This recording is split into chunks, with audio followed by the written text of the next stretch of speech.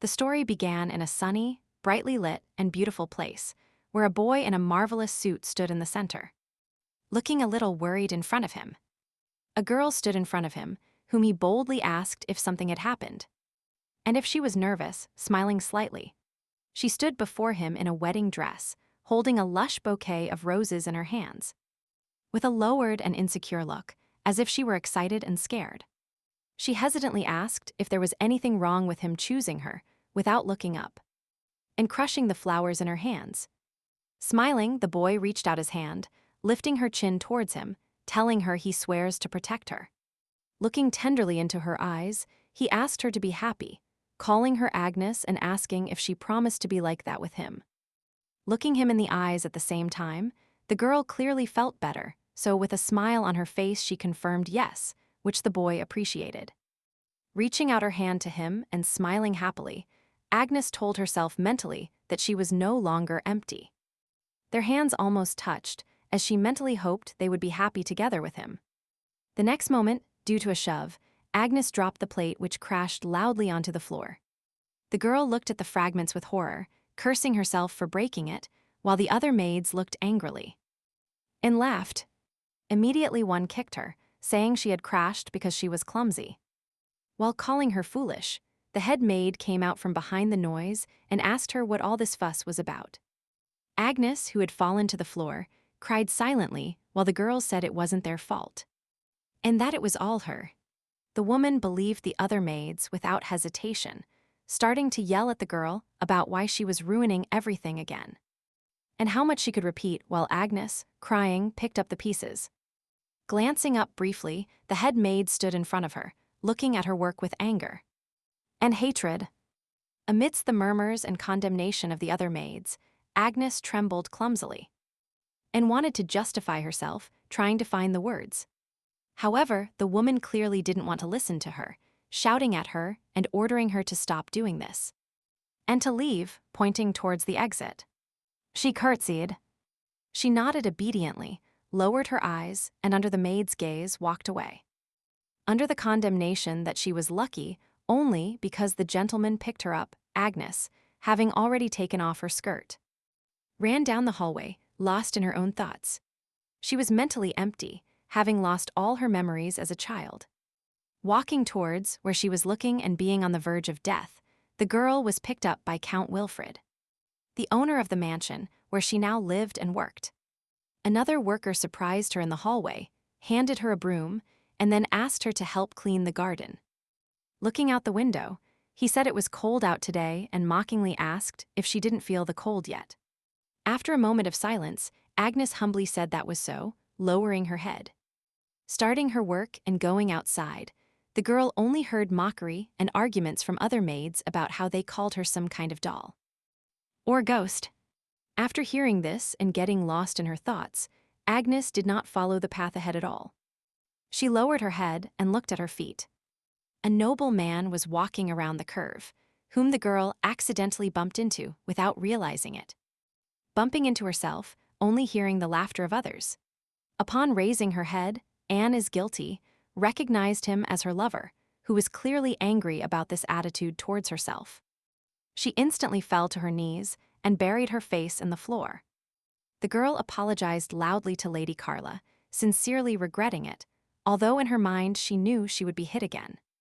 Approaching the maid, the lady lifted her face with her shoes and rudely asked if she really thought she would receive forgiveness if she bowed to her. With a strong movement of her leg, she called her an insolent and forgetful doll, believing she had completely forgotten good manners towards her. Her lover. The blow made Agnes bleed on her cheek, but she quietly listened to the girl's humiliation. Even the way she placed her foot on her, not daring to even cry. Still looking arrogant, the lady called her a dirty rat, and her mere presence nearby was enough to stain the mansion. The maid only prayed mentally for this to end as soon as possible, while the lady thought of an idea by grabbing a bucket of water. With a sudden movement, she said she could wash her by throwing water from a bucket onto Agnes. Carla asked if the girl thought she had become a little cleaner, and if she agreed with her on that. Agnes, praying mentally for this to end as soon as possible, only quietly thanked the lady. agreeing with her that she was cleaner now. Angrily, she noted that the maid didn't even know how to cry, calling her disgusting and loudly stating that only her father would allow her to kick her out. She only listened to these insults as the lady left, mentally thanking her for finally being gone. Even in this state, Agnes had to go out to clean the courtyard of the building, blushing from the cold. The remaining water dripped from her.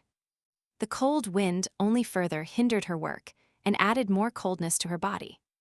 Mentally, she told herself that she felt cold and pain at the same time, but she couldn't show it out of gratitude to the master.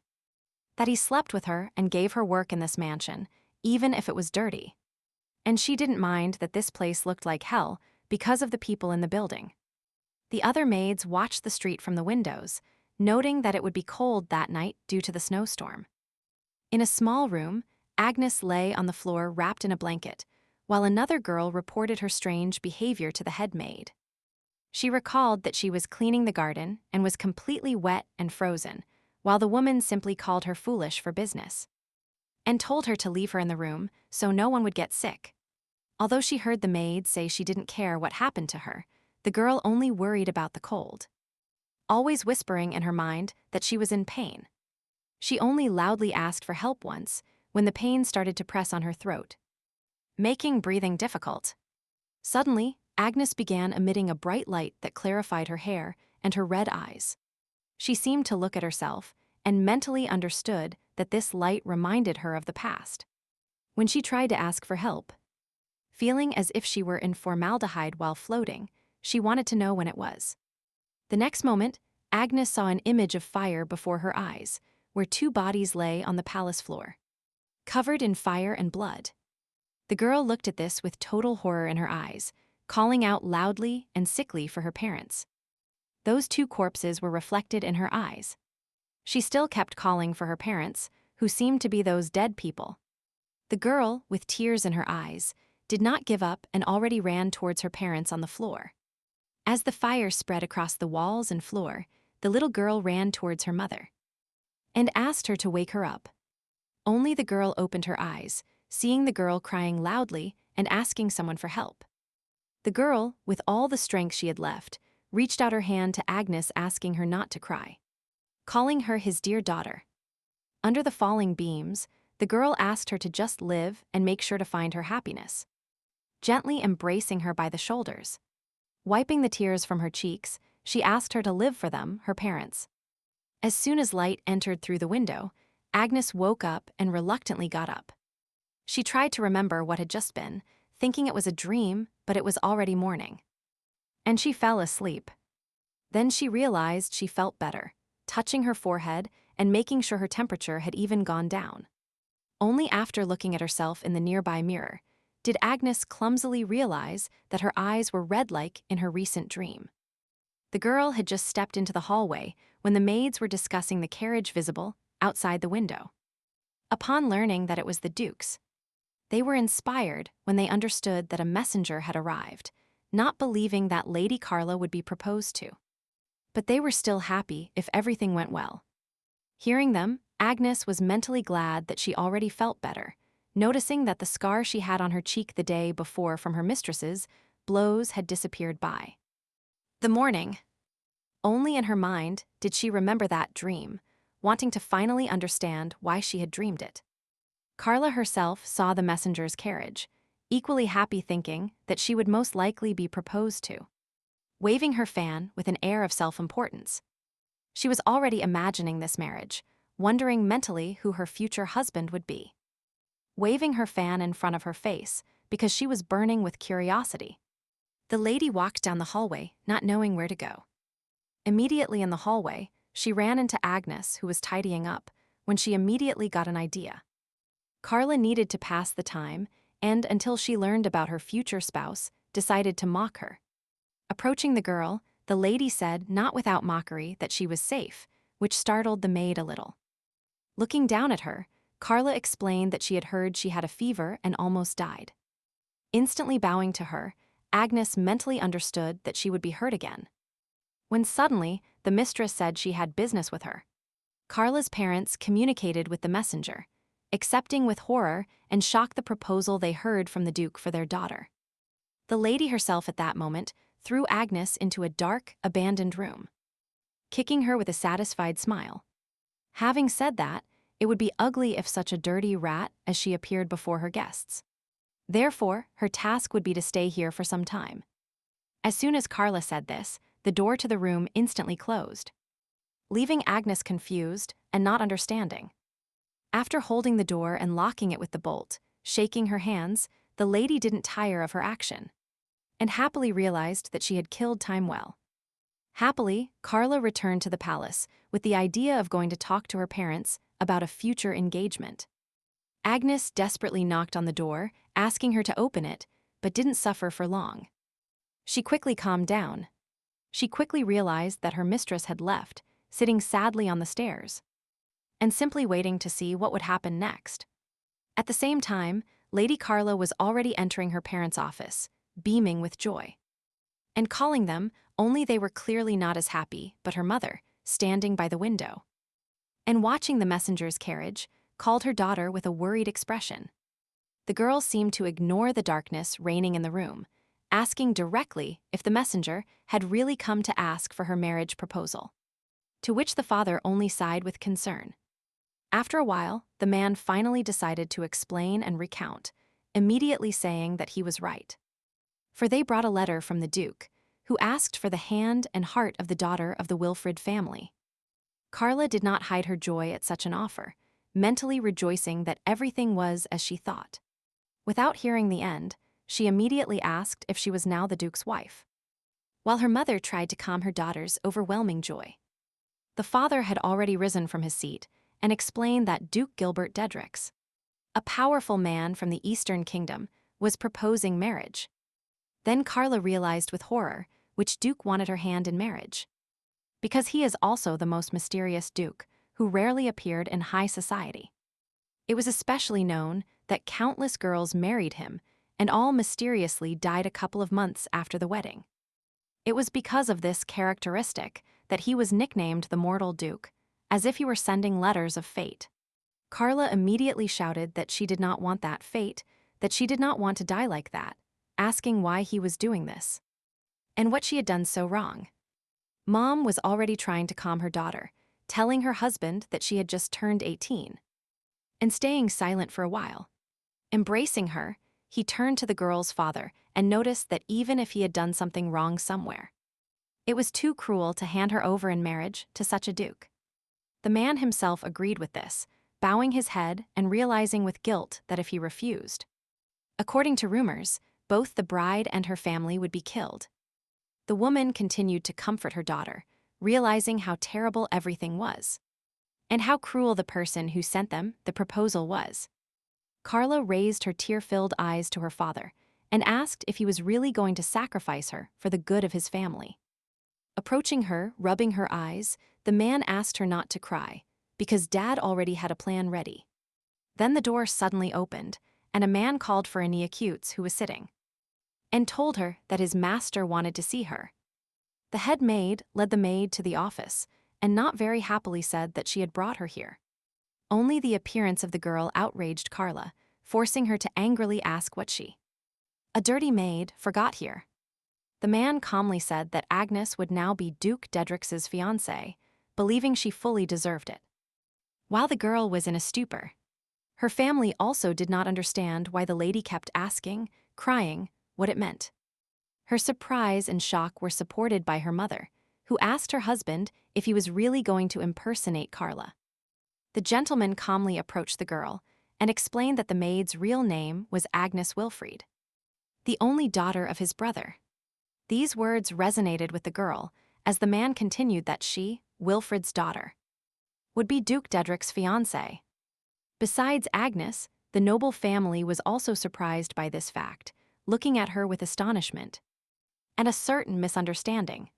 At that moment, Carla, recovering from her surprise, shouted and asked if the blood of the Wilfrid family really ran in the girl's veins. Her mother was also surprised, not understanding what was happening and not believing she had a niece. Touching the maid's shoulders, the man loudly announced that she was now his daughter. which only bewildered her further. He quickly said that, after the death of his younger brother when he was older, he took the girl as his adopted daughter. Due to circumstances, he treated Agnes like a servant, which caused his wife to misunderstand him, and asked him why it was so. Having said that he would discuss this a little later, the man pointed to the door with the palm of his hand, saying he wanted to talk to the girl alone about everything. Carla felt very offended by her father's request, so she started yelling at him in anger. Only the man glanced at his daughter, forcing her to remain silent with his look, expressing in a rude voice that he told them to leave, pointing to the door which the head maid had already opened, abruptly saying that he hated his family disobeying him. Mom had already gently taken the girl by the shoulder, leading her towards the exit, while she was already looking with disgust in Agnes's direction. Her face instantly narrowed with hatred, telling the maid never ever to call her sister.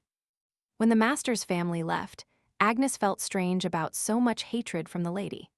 As soon as they left, the man immediately began to apologize for presenting this information to the girl in that way. Inviting them to talk, Agnes at that moment was floating, standing with her gaze lowered, massaging her palms. Her owner also noticed, but remained silent, smiling and waiting to see what the girl decided. He recalled that he picked her up 7 years ago, and since then until today, she has been a domestic servant in his family. The man immediately agreed with everything that this was true, only that he did everything possible to protect her from trouble. Agnes, of course, was perplexed by this, and immediately asked what kind of protection he was referring to. Then he started to explain that her brother and his wife, that is, her parents, were killed by a stranger. The maid asked horrified if they had really been killed, remembering a recent dream, realizing that it seemed like her memories. If she behaved differently towards the girl, her parents' murderers would pursue her. So that was the reason why the man behaved this way towards Agnes. After asking again, she was very stunned because, by turning her into a servant, he hid her from the murderer, and having lost her memory, she cannot recall who she was. The man immediately agreed with her words, looking at her with an air of self-satisfaction and arrogance. Approaching her, he told her it was time for her to return to her true past while smoothing her hair. He immediately said that she would marry the murderous Duke instead of Carla, because only she could play this role. Agnes horrifyingly imagined this marriage with the Duke, realizing that she had already fallen into a serious trap. She had heard of this man through rumors with other maids, who recalled that any daughter of a nobleman who became his wife would meet a quick death. Agnes fearfully asked if marrying instead of her lover, she would meet death in that way. Patting her head, the man called her an intelligent and happy doll, which made him incredibly happy. Approaching the maid's face, he sharply noticed that even useless things sometimes, like her, are useful. He said that as a daughter of the Wilfried family, she would have to be proud of herself and follow after her parents. The owner's gaze and his words greatly frightened and stressed Agnes, but she clearly had no chance to argue. Only a voice from behind the door said that all preparations were complete. The man sent the maid to prepare for the wedding. Outside the door there was a crowd of maids, with their heads bowed before them, ready to work. The man quickly just said that Agnes must look worthy for the Duke's family, demanding that they do this. The girls peacefully obeyed him, saying they would do what he wished, soon washing the girl completely in the bath. Agnes felt a little awkward about this and said she could have washed herself. The head maid only roughly replied that they could not do anything, turning towards her like my lady, explaining to her that this was the master's order. While she was relaxing, the woman grabbed her by the shoulders, hanging over her, which scared her. She strictly told her not to interfere with her work, because she was required to be only a doll until the end. Agnes understood that they had bathed, combed, and made up her like a toy doll, where she would still have to wear a nice dress. Looking at herself in the mirror, she suddenly heard from the head maid that dolls could be beautiful, as well as the fact that in this house, no one would call her a servant anymore. It was soon announced that the carriage had arrived to pick her up, to which a terrifying cry of apology arose behind her. Although all the maids bowed to her, the girl felt cold for her wishes for a good journey towards her. Before leaving, Lady Carla also clearly received her in a bad mood, which made Agnes feel uncomfortable. The lady herself said that, although she had changed on the outside, she was just as disgusting on the inside. Hoping that she would be killed quickly, Carla also realized how useful the doll was to her, because she would die in her place. Having demanded that the former maid express her gratitude, she never expected the girl to bow to her and simply leave. At the exit of the carriage, her own master was waiting for her and noticed how she started to look more beautiful, especially noticing that the Duke would be pleased with such a beautiful lady. And young, while Agnes looked fearfully at the exit. On the street, there was a carriage with a coachman who had come to pick him up, which only caused greater horror. The man, pushing the girl, happily said that, as promised, the daughter of the Wilfrid family would marry the Duke. The butler only extended his hand to help the girl get in, asking for her hand. Realizing mentally that she would never return to this mansion again, no matter the reason. She was still grateful to the master for his care, promising to be a doll until the end. Before she could take the driver's hand, Agnes turned to the man, which surprised him and made the boy uncomfortable. She bowed to him, said goodbye, and called him her father.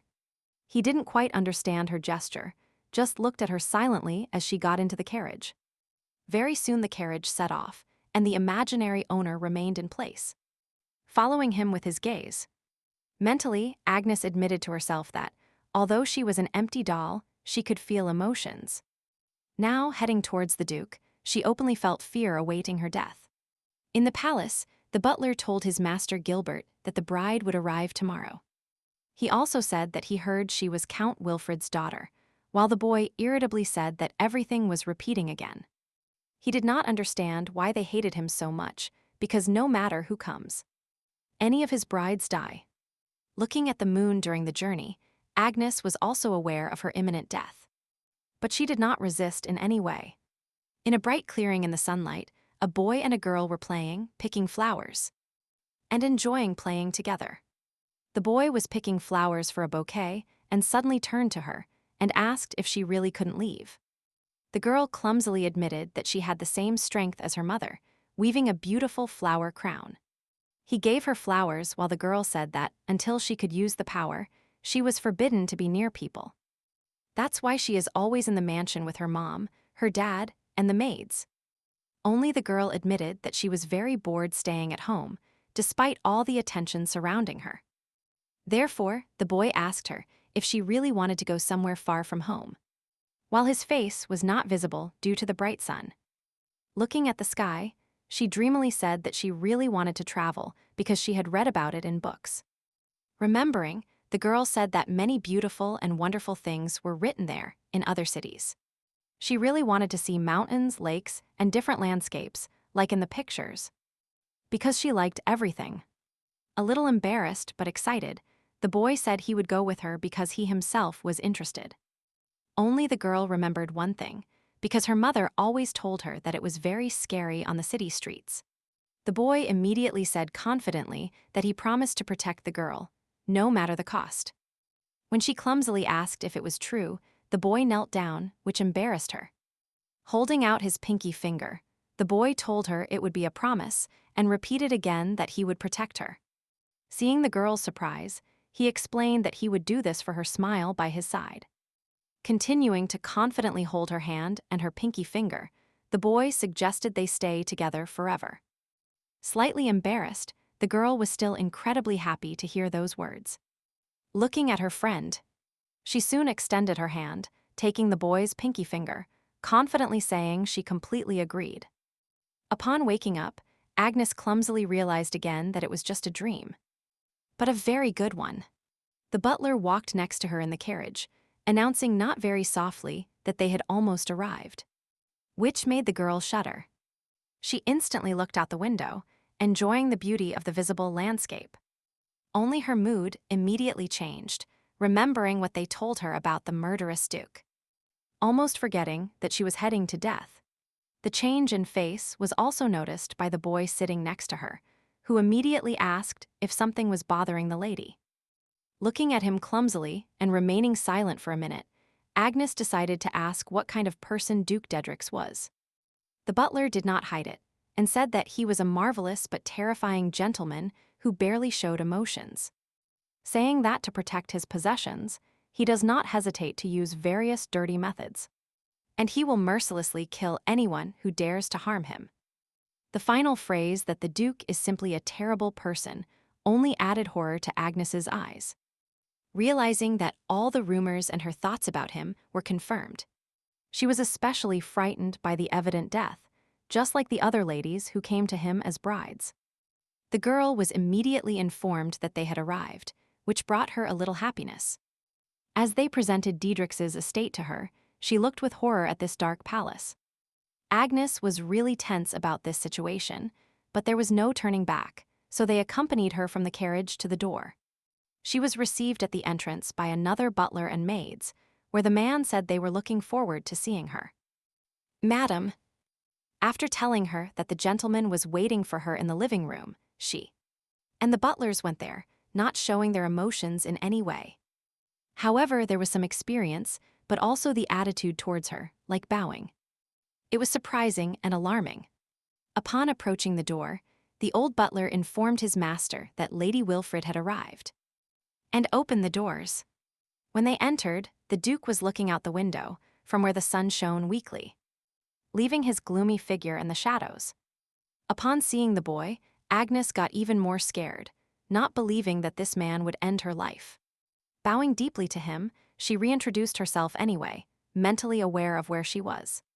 Sir Dedric approached her and asked her to raise her head, because although he forced her to marry him, he himself had no intention of marrying.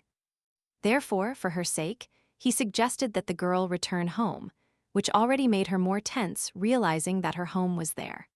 She immediately remembered Carla, with constant insults and humiliations. A sidelong glance from her owner, who would be disappointed to see her return.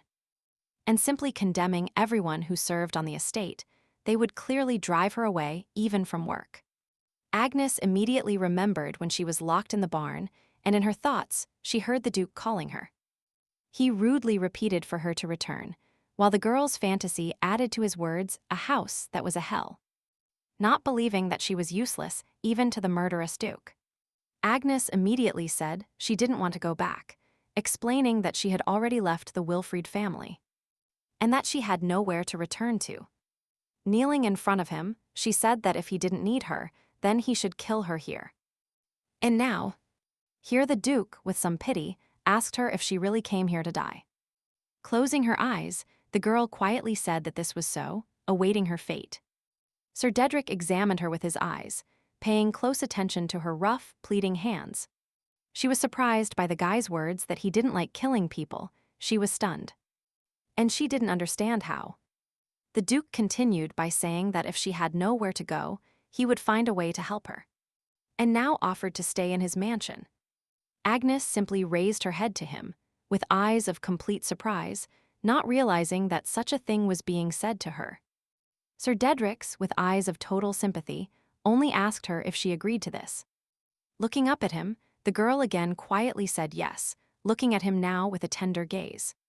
The Duke circled the lady and asked Klaus to take care of his guest, leaving her bewildered by what was happening. Looking out the window in front of her, the sun instantly shone more strongly into the room, while the girl still did not understand that she would remain alive. In his office, Gilbert was indignant with Klaus because he had already told him he was not getting married. Only the man continued by saying that the gentleman needed to do this as soon as possible. Leaning on his chair, the boy recalled that he would live as he pleased, and moreover, was more interested in protecting his territories and interests, immediately remembering Agnes. He recalled her rough and calloused hands and immediately asked Klaus if she was the only daughter of the Wilfrid family. That said, if he suspected anything, he just had to order and he would immediately contact the bride's family. Since the Duke asked to wait a little, thinking to himself, he also recalled the girl's words that she should kill her here and now, having already decided what to order. He demanded to know more data about Agnes Wilfrid, to which the butler bowed, and immediately went to fulfill it. Sir Dedrix himself mentally asked Count Wilfred if he had really decided to trick him. Standing in his hall, Agnes admired the picture by the window, still floating in her thoughts. She immediately remembered Carla again, who spoke of honor for the empty doll. Believing she was mistaken, the girl looked out the window at the falling leaves and realized that this role was clearly not for her. While sorting papers, someone suddenly knocked on the Duke's door excitedly and made noise until he slowly allowed him to enter. Slightly annoyed, Gilbert asked what had happened and what the urgency was. Klaus and the maids were alarmed when reporting that Lady Agnes had disappeared from the estate.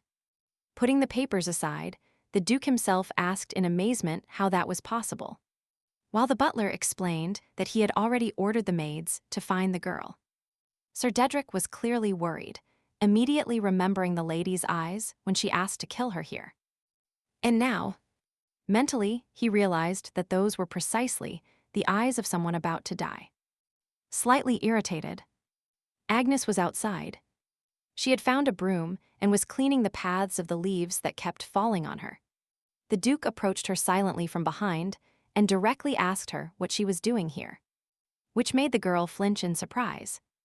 Agnes looked at him clumsily and explained that her room windows faced this way. And seeing how many leaves there were, she decided to clean the street. Although he gave no such instructions, it was entirely her initiative, lowering her gaze clumsily. Closing his eyes as if irritated, Gilbert said that this was servant work. And he asked her if she had come here as a maid. Realizing how stupid she had behaved, she looked at him silently with fear, while the boy continued to demand an answer. After bowing to him, Agnes began to ask for his forgiveness because she should have asked his permission first. Looking around, he even praised surprisingly that, however, she cleaned a lot alone on the street. Therefore, she asked for permission to thank him, which only made Agnes more embarrassed, realizing clumsily that they wanted to thank her. Suddenly, a strong wind blew fiercely, making the girl tremble slightly from its gusts. With her hands gripped onto the broom, she was mentally aware of the cold outside, thinking that she would get sick again. At that very moment, the Duke's cloak was already placed over her shoulders with his own hands. Protecting her from the cold, Sir Dedric said that dinner would be ready soon, inviting them back to the mansion. She was very surprised by such kindness, and especially pleased by the warmth of the cloak. Soon they were already at dinner, sitting opposite each other, eating. Only Agnes had difficulty with this, knowing absolutely no etiquette. She couldn't figure out what cutlery she should use now. Mentally, she felt uncomfortably aware that she didn't know how to use it, since until now she had only used a spoon. Sighing, then the Duke noticed her confusion and said that she should respect the rules of etiquette, frightening the girl even more. However, Gilbert immediately added that they were the only ones alone here, so she shouldn't worry about it and eat as she wished. Still, this calmed the girl a little, but she still didn't decide to eat immediately. Agnes, clumsily cutting off a piece, clumsily brought a piece of meat and tasted the dinner. The boy observed her reaction and immediately asked her if she really didn't like it. The girl put down the cutlery and tried to realize what she had just eaten. Radiant with pleasure, she directly said that she had never eaten anything more delicious. Sir Dedric smiled at her happiness and said he was pleased to hear this, and that he would surely convey her words to the cook. This made Agnes eat with more confidence and enjoy her meal with pleasure. The Duke also caught this happiness, smiling while continuing their dinner, drinking from a wine glass. Having finished dinner, the girl clumsily called out to Mr. Dedric's, wanting to ask him a question. Looking at him, Agnes clumsily asked if they would kill her here or not.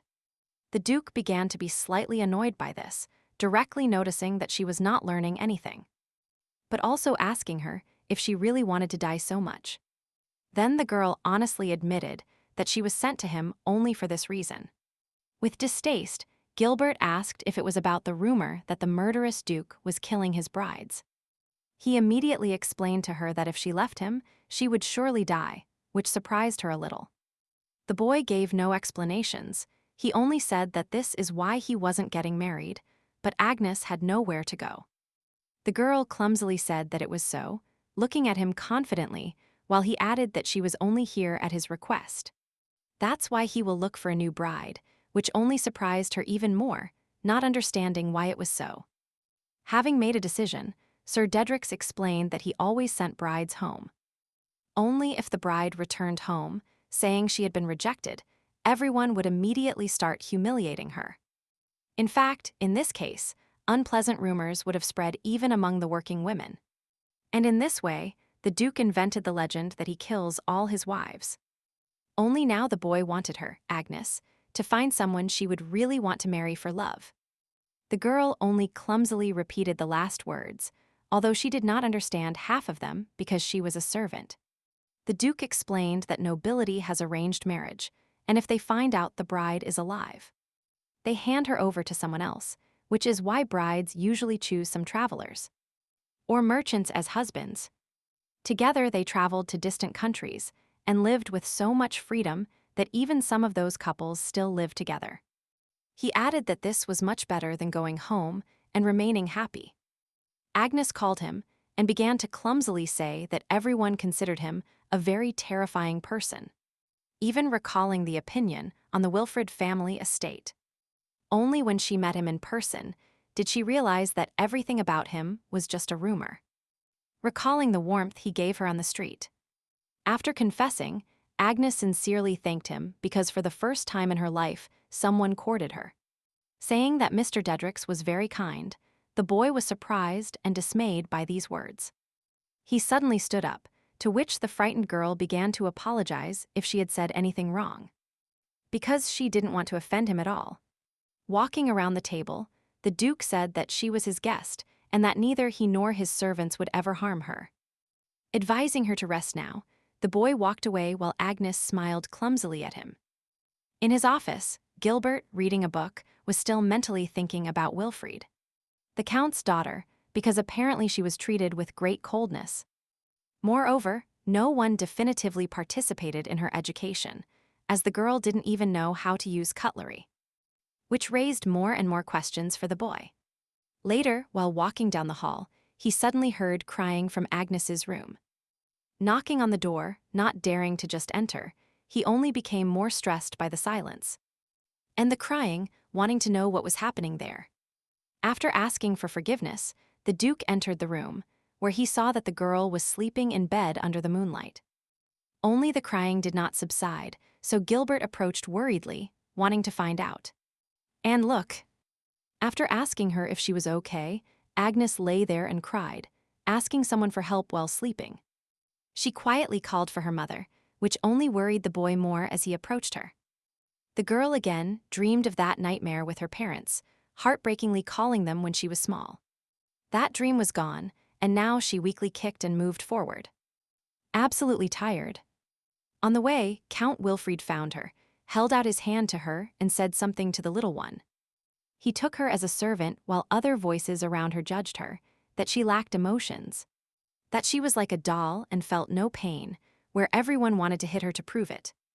Gilbert immediately began to wake the girl, calling her by name and asking if everything was all right, which is why she woke up, seeing his face in front of her. He placed his hand on her, gently stroking her and explaining that she had entered the room without permission, which is why he immediately apologized, but he heard crying, which is why he entered. Getting up, the girl didn't immediately understand what it was about and didn't believe she was crying, until a tear fell on her hand. Clumsily touching her cheek with her fingers, she only became more convinced that those were her tears. Admitting that she was crying, the boy immediately asked with concern if Agnes was having a nightmare. After a slight silence, she admitted that they were childhood memories and that she was only an observer in them. Sighing, Sir Dedrix uncomfortably realized and said that it seemed she had been through a lot. Only Agnes, calmer, sitting on the bed, admitted that she didn't know at all if that was true, because she had lost her memory. After lighting a candle, the Duke poured water into a glass, while the girl, wrapped in a blanket, watched what he was doing. Gilbert immediately held water in front of her face, so she thanked him and took the water in her hands. Drinking clumsily from her glass, the boy asked her if she could tell him more about her memory loss. Agnes clearly felt confidence in him, saying that this happened 8 years ago. Then the master, immediately correcting that it was her father, picked her up. Only before she remembered nothing at all, to which the Duke asked her if she had been adopted. Although this was true, the girl immediately added that she had the blood of the Wilfried family flowing in her. Since she found out about this yesterday, Gilbert looked at her silently, thinking about what he had just heard. Agnes, holding the glass in her hands with concern, realized that she had to tell the truth before, because she still couldn't fool the Duke without even knowing etiquette. Through silence, she admitted to him that she had worked as a maid in the Wilfrid family for 8 years. Lowering her eyes, the girl thought worriedly that the boy would probably get angry with her, because no one likes the maid to become the Duke's bride. Only Sir Dedrick said nothing about it. He only pointed out that Agnes's life was not very clear, because it surprised him. Sitting across from her, he asked her if it was difficult for her to work since she was little, which only surprised her more. Agnes clumsily admitted that she didn't know, because she was weak to express and feel emotions due to memory loss. Like an empty doll. These words already hooked the Duke, who wanted to know what and why it was so. The girl said that she was a creepy and emotionless doll, because everyone told her so. Only now she thought so too, which surprised Gilbert, who looked at her in surprise. Agnes only continued by saying that she was finally able to be useful to the Wilfrid family, who sent her with the murderous Duke. At that moment, the boy realizes why she was so calmly willing to accept her death. Rubbing his forehead, he said that the master ordered her to behave like a doll until the end. Only the Duke said loudly and sharply that he was fed up, looking at Agnes. The girl instantly fell silent as Gilbert extended his hand to her and placed it on her shoulder, calming her down, looking into her eyes. He clearly said that she was not a doll at all, because she was standing on the street, shivering from the cold, and now she was having a nightmare, and she was crying. As her eyes filled with happiness, the boy continued by saying that she, like any other person, can feel compassion and emotions. To conclude, he added that Agnes was simply alone all this time, looking at her tenderly. These kind words really meant a lot to the girl, making her feel better as some sparks appeared around her. After a while, Agnes clumsily asked if that meant she was alive, to which she received a quick yes. That's why Gilbert conveyed to her that he would not allow her to die, promising that she would continue to live. After asking her if she had anything she would like to do, the girl thought for a moment, closing her eyes. Soon Agnes said she wanted to know everything about herself, recalling the maid's past. Getting up, the Duke calmly said that he could surely help the girl with this. Smiling softly, she tenderly thanked him for everything, beaming with happiness. In the morning, the maid was already decorating her, saying it suited the girl very well, embarrassing her in front of the mirror. Agnes immediately thanked Mailing, to which she told her that the lady should call her and not hesitate to ask her for help. While waiting for breakfast with Agnes, Gilbert read the papers the butler brought him and studied them. Soon the girl arrived with her companion, wishing good morning and immediately apologizing for last night. Returning the papers to Klaus, the Duke also conveyed his kindness to the girl, pointing out that it was he who burst into her room yesterday, clarifying why he was apologizing. Agnes covered her face and clumsily realized the truth, and again apologized quietly for the confusion. Trying to change the subject, she then clumsily thanked the Duke for talking to her and sat down at the table. Then Gilbert told the girl that she was very beautiful, which made her feel a little embarrassed. Only then did the Duke realize that she had no knowledge of life and the behavior of nobles, even though he considered her a bride because it wouldn't be easy for her. Agnes felt some pressure because of this, not mentally understanding what she should do at that moment. The boy continued by saying that she had absolutely no memory of her childhood, and that this could be a problem if you looked at her. The girl completely sank at such comments. Although she knew them, she was still worried. Gilbert clumsily explained that he wasn't yelling at her because she needed to relax. Otherwise, it seemed like he was scolding her. Soon he added that he simply expressed dry facts about her, looking directly into her eyes.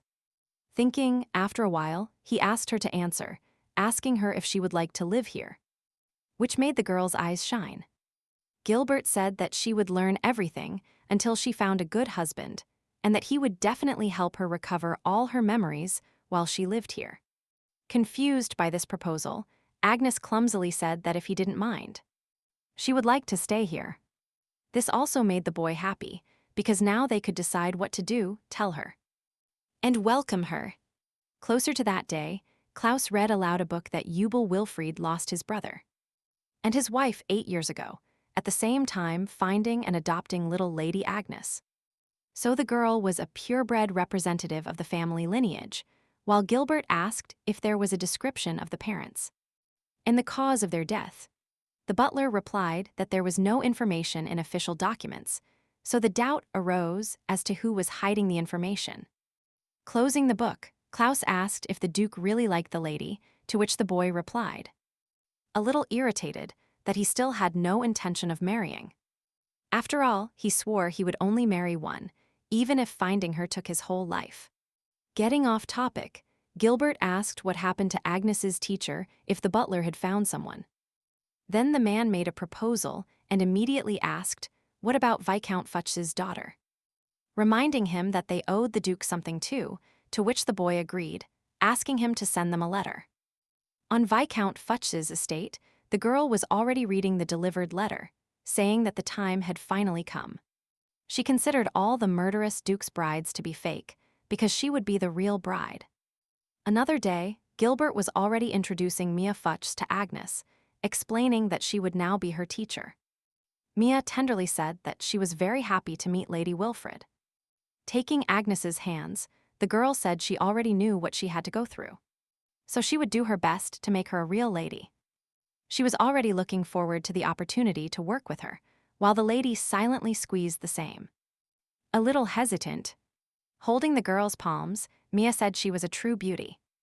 While the Duke was clearly satisfied with their relationship, the girl only continued by saying that they, as colleagues, could definitely get along. While Gilbert, leaving, told her not to overdo her studies, counting on Mia. After letting go of Agnes's hands, he looked at the boy with admiration, conveying to him that everything would be done in the best possible way. At the door, the Duke looked back and said they would see each other later, saying this to Agnes. Smiling slightly, the girl happily conveyed that it was fine while she waited. As soon as the door closed, Mia's face changed, inviting the girl to start her lessons. Agnes was sitting at the table, while Mia, holding a book in her hands, said that first they needed to understand her level, so they would do small tests. The lady did not resist, lowered her gaze and nodded. The girl explained that she would read a poem from this book, and that Agnes's task would be to write it on a piece of paper. Having said that this method is widely used to teach writing, and it brought her memories of her childhood. The girl immediately felt uncomfortable. In her mind, she wondered if Mia knew exactly what she was going through as she approached, which made Agnes apologize. She conveyed, a little pressingly, that one cannot speak in class without permission and, moreover, they are just starting. While the lady began to consider what she would do at work, Mia laughed maliciously. Because she knew that she would not be able to write a single word, because she had absolutely no education. Moreover, she had lost her memory and worked as a maid.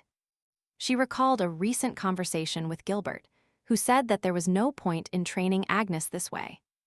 He understood that Gil wanted to find a good wife, but saw her as a rival, without understanding what was so special about her. Glancing sideways at Agnes, she quickly wanted to show how little talent she had so that she would be expelled from the mansion. Agnes herself, clumsily, did not know what to do because she had never read a single book nor held a pen in her hand. Realizing how to hold it, suddenly the girl felt old pleasant sensations again. Mia put her hair behind her back and said that they were starting by reading lines from the book that day. She heard how the world changed. After whispering these words to herself, Agnes suddenly felt and remembered something from the past. A long time ago, the girl in front of her suggested reading a book today about a wonderful story about a princess and a prince who fell in love. She quickly wrote on a sheet of paper, remembering that she also wanted to meet the same prince. And that now the book Mia was reading was the same story from the girl's dream. In those dreams, the girl was reading a book with the baby, holding it on her lap, and reading together. After kissing the top of the girl's head, he said he truly hoped the girl would one day find her wonderful prince. With smugness out of the corner of her eye, Mia thought the girl didn't know how to write, and continued reading. After reading a certain point, she invited Agnes to take a break and offered to see what she had done, which clearly embarrassed her little. Taking a piece of paper from the table where the girl was writing, she mentally thought if she had written anything correctly. Only after taking the paper, Mia saw that she could write. Even her handwriting was very beautiful. When checking for mistakes, she got angry because Agnes, even in a text where adults could make mistakes, did not make a single mistake. The lady also observed her emotions from the side and immediately apologized to her in advance. Mia immediately smiled, saying everything was fine, especially since she was the daughter of the Wilfred family, and that it would be stupid to think she didn't know how to write. After examining her hands, Agnes herself didn't believe she could write, and realized that she simply knew that poem. It occurred to her again that the girl with what looked like her daughter had read that book in her dreams. Putting her hands to her chest and closing her eyes, the lady understood that something had unexpectedly appeared, but as if it had always been with her. Salomia immediately threw a pile of books on the table, conveying that they would then increase the difficulty. Because to become a beautiful lady, she needed to study a lot, especially etiquette and art. After all this is a mandatory component of any noble, and she will make no concessions. Because the girl has lost her memory and looks menacingly. Immediately smiling, Mia said she should do everything quickly and find herself a wonderful husband, because she wouldn't want Mr. Gilbert to worry about her. Agnes, full of determination, said she would try very hard to achieve it. Working hard on her books, Mia sat in another chair, frankly bored in these lessons. However, as soon as the door was knocked on, she jumped up smiling, thinking it was Gil who had come. In fact, it was the Duke, asking the girls how their studies were going. Confused, Mia immediately said everything was fine, because Lady Agnes had excellent basic knowledge, that in a short time she would learn everything. Gilbert was surprised by this, wanting to see what the girl was doing, taking the paper where she had recently written. He asked Agnes if she didn't find it surprising, and pointed out that her problem was gradually being solved. Mia stepped aside, watching their relationship, clearly with slight suspicion. The boy continued by saying that, perhaps, before Agnes lost her memory, she had some knowledge, which, although she doesn't remember, is still deep inside her head. The girl herself was happy about this, although surprised, but also believing that her theory was true. Only the Duke realized that it was only the first day, and that they still had a lot of time. So she didn't need to learn everything at once. Agnes thanked him and asked Gilbert not to worry about her. Explaining to him that she still wanted to learn as quickly as possible, the boy smiles softly at her, clearly satisfied with her desire. Biting her lip and with some envy, Mia watched and listened to their conversation, getting angrier and angrier. She hated seeing Gil being so kind to Lady Agnes. However, observing the girl's behavior, it seemed to her that she was wildly brazen, since she was trying to apologize for everything, as if she didn't understand her situation. Then Mia sadly decided that he had made the girl understand her situation. Only her thoughts were instantly distracted by the Duke, calling her towards him, while she happily flew towards the net. The boy began to lean gently towards her to whisper only to her. But the girl thought differently, already embarrassed. She looked at him with eyes full of complete love, awaiting that first step towards her. Only Gilbert said that he wasn't too biased towards Agnes, although he understood that she was trying to do her best, training her as quickly as possible. Leaning closer to Mia's ear, he asked her to be kind to the girl, warning her that if she saw the task too difficult for her, then the girl would have only herself to blame. The girl's eyes immediately filled with horror, afraid to imagine what awaited her. Gilbert explained nothing, leaving Mia in a misunderstanding when he turned to leave. Agnes sat a little overwhelmed by her studies until the boy called her as he passed the table. On the way out, he looked at the girl, wishing them a speedy reunion for dinner, smiling slightly. Then Agnes stood up from her seat, followed Gilbert with her eyes and smiled slightly. As soon as the door closed, the girls were left alone with each other, where an eerie silence hung between them. Sensing an unpleasant aura of mood from the girl, Agnes called out clumsily, approaching and wanting to know what it was. However, Mia turned abruptly and pushed the girl forcefully and with some hatred. Because of this fall, a chair and a stool fell to the floor, while the lady fell onto the fifth point of her body. Clenching her fists, Mia noticed with glee that she had overdone it and smiled deceptively. The girl looked at her friend bewildered and scared while asking for permission to ask something. Mia asked directly if she was really going to steal Gil from her, saying that he already had a fiancé, something she had been looking for a long time. Realizing that Agnes had no idea who she was talking about, the girl explained that the boy promised his fiancé when she was little that he would take her as his wife. Looking at the girl's still surprised face, Mia asked if it was possible that she had no idea who she was. Then, already smiling, making eyes and feeling shy, she said that it was her and that she would be his fiancé. Hill simply didn't remember her, thinking about it fondly while Agnes was still surprised. With a menacing look, she conveyed to her that if she thinks she can snatch him away, she is very mistaken. Looming over Agnes with her shadow falling on her, Mia demanded that she stop pretending she didn't understand anything and stay away from her future husband. The next day, the maid enjoyed decorating and smoothing the girl's outfit. It was then that the bruises on the lady's arms caught her attention. Asking where she got them from, after looking at her hand, Agnes just clumsily covered it with the sleeve of her dress, saying that this was from a fall. The sleeves were too short, so she covered Mailing's bruise with her palm, saying that it didn't hurt and everything was fine, mentally admitting to herself that it was Mia because she was punishing her. After all, the girl was not at all ashamed to hit Agnes with a pointer on her. Somewhere on the shoulder, somewhere on the arm. The maid immediately suggested that it could be Lady Mia, looking worried. Moreover, she remembered how she forbade them from even going near that room to concentrate on their lessons. She remembered the state Agnes was in after her first lesson with Mia, and said she was very worried about her.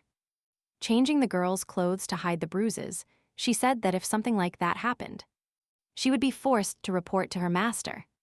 Sighing, closing her eyes, Agnes asked Mailing not to report or say anything to the Duke about the bruises, because she had simply fallen. Moreover, she added that she didn't want the maid to get into trouble because of her later. To which she meant the opposite. Agnes interrupted the girl and told her that Mia was important to the Duke. From those words, Mailing was more stunned, mentally not understanding what the lady was talking about. She checked the time and told the maid that classes would start very soon. With her head bowed, the girl opened the door for the lady, leading her out of the hall to class. She immediately called Mailing and conveyed to her with a bright smile that she was incredibly grateful for everything. This made the girl blush, feeling the warmth of the lady's words that made her head spin slightly. Agnes walked alone down the hall, mentally realizing that this place was much better than the Wilfrid family home. She especially remembered the Duke's words that she was not a doll, so she herself began to consider herself not as empty as before. Walking confidently. Upon entering the office, Agnes immediately greeted Mia, who was waiting there, wishing her good morning. She stood still with her hands crossed and said she was looking forward to the classes starting. The lady and Mia wished her good morning with a smile, noting how positive she was. Approaching her with a pointer, the girl said that when one takes studying so seriously, she starts shining with happiness. Simply grabbing Agnes by the hand, she rolled up her sleeve and said she couldn't believe she kept silent about the beatings, and asked her if she was really trying to look like a pretty girl in front of everyone. Squeezing her hand until it hurt, Mia asked if the girl understood that her silence was pointless. Taking Agnes's hand, the girl asked if it hurt her, deliberately making it more painful, offering to change her mind and leave the mansion right away. Only the lady, enduring the pain, said she would never leave, gaining some confidence. Lifting her head and turning to Mia, she asked why she was so eager to kick her out. Surprised, the girl let go of Agnes's hand, saying that her statements were too serious. She is just trying to show her that she doesn't belong here. And further surprises the lady. With her hands clasped, she innocently said that the girl was supposed to marry a stranger and die at her hand. Mia insisted that now her family would never see her again and pointed out how unfortunate it was. With tender eyes, she offered to return home before it was too late. As if asking. Agnes understood where all this was going and explained that at least she spoke so convincingly when touching the book. The girl continued by saying that she had no home to return to, which surprised Mia. She was clearly unhappy with this fact. She irritably headed to another room and said that nothing could be done then. Opening the door, she pointed to the piano and said that today they would learn to play it. Mia immediately handed the sheet music to the girl, inviting her to try playing it. Standing arrogantly beside her. Agnes, looking at the sheet music, understood that this was her first game. Although she knew how to read notes, she would hardly have been able to play. Having decided to try, Mia immediately struck her hands with a pointer, saying that she had pressed incorrectly. She threatened her and demanded that the girl keep playing without stopping. Then Agnes, hesitantly, continued playing more carefully, fearing a blow.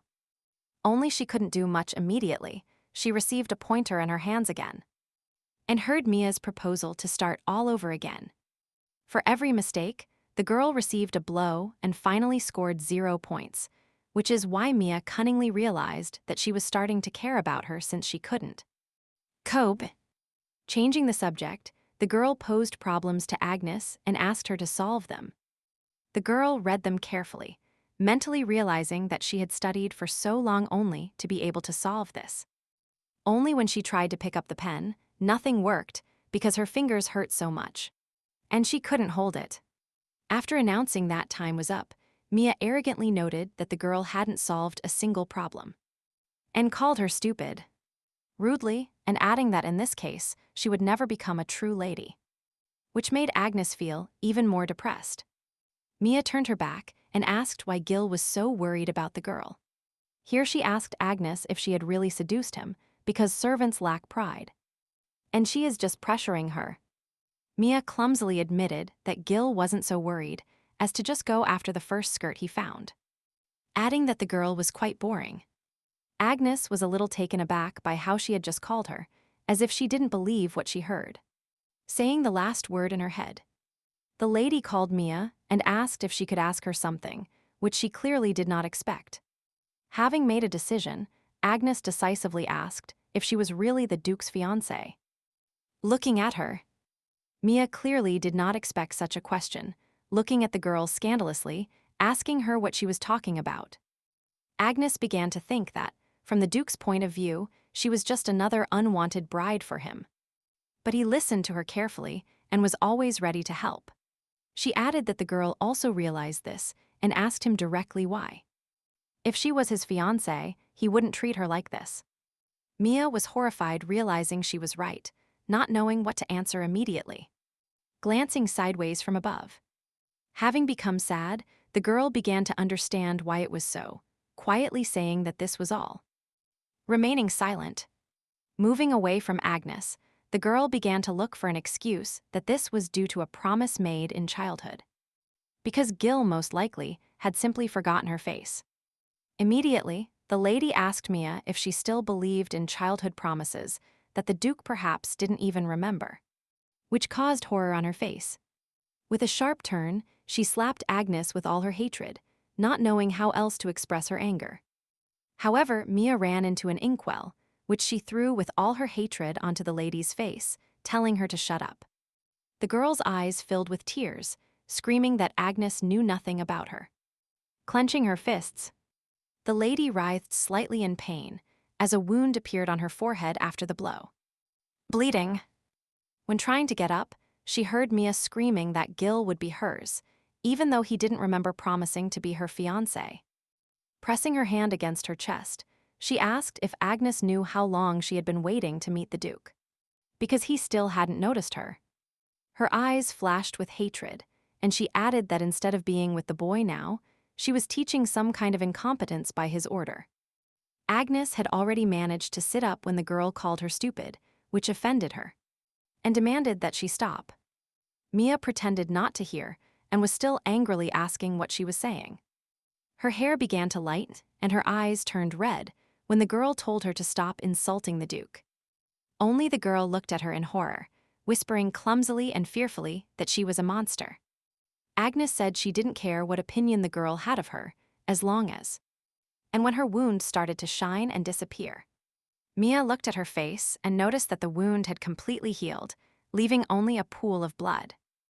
Only Agnes got up from the floor and repeated that she should not insult the Duke. Bewildered by the girl, Mia screamed and told her not to come near her, calling her a monster for her magic.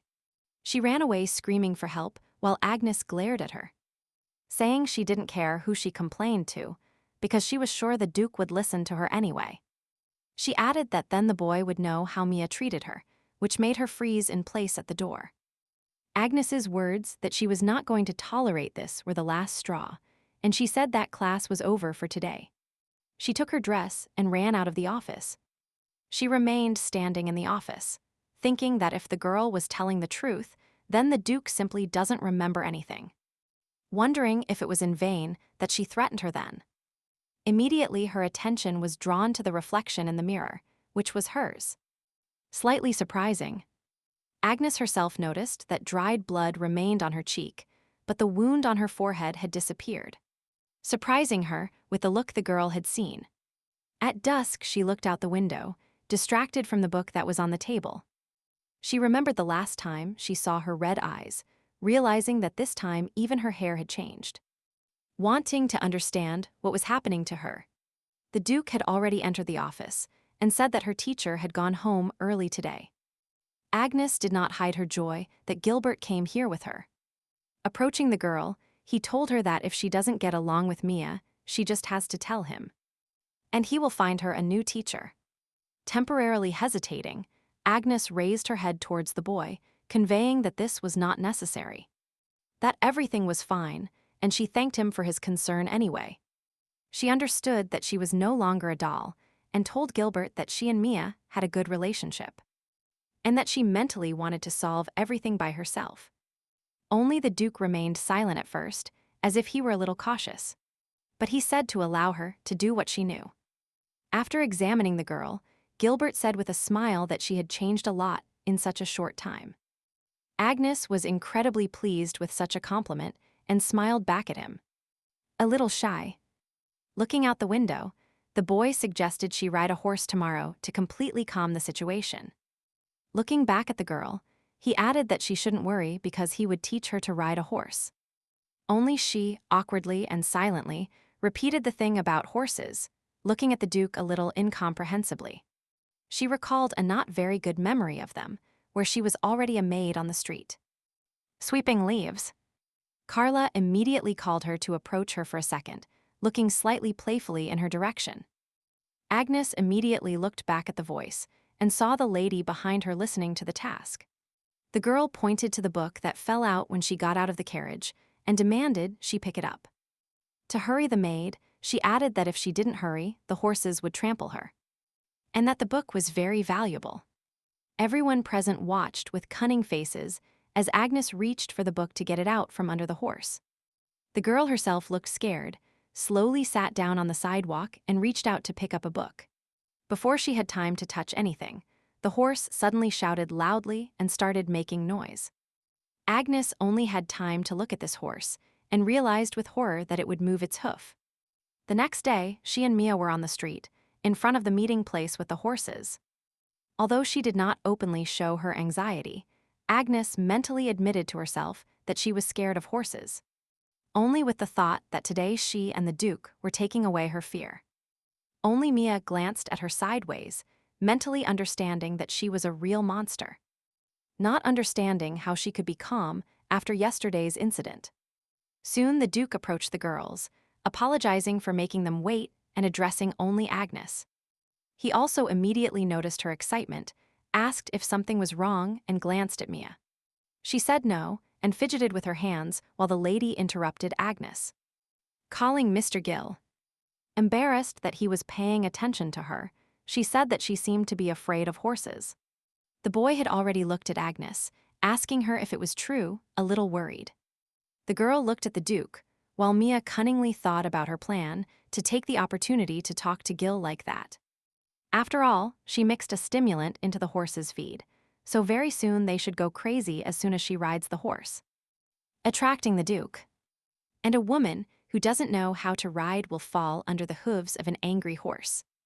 Mia so wanted to save Sergil from this monster Agnes, so that when he knew the truth he would immediately get rid of her. The girl, awkwardly, lowered her head and said that once, a long time ago, she was forced to pick something up from under a horse. And it kicked her. Closing her eyes and exhaling, the Duke noticed that she was very lucky to have survived at that time. Wanting to reassure, he explained that one should not approach horses from behind, because then the horse will feel danger and try to defend itself by reflex. And then obviously the horse did not kick on purpose. Looking awkwardly at the boy, she replied that she knew the horse was not to blame for anything. Wanting to continue awkwardly, but remained silent. Then the Duke asked if they were going for a ride today, looking tenderly at Agnes. Gilbert approached her and changed his phrase to say that he would do everything in his power so that she would stop being afraid of horses, which sounded calmer to the girl.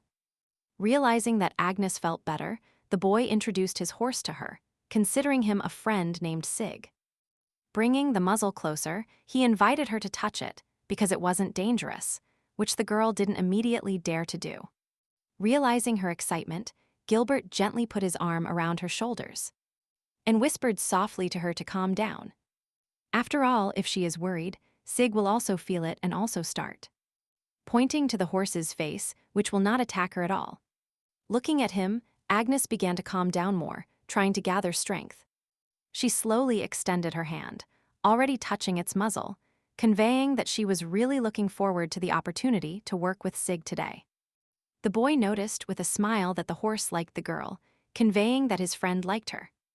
Feeling the reciprocity of their friendship, Agnes had already leaned down and touched the horse's face with her face, whispering that he was very cute. Mia immediately reminded herself from behind, admiring how beautiful the horse in front of them was.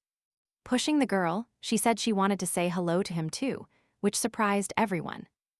A moment later, Sig suddenly raised his head and began to act a little frantically.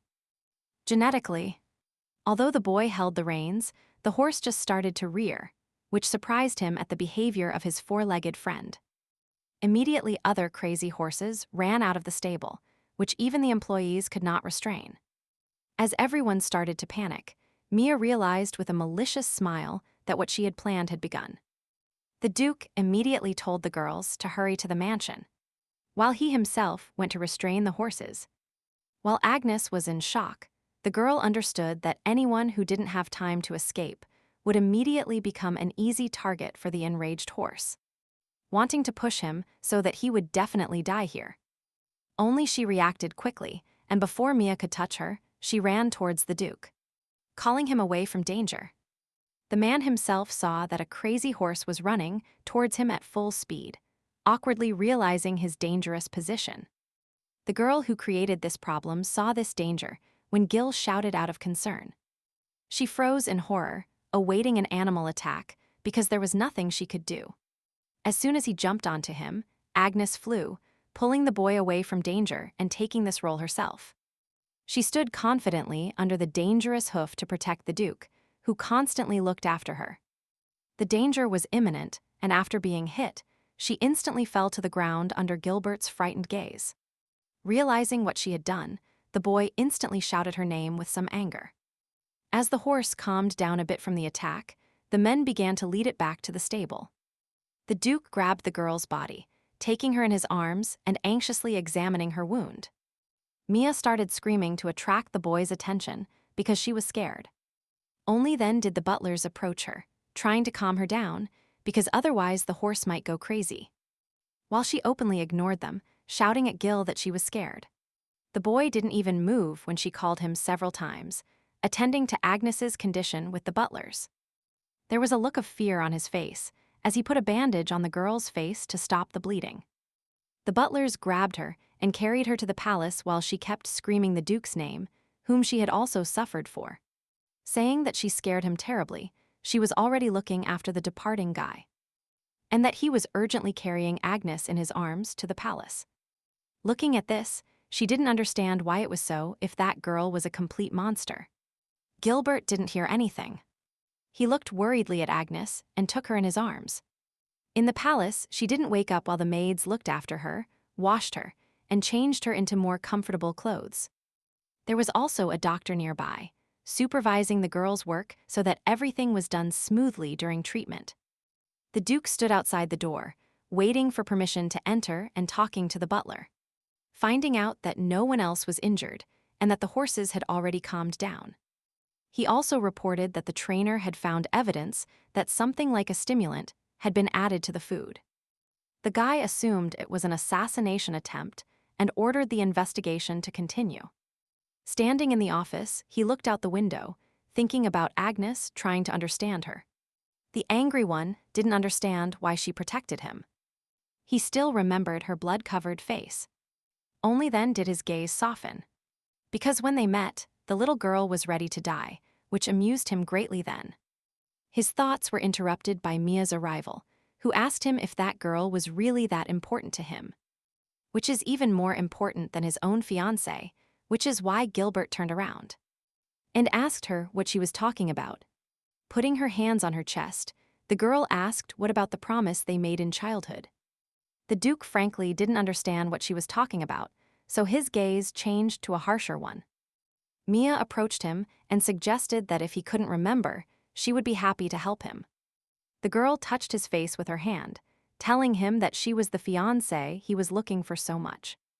Mia remembered how they met when they were little. Only their whole relationship exchanged glances without words. Only a few times did the Duke turn to look at her, getting to know her for the first time. Only Mia assured that they made a mutual promise about their engagement. The boy listened to this story with some displeasure and disgust, narrowing his eyes. Gilbert sharply pushed her palm away from his face and reminded her that yes, they had actually met when they were children. Only this happened simply because they sat together at the table where the adults communicated. After clarifying if he was mistaken, he asked if she really considered this an engagement promise. Mia continued to convince that the boy simply didn't remember because it was a long time ago. At that time, she was the only pretty girl around him, so he wanted to get engaged to her. Smiling with joy at her idea. Only the Duke's face became gloomier, saying that this was some kind of nonsense. The girl was clearly not ready for such words, glancing sideways at the boy with a deceptive smile. Gilbert continued by saying that his fiancée has distinctive features that cannot be forgotten when looking at her. And examining her, soon coming to the conclusion that it was definitely not her. Mia futz, as if hurting her with words, horrifying her. However, the Duke paid no attention to her and continued by saying that his fiancée is special to him. And that he doesn't really like being mistaken for someone else. He asked the girl to apologize for this misunderstanding. Only Mia attacked him, grabbing him and screaming in his face that she loved him. With eyes full of complete despair and madness, she said that even today she protected him from Agnes. Because she is a monster that needs to be gotten rid of. Here Gilbert already guessed something, looking surprised at the lady, realizing what she was saying.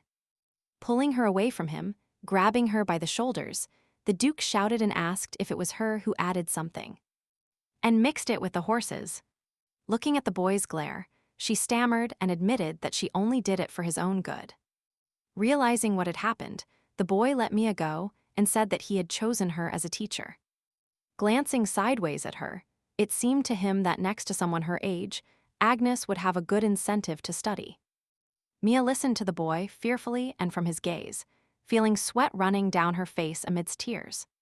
She immediately realized that he was very wrong in his choice, endangering the girl next to Mia. Only now did he understand that he should have kicked her out of here much earlier, before the lady started thinking that she was the daughter of an aristocrat. With good manners. Clearly better than some servant. She considered herself much more important than useless monsters, referring to Agnes. Believing that Gil simply fell out of favor because his horse went crazy. And he thought of her because Mia thought it was because she was special, and she already looked at the boy and asked him what was going on.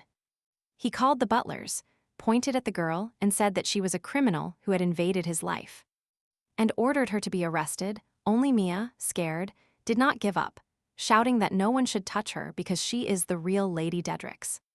Falling to the floor as she was no stronger than the butlers, the girl begged Gil to listen to her, promising him not to go that far. However, not even vows made the Duke give in, looking down at her as they held her. Crying, Mia begged him to stay with her because she couldn't resist his charm, because she believed that she was the right one for him. The boy interrupted her words and asked if she really thought he would fall in love with her if she was around. The Duke's sharp gaze made Mia fall silent, looking at him stammering. Standing in front of her, he said that he respected Agnes, who risked herself to protect him. But she simply ran away from responsibility, which made Mia tremble at such rude words towards her. Gilbert only added that her answer would be clear in her beliefs. Lying on the floor while being held, the girl, choked with tears, stammered, unable to say anything. The Duke reacted coldly to this, warning that if she ever drew his attention again, he would take her life like a true Duke of Death. Such words clearly caused horror in Mia's eyes. Only Gilbert continued by saying that she once called Agnes a monster, pausing.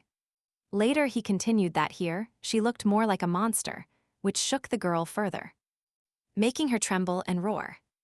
The words that she was a monster here left her completely unconscious. So, when falling to the floor, she lost at least some strength to resist or convince. Gilbert met the maids and the doctor in the hallway, knowing that Agnes was already recovering and should wake up soon. The girl really looked better and more relaxed, but remained asleep. The boy sat down next to her with his head bowed, looking at her tenderly, wishing she would get well soon. His attention was also drawn to the bandage, which had loosened slightly as his palms smoothed her hair a bit to look at the fabric. He wondered aloud if the girl would mind if he rewound it, filming her tenderly and carefully. Adding that he wanted Agnes to wake up as soon as possible, he looked at her forehead in surprise. Gilbert smoothed it and couldn't believe there was no wound, as if it had disappeared from her face. Immediately memories came to him of how a small girl with white hair told him, taking his hand, that everything was fine and that she would definitely help him. Her little face was covered in abrasions and scratches. She only admired her mentally, noticing how resplendently beautiful the girl was. Looking at Agnes stunned him, making him think for a moment that she was the same girl. The memory continued as the girl gently kissed the boy's hand, holding it in her palms. Lying down, the boy himself observed this as his abrasions and wounds disappeared softly and quickly from his face. The girl continued saying that she would definitely help him, gently squeezing his hand, sitting down next to him and smiling. And now in front of the boy's face was a girl with similar instantaneous healing magic. Getting up from his bed, Gilbert placed his hands on his bed, not believing this could be true. Very soon Agnes also woke up, trying to figure out where she was, immediately remembering what had happened. It seemed to her that most likely the horse had kicked her, but there she was, set aside, gently touching the bandage on her face. Gilbert continued sitting next to the girl, saying he was very glad she woke up before he had time to realize it. Looking at him, she immediately realized that the Duke had been sitting by her side while she was unconscious. Only the boy's face darkened in an instant, saying he needed to say something, causing a little horror. Agnes herself felt slight excitement and stared at him, afraid to find out something terrible. Gilbert started blaming that jumping in front of an angry horse is equivalent to suicide, wanting to know why the girl did it. Awkwardly lowering her head, she said that her body somehow contracted and thought the Duke might have been injured. The boy, a little conceited, said he could protect himself by looking away. Agnes then explained that if he had been injured, everyone in the mansion, as well as Mia, would have been very sad. Gilbert was immediately hooked, including Mia, whom the girl highlighted very strongly on the list. Under the boy's piercing gaze, she stammered a little and conveyed that she was very important to him. The boy immediately seemed to guess that the names referred to Agnes and explained that she was not his fiancée. Because of this, the girl was in shock and stupor, looking at him and not understanding how this happened.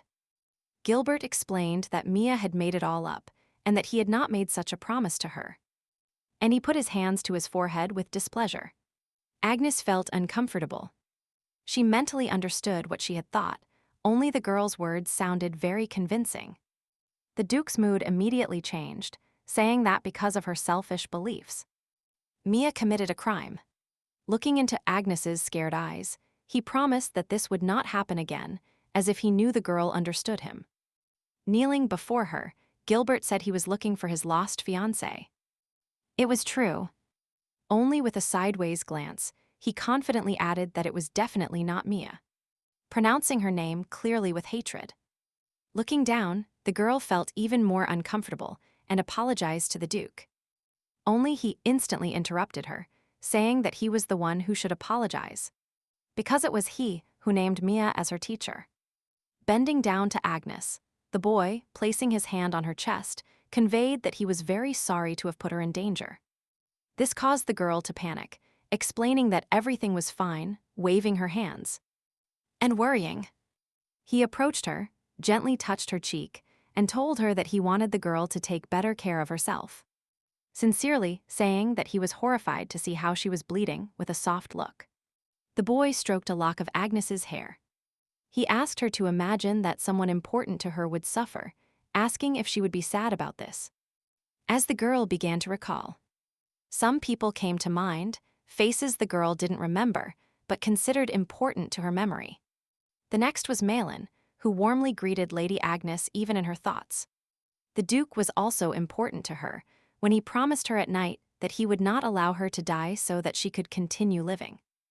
Realizing that Gilbert was right, she was incredibly glad that he was safe. While he himself said that he was completely fine, thanks to her, because he was very worried.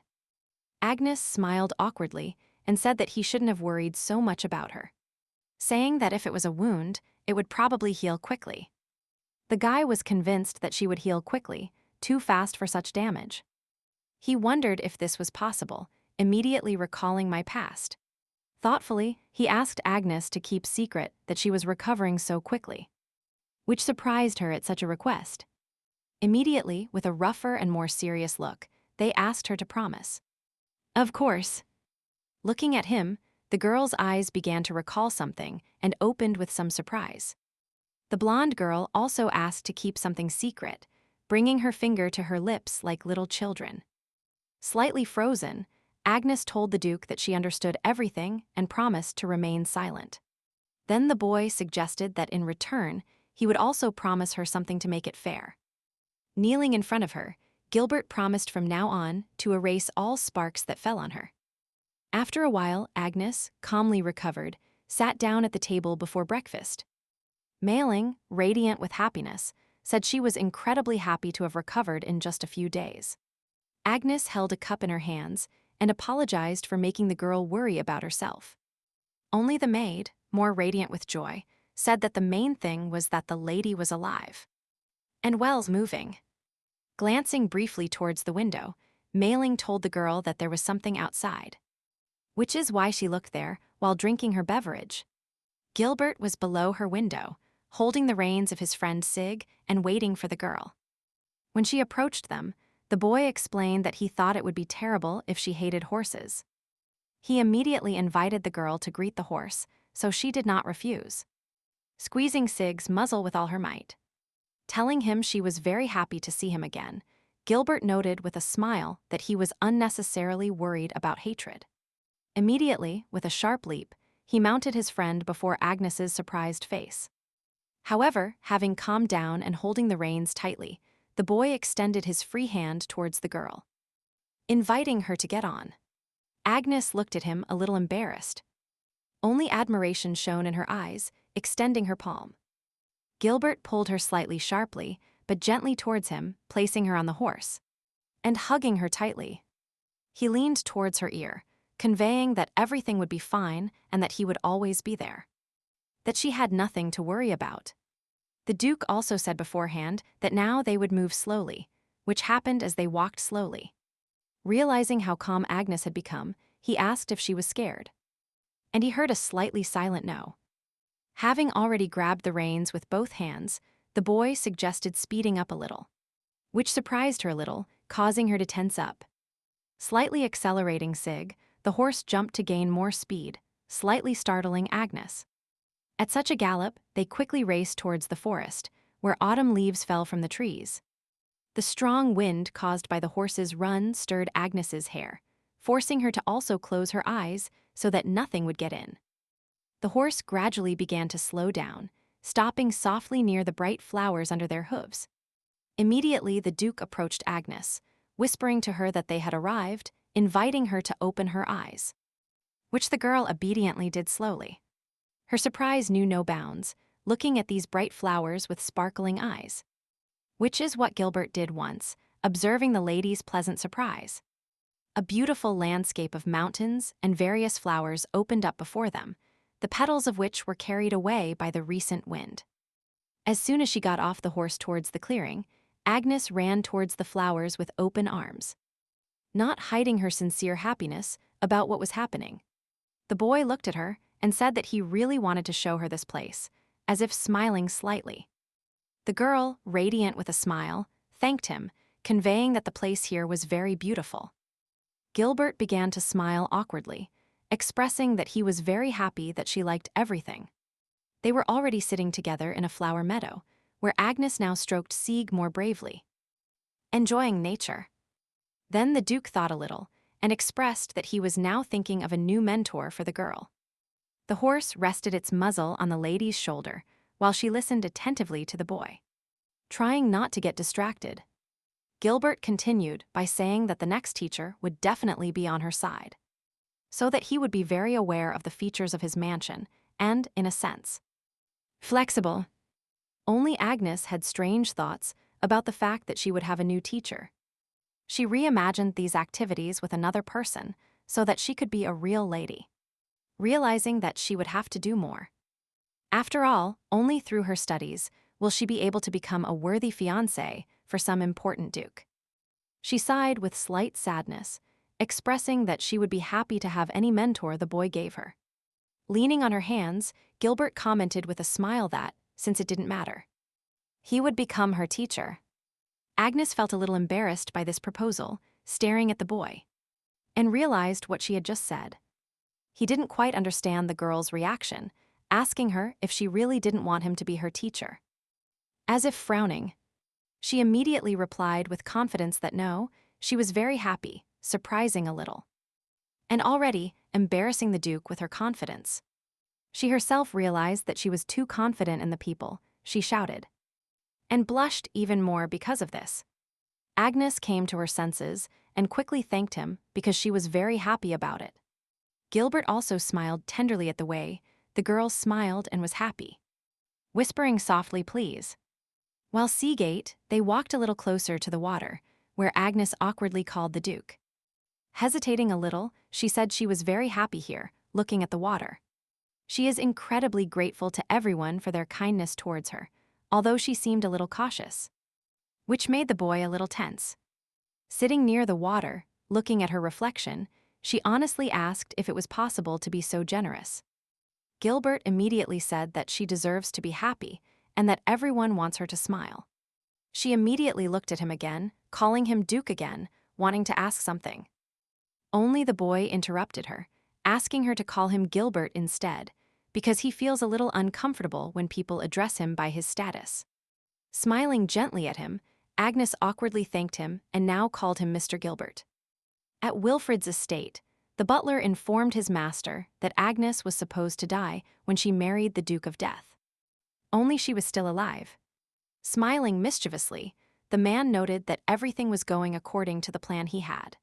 The butler asked, slightly surprised, if the gentleman was really not surprised at all when he saw him walking towards him. A portrait of a blonde girl with scarlet eyes peeked out from behind the curtain, as the man continued saying that he had been waiting for 10 years. But that something had never awakened. Therefore, the marriage proposal from the murderous Duke came just in time for him. That's why he sent Agnes, mentally telling her to enjoy this calm while she could. They continued to sit in the field, where Gilbert, looking at the flowers, said that this blue flower is called Irene. Looking around, he awkwardly admitted that he wasn't sure about other colors, especially red, noting that they were similar to purple. Agnes looked at those flowers now, saying that these flowers are called sepals and are red and purple. She felt happy smiling and looking at the boy as the petals surrounded her. Gilbert became interested in the girl's knowledge, said she knew a lot, and asked if she had read it in the encyclopedia. Immediately Agnes's mood changed, replying that no, she hadn't read it. Wondering mentally now how she knew this. A girl's voice whispered beside her, as if telling her to remember. Plunging into a kind of darkness, the same girl from her dreams stood in front of the girl's face. The girl looked at Agnes and clenched her fists. Taking the girl's hand, she immediately pulled her, asking her to go with her, leading her towards the darkness of the clearing. Gradually, the darkness around Agnes began to turn red, turning into fire, which made her tense slightly. In front of her was the same dream where two people lay on the floor in a fire, dying. In one hand, he held the girl he constantly saw. With the other, he clenched his fist, looking at the dying woman. Breaking the silence, she said she perfectly remembers this dream. Only the girl immediately interrupted her and said that this was not just a dream, but her full memories. Her gaze hardened, looking at Agnes and demanding that she remember as her exact copy emerged from her. Running towards the fire towards the people. She sat down next to the girl screaming heartbreakingly, calling mother, trying somehow to pull her and lift her up. Sitting next to them, she shouted from the fire, asking for someone to come and help and save her parents. The mother's hand immediately reached out to the baby, getting up and holding her palm, whispering so that she wouldn't cry. The girl's tears stopped briefly as she focused on her mother and asking her what had happened. The girl quickly began to tell her that a man longs for her death and wants to turn her into his puppet. Only she promised that she would not allow her girl to be captured, promising that everything would be fine. Hugging her tightly, a bright light appeared around her, and the girl promised the baby that she would bewitch her so that she could grow up happy and safe.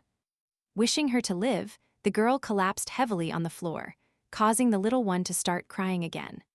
Looking at her mother, the girl continued screaming and shaking her mother, hoping she was still alive. Agnes watched this with great anticipation and holding back tears, not believing that this was her past. Only this was confirmed by a darkly dressed man who approached the girl and called her Agnes, telling her that it was all her fault. The girl herself tried to look at the man, wanting to remember and find out who he was. The hooded figure continued saying that her parents were dead and that her little friend was also injured. In the darkness, his lips slyly parted in a smile, repeating that she was the one to blame for this. Slightly taking little Agnes by the shoulders, he added that if she had calmly gone with him, then nothing would have happened. The girl could only watch from afar as her memories began to fade. With sadness, she realized that this was her past and not all her dreams, also realizing that her parents were no longer in this world. Turning her head, the hand of a child appeared under the girl's palm, and Agnes said aloud that this girl was herself. Only in childhood. Nodding awkwardly, little Agnes led her by the arm and continued leading her to new memories. Getting closer, a cage appeared in the darkness, above which the man whispered that he had finally received what he needed. Agnes was behind him, but she clearly saw every movement, already hearing the man's words that the girl was now his. He also added that her strength was now his, stretching his hand between the cage bars.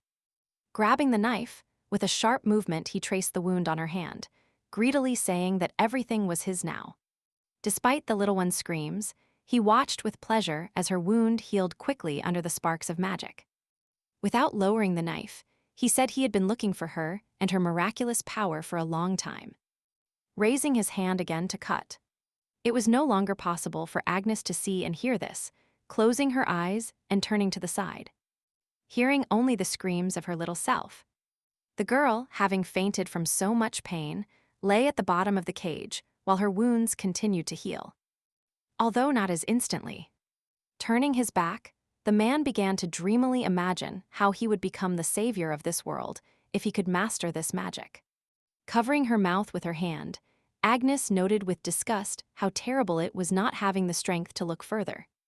The little one, looking at her, said confidently that her mother was able to protect her.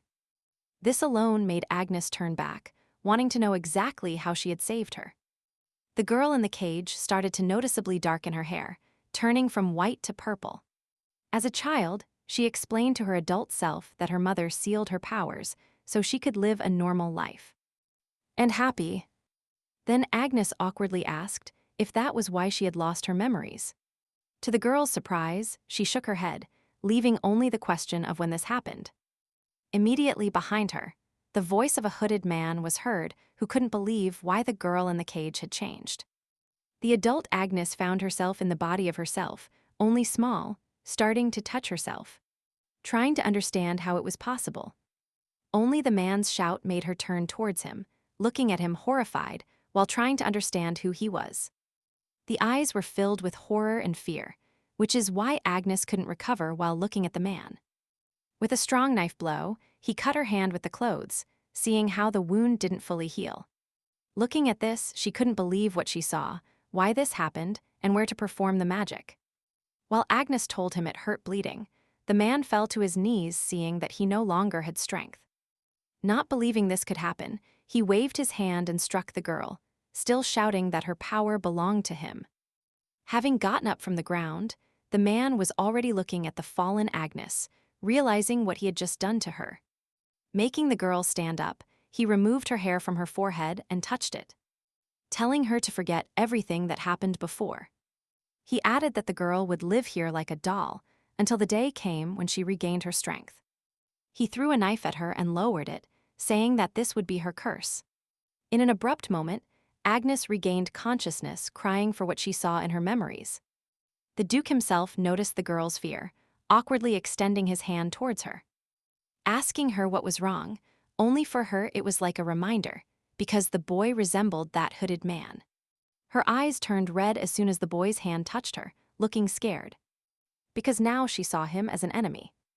Gilbert noticed her eyes, but a moment later the girl had already hit his hand, and she had run away.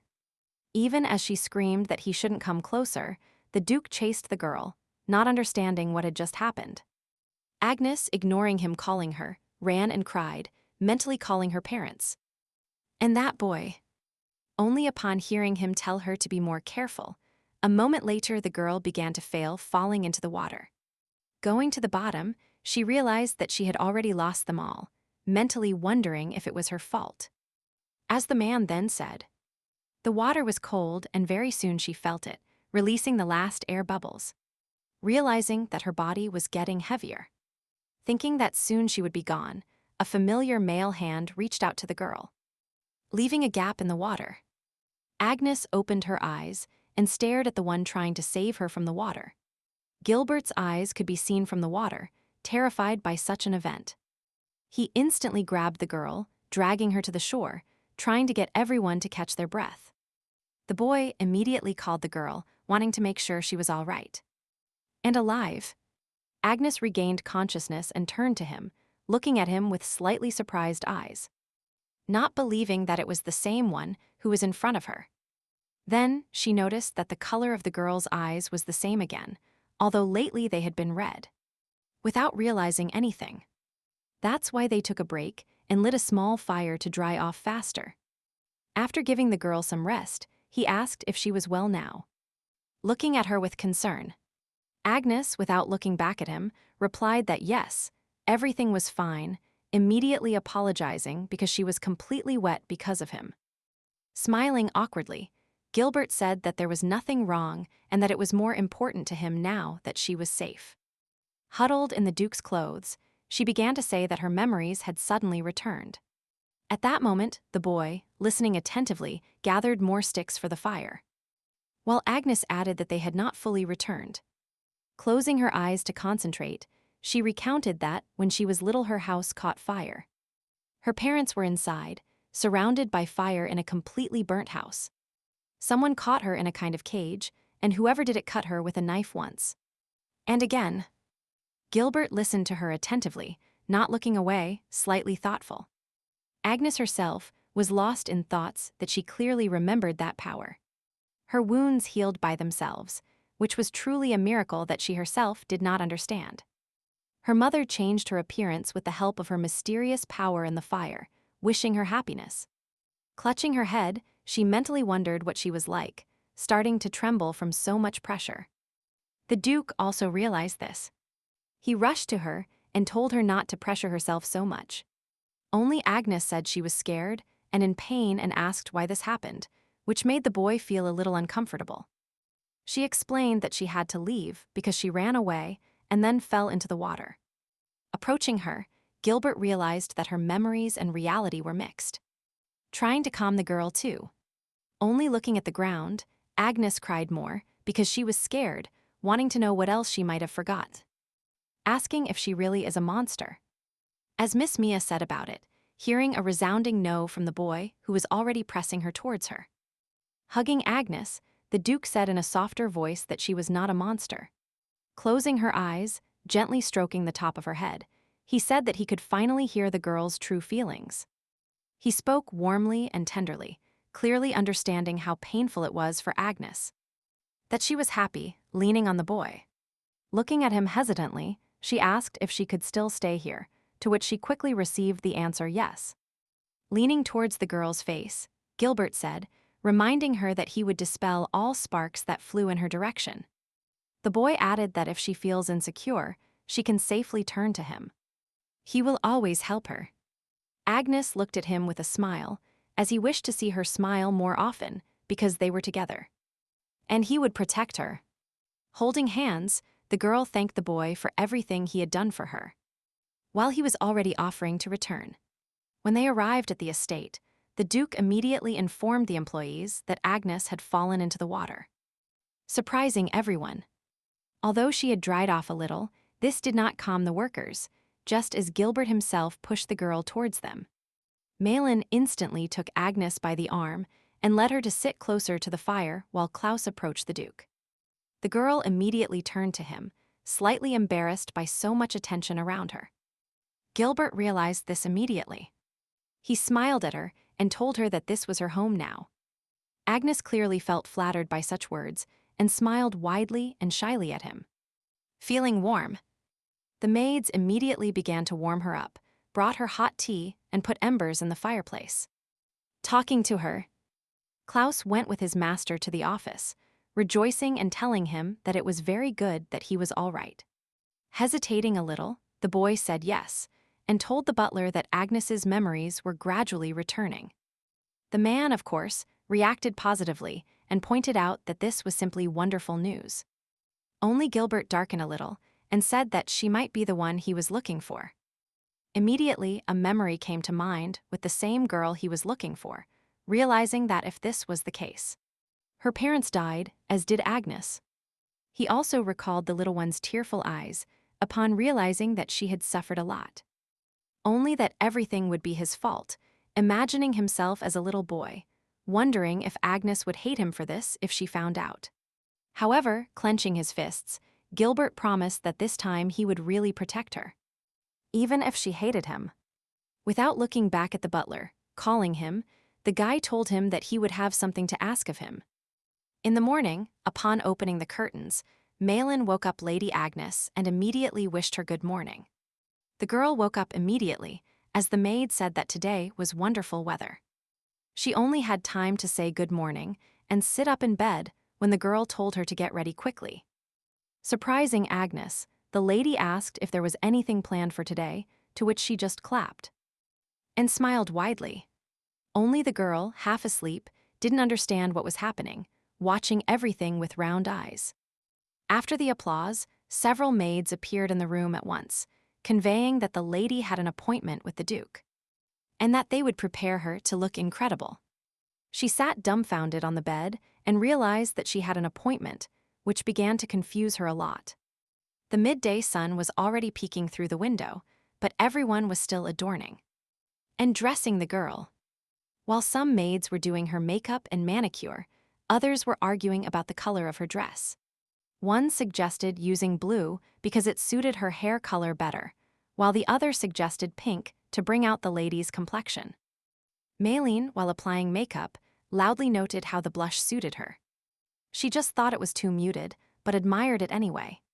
Only Agnes felt uncomfortable about what was happening and asked them not to try so hard.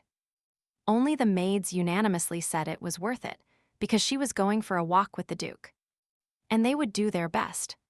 The girl had to awkwardly admit, shamefully asking them to help her get ready at that moment. Very soon she met the boy, conveyed her apologies for the delay, and made him look back. The maids escorting her outside immediately bowed, as Agnes looked at him a little embarrassed. Only he didn't say anything. Which worried her. She asked if she looked weird. All the girls who worked for us with her appearance were scared and worried about the answer, anxiously and eagerly awaiting the reaction. Looking away, Gilbert said embarrassed that she was incredibly beautiful. This delighted the girls as well as Agnes, who smiled at him while the maids applauded. Upon leaving, the girl was very interested to know where they were going in the carriage, hearing the quick answer that they were heading to the city. Gilbert said that he had been at the estate this whole time, so he suggested going to the city and change the situation. Agnes was satisfied with such care, looked down and blushed because of it. However, she did not have to refuse, and, already taking the Duke's hand, thanking him. She got into the carriage. Agnes looked at the landscapes and views from the window with great curiosity, admiring the city. The Duke also noticed this and asked her if she had never been to the city, to which she awkwardly admitted that she was never allowed to leave the estate. She only dreamed of such things. The people around greeted the carriage with a smile, waving and smiling widely, showing kindness. As she got out of the carriage with Gilbert's help, she awkwardly asked where they were going. Only he honestly admitted that he hadn't decided where to go yet. Agnes took her hand away and awkwardly asked if there really wasn't any specific reason to come here. Looking at her tenderly, the Duke admitted that there was no reason, that today they would do what she wanted. Gilbert also added that he knew that, since he was saying this at the last moment.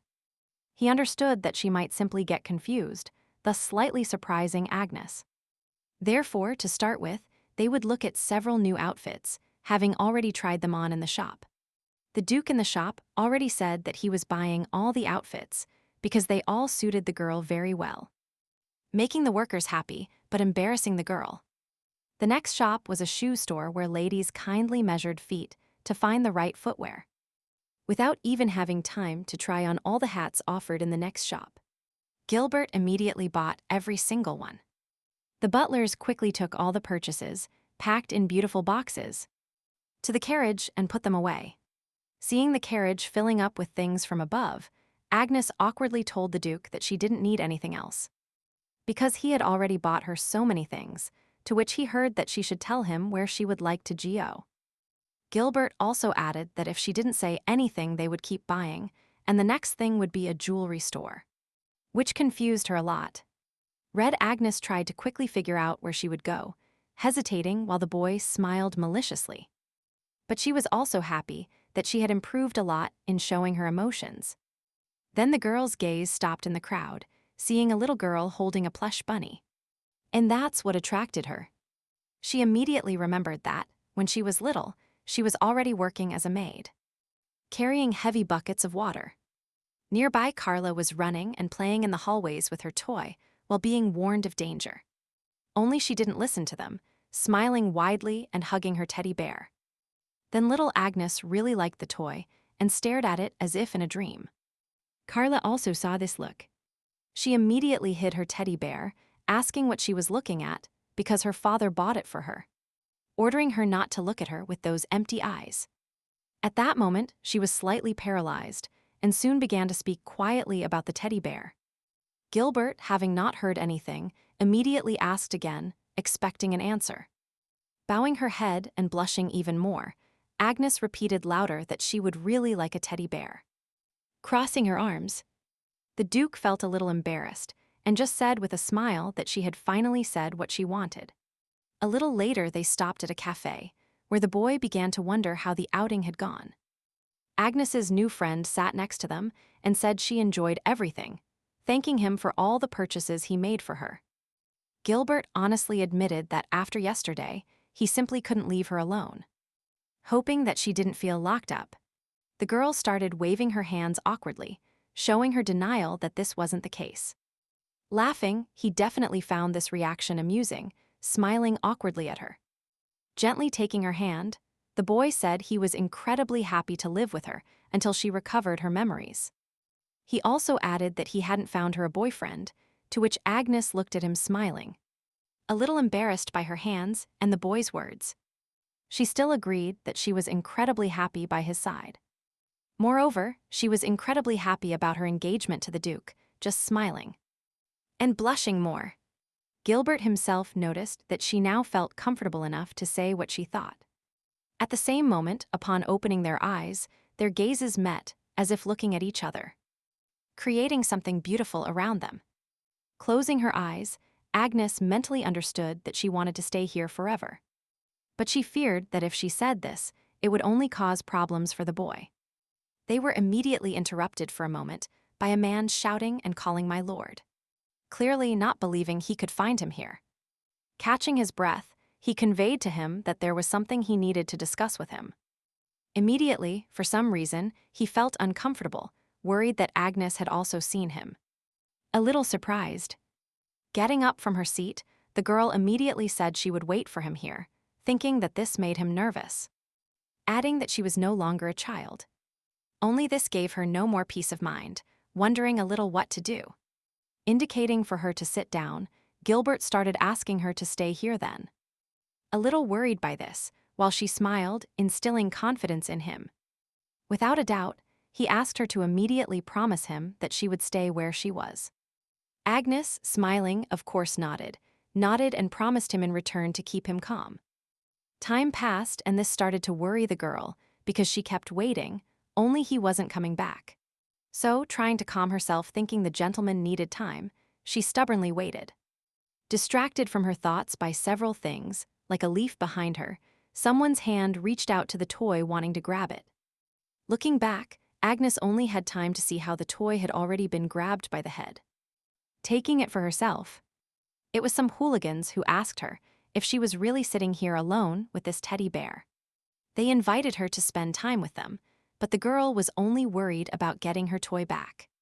Reaching for the toy, getting up from her seat, she asked him to return it to her.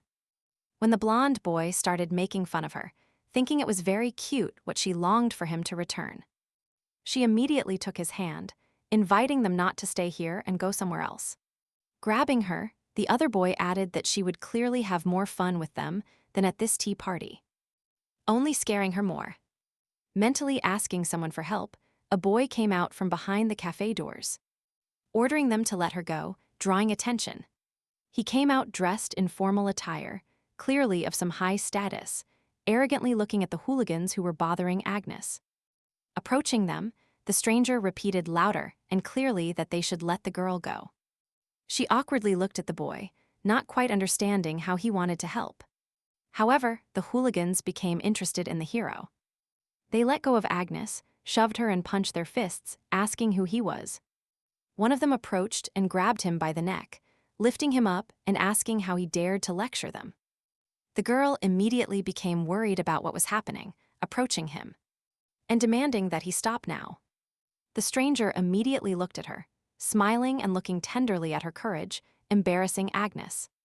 Addressing the bully, he said that the restaurant staff had been watching them the whole time. Stretching out his hand, he immediately shouted that there were hooligans here, clearly stressing them and intimidating them. Instantly, the stranger grabbed Agnes's hand and ran out, telling her to follow him. While the boys were confused, he explained that in such situations, the best solution would be to run. One of the boys quickly guessed that he wanted to make fools of them, throwing a teddy bear at them. Bouncing, the toy flew towards them as the boy and Agnes took shelter in the park. Leaning against the wall, both were breathless after so much running and the situation. Keeping calm, the girl turned to the boy, wanting to say something, slightly stuttering. only he immediately covered her mouth with his hand, which caused even more surprise to Agnes. They were face to face near this wall, looking at each other with slight shock. Then the stranger pointed his finger for them to be quiet now, hearing the voices of the hooligans. They swore they had lost track of the couple, thinking they had gone deep into the woods somewhere. Following them there, he looked carefully at those guys over his shoulder, wanting to make sure they were gone. When this happened, the stranger exhaled calmly, already releasing Agnes, saying they were gone. Awkwardly hesitating, she bowed to him and expressed her gratitude.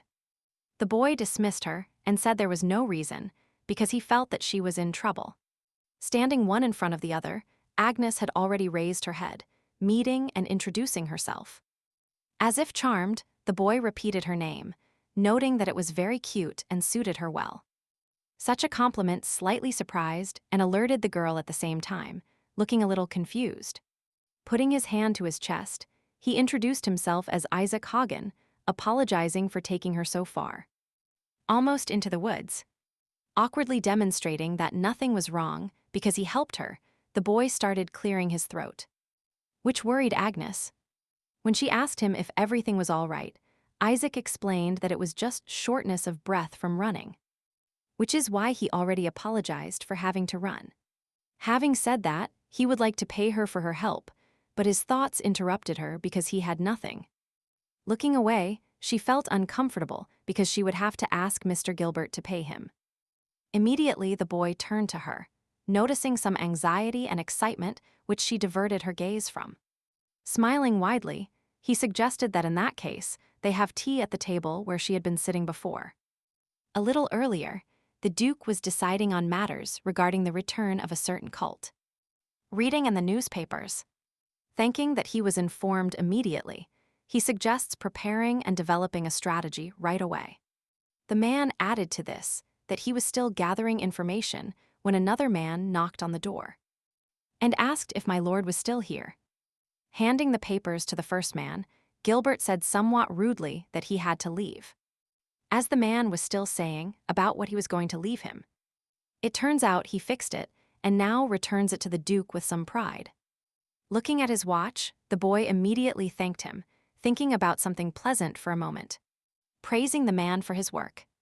Upon leaving the building, the first man finally decided to ask if the girl with him was his girlfriend. Closing his eyes, imagining Agnes a little and thinking, he replied that it wasn't entirely true. When Gilbert returned to the table where he had been with her, he mentally admitted to himself that he had made her wait too long. He immediately noticed that the girl's teddy bear lay on the grass, which made him suspicious. Before his eyes appeared the image of the same girl who was with him, only she had her back turned. She quickly ran through the city streets, begging someone to stop so they could run back after them. Clutching the toy in her hands, the boy couldn't believe it was her and called Agnes worriedly. Isaac sat opposite her, eating and smiling cheerfully, looking directly into her eyes, almost shining with joy. His mood increasingly made the girl uncomfortable, while the boy praised the taste of the sweets from this establishment. Turning her head towards the plate, she awkwardly thought of Gilbert because they returned to their previous spot. But he wasn't there yet. The chair next to her was now empty, and she wondered how she would tell the Duke that she had lost the teddy bear he had given her. Immediately, Isaac's voice pulled her out of her thoughts, looking at him slightly distracted. He awkwardly asked if the person she was waiting for was really that scary, since she looked very worried. When asked if he could hurt her, Agnes shouted no and said the man was very kind, explaining to Isaac that she owed him her life, slightly surprising him. Thinking about Gilbert, she smiled and wanted to say how she felt about him from the beginning of the meeting.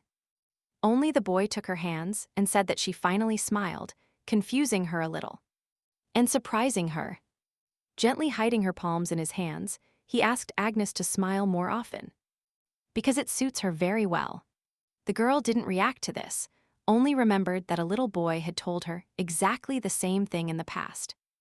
Isaac also noticed this confusion, asking what was wrong, getting worried. Agnes looked away and tried to take her hand away, and explained that she felt like someone had told her this in the past. Leaning towards her, touching her face, the the boy noticed that perhaps they had met before, and continued to surprise her. Isaac added that as soon as he saw the girl, he immediately felt something familiar, which made him think it wasn't the first time they had met. He then began to think that this man might have seemed familiar to her from the past. Lifting Agnes's head towards him, he added that maybe he and she, when his speech was interrupted by the Duke's shout that he was calling the girl. Gilbert was slightly angry, grabbing the toy under his hand as he approached the table annoyed. Approaching, he called the girl again, glancing sideways at the boy who was next to her. She seemed to say his name with slight surprise, but turned to him with great joy, which ended the mood of her new acquaintance. It immediately outraged Gilbert. He grabbed her hand and squeezed it, saying that he shouldn't even dare to touch Agnes, and asking who he was.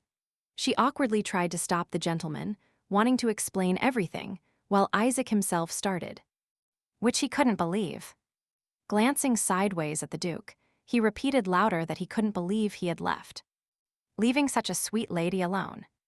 The boy was slightly indignant at such impudence and looked at him threateningly. Here Agnes herself interjected that this man helped her, saying that some cruel people tried to take her somewhere. Almost scared, Gilbert asked what happened, having already approached her. Crossing his arms, Isaac himself added that he, having gotten rid of those thugs who were bothering Agnes, was sitting here, playing the role of her bodyguard, adding of course that he would have to pay for her tea. While Gilbert exhaled and realized what had happened, he stood in front of his new acquaintance, apologizing for his rudeness, which puzzled the boy a little. He immediately introduced himself to him and thanked him for protecting Agnes, to which the girl herself bowed to him. Isaac was quite surprised by this change in mood of the Duke, remaining slightly taken aback. And looking at him, returning the toy to the girl, Gilbert invited the boy to dinner with them as thanks. Agnes clearly liked the way the boy started behaving towards her new acquaintance. Looking at him and smiling, hugging her teddy bear. Slightly embarrassed while looking at her, Isaac happily accepted as he admired her. Having already returned to the estate, she mentally reviewed the moment when the boy thought they had seen each other before, mentally telling herself that this could not have happened. The three of them sat alone for dinner, where Isaac immediately began to thank him for the invitation, boasting that he had canceled all plans for the evening. Agnes immediately apologized, because it was because he helped her at that moment near the restaurant. Then the boy started convincing her that there was nothing like that in the plans. Only a boring meeting with his professor, which made the girl curious about what he was studying. The boy raised a glass of wine and reintroduced the Duke as Isaac Hagen, who studied at the City Academy of Medicine.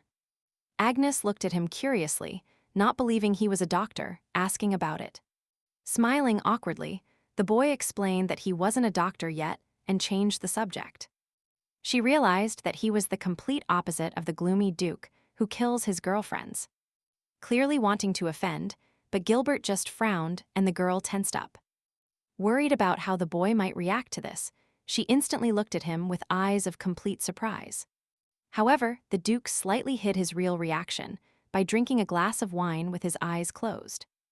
Only Isaac continued saying that he didn't expect at all that the man the girl had been waiting for midday was the same mortal Duke, making her feel uncomfortable. Wanting to change the subject, Agnes asked him, addressing him by his last name, that studying medicine shouldn't be easy, considering his desire to become a doctor incredible. The boy suggested that she not observe such formalities, which made Gilbert open his eyes slightly and look at what he was doing. Isaac took the girl's palm, smiled at her, and added that he was the same age as her, so she could easily call him by his name. Only Agnes's gaze was on his hands, which the boy simply took into his own without asking. While the Duke watched, his gaze quickly darkened, looking threateningly at Isaac, silently responding to such impudence. Realizing this, the boy immediately withdrew his hands and specifically showed them to Gilbert. Looking again into the boy's eyes, Isaac sharply commented that if he looked at everyone with such a gaze, the girl wouldn't be able to make friends. Agnes was already worried by these words, looking first at the Duke and then at the boy. feeling like something bad was hanging between them. Isaac added that he did his best to help the girl escape from those terrible guys, wringing his hand. Only now he needs to return her to the murderous Duke, which Gilbert didn't like much in his statement. Having said that he was worried about Agnes, she immediately stood up, looking at the boy a little angrily, interrupting his somewhat rude speech. She said that he had misunderstood, because the gentleman is a very kind man, and did not hurt her. Looking towards the table, the Duke felt a little embarrassed by such a speech from the girl. But he continued to listen silently. She continued that it was thanks to the boy that she went out to the city today, as she normally didn't leave the estate. After also expressing that she was very happy about this, Gilbert smiled a little. Why was it nice that she went out as he wanted? Looking at Agnes, she looked back at him, which is why both blushed and remained silent, embarrassed to add anything. Isaac, watching from the sidelines, just wondered how to perceive this and what to tell. In the evening, already thinking of leaving, he thanked the couple again for dinner when they came out to see him off. Agnes leaned weakly and thanked him because he had helped her today. Turning the girl towards the exit, Gilbert said somewhat rudely that they were leaving, to which the boy asked to wait a minute.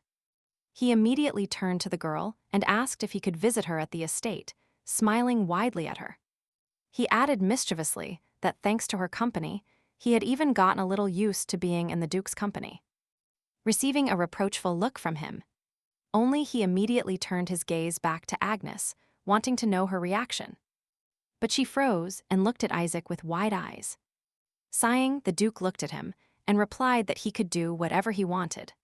Looking at the girl, the boy, radiant with joy, calmly shouted, "Hooray!" He turned to exhale, stopped at the door and waved at her, wishing to see her again. Agnes only looked at him, while the boy calmed down regarding his new acquaintance. Having only time to turn around, she immediately started thanking Gilbert for so much gratitude towards Isaac. The Duke instantly hugged her and replied that she herself had adequately thanked the boy instead of him. With a worried look, he added in a low voice that he was very happy she was safe. Calling him awkwardly, Agnes realized the guy was trembling, not understanding what could happen. Gilbert, as if recognizing that she understood, said that when he found the teddy bear abandoned in the grass, the ground seemed to disappear under his feet. It seemed to him that he had lost the girl again, so she asked how it could be again. The Duke explained that he had separated from a person in the city and hadn't seen her since. Agnes started returning the hug and awkwardly asked if he was talking about his fiancée. Confused, Gilbert replied yes, while the girl remarked that this girl must be very happy, because the boy cares about her very much. He also assured her that she shouldn't worry, because she would never disappear. Out of the corner of his eye, he noticed her hand on his shoulder hugging him, giving him warmth, leaning towards her. Gilbert noticed how strong she had become, surprising her a little. He realized how much she had changed, while Agnes excused herself, saying it was all thanks to him. After all, now she finally feels the movement of the watch that once stopped inside her again. Putting his hand in his jacket, the Duke admitted that when he looks at her, he thinks about this. He handed Agnes the watch that the man had repaired for her, inviting her to take it so she could keep track of time. She looked with admiration at this wonderful blue watch, not knowing what to say. Gilbert said that his mother gave them to him when he was a child, and that since that day, he wanted to see them on her hand. Agnes only felt more uncomfortable with such a gift, embarrassed, and refusing to accept something so valuable. However, the boy insisted because he wants her to have them, embarrassing her even more. He adds that she thinks she changed thanks to him, but she also changed him. Therefore, the new watch that passed from the boy's palm was already beautifully on the girl's hand. Gilbert expressed that he was incredibly happy to have met her, which made both of them shine with something pleasant. With a wide smile, Agnes thanked the Duke for such a generous gift. So at the end of the day, she had a rose, a teddy bear, and a watch on her chair, all gifts from her boyfriend. Isaac left the estate somewhat gloomy and sullen, walking down the street. Stopping in front of someone, he reported that she was no longer a soulless doll, and that now her old character was returning to her, and he added that it was the right decision to send her with the Duke. He handed everything to the hooded man under whom Myler Yubel was hiding, and listened to everything with wide eyes. Another day in the office, the Duke looked at Agnes's responses and said her result was generally good.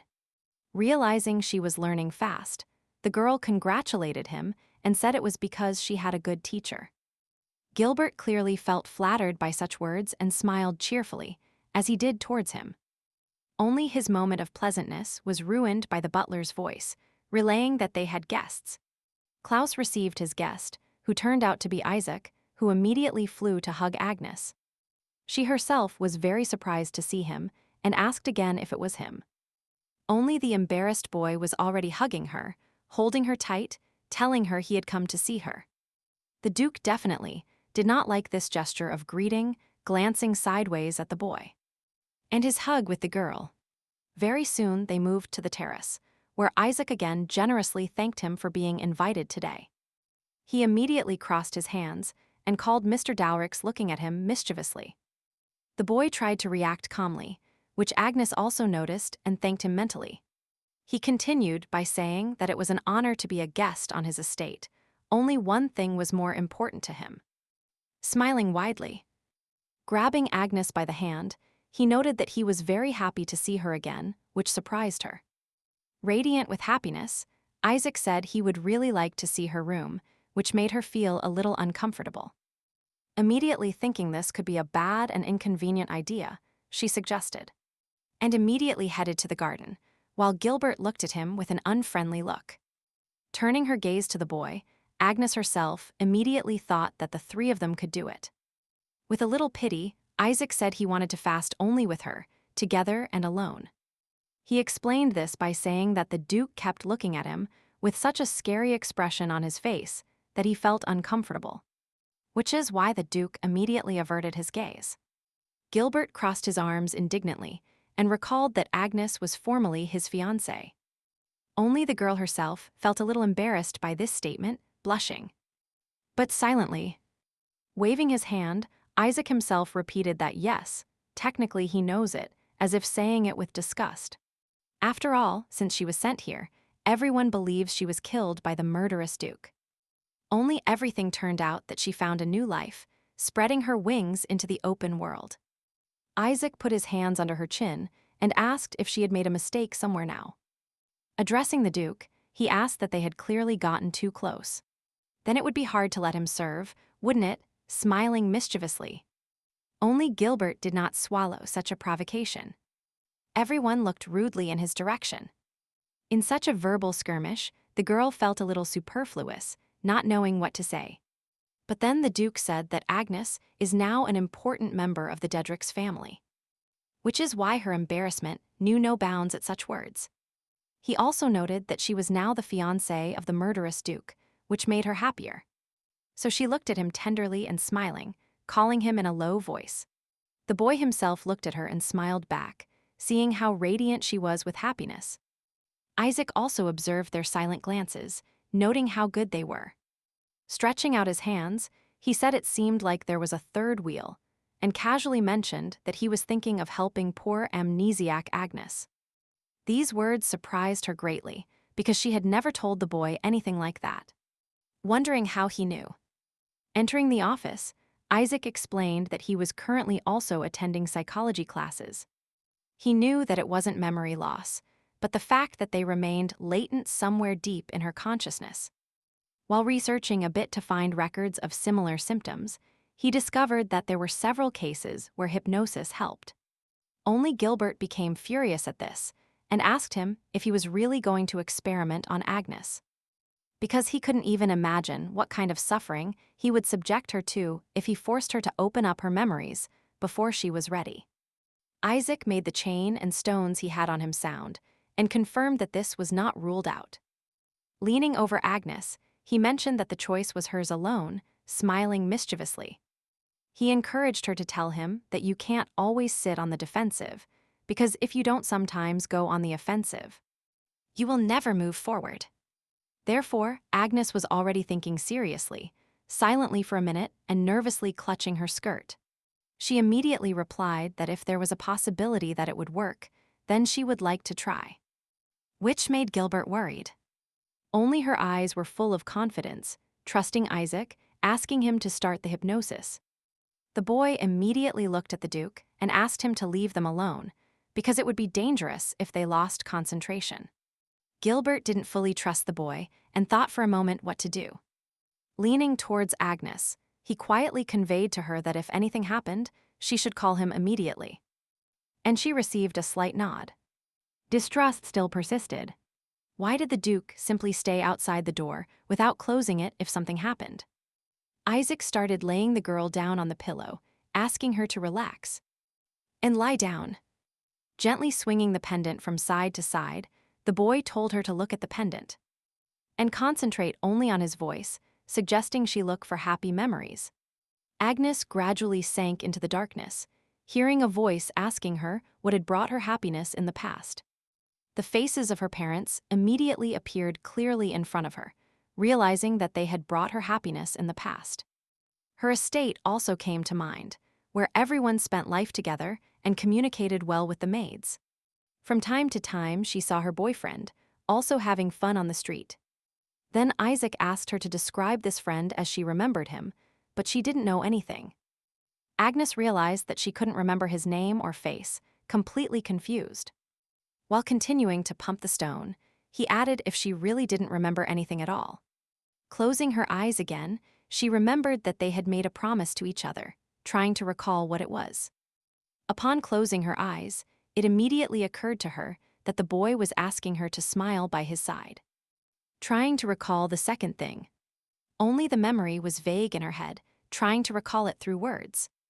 Isaac instantly interrupted her, as if he had read what the promise was to stay together forever. Agnes seemed to see the light immediately, recognizing this phrase word for word, without fully understanding how the boy knew it. All read, he repeated it, explaining that those were his words, shining brighter with joy.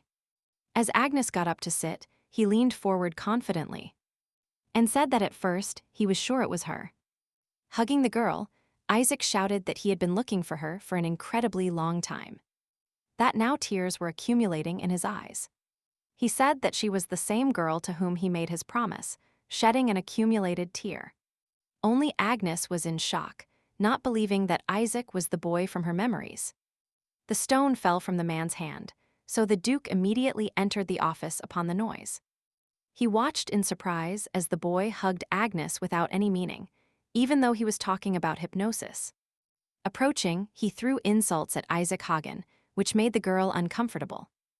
Only the boy thanked my lord with a malicious smile, without letting her go. The boy was slightly dumbfounded, looking threateningly at Isaac, not understanding why he was thanking him. The boy, stroking Agnes's hair, added that he had brought them back together again. And this had just been confirmed, thanks to her memory. He said that she was his fiancée, which left the girl in even greater shock, as if she didn't fully trust him.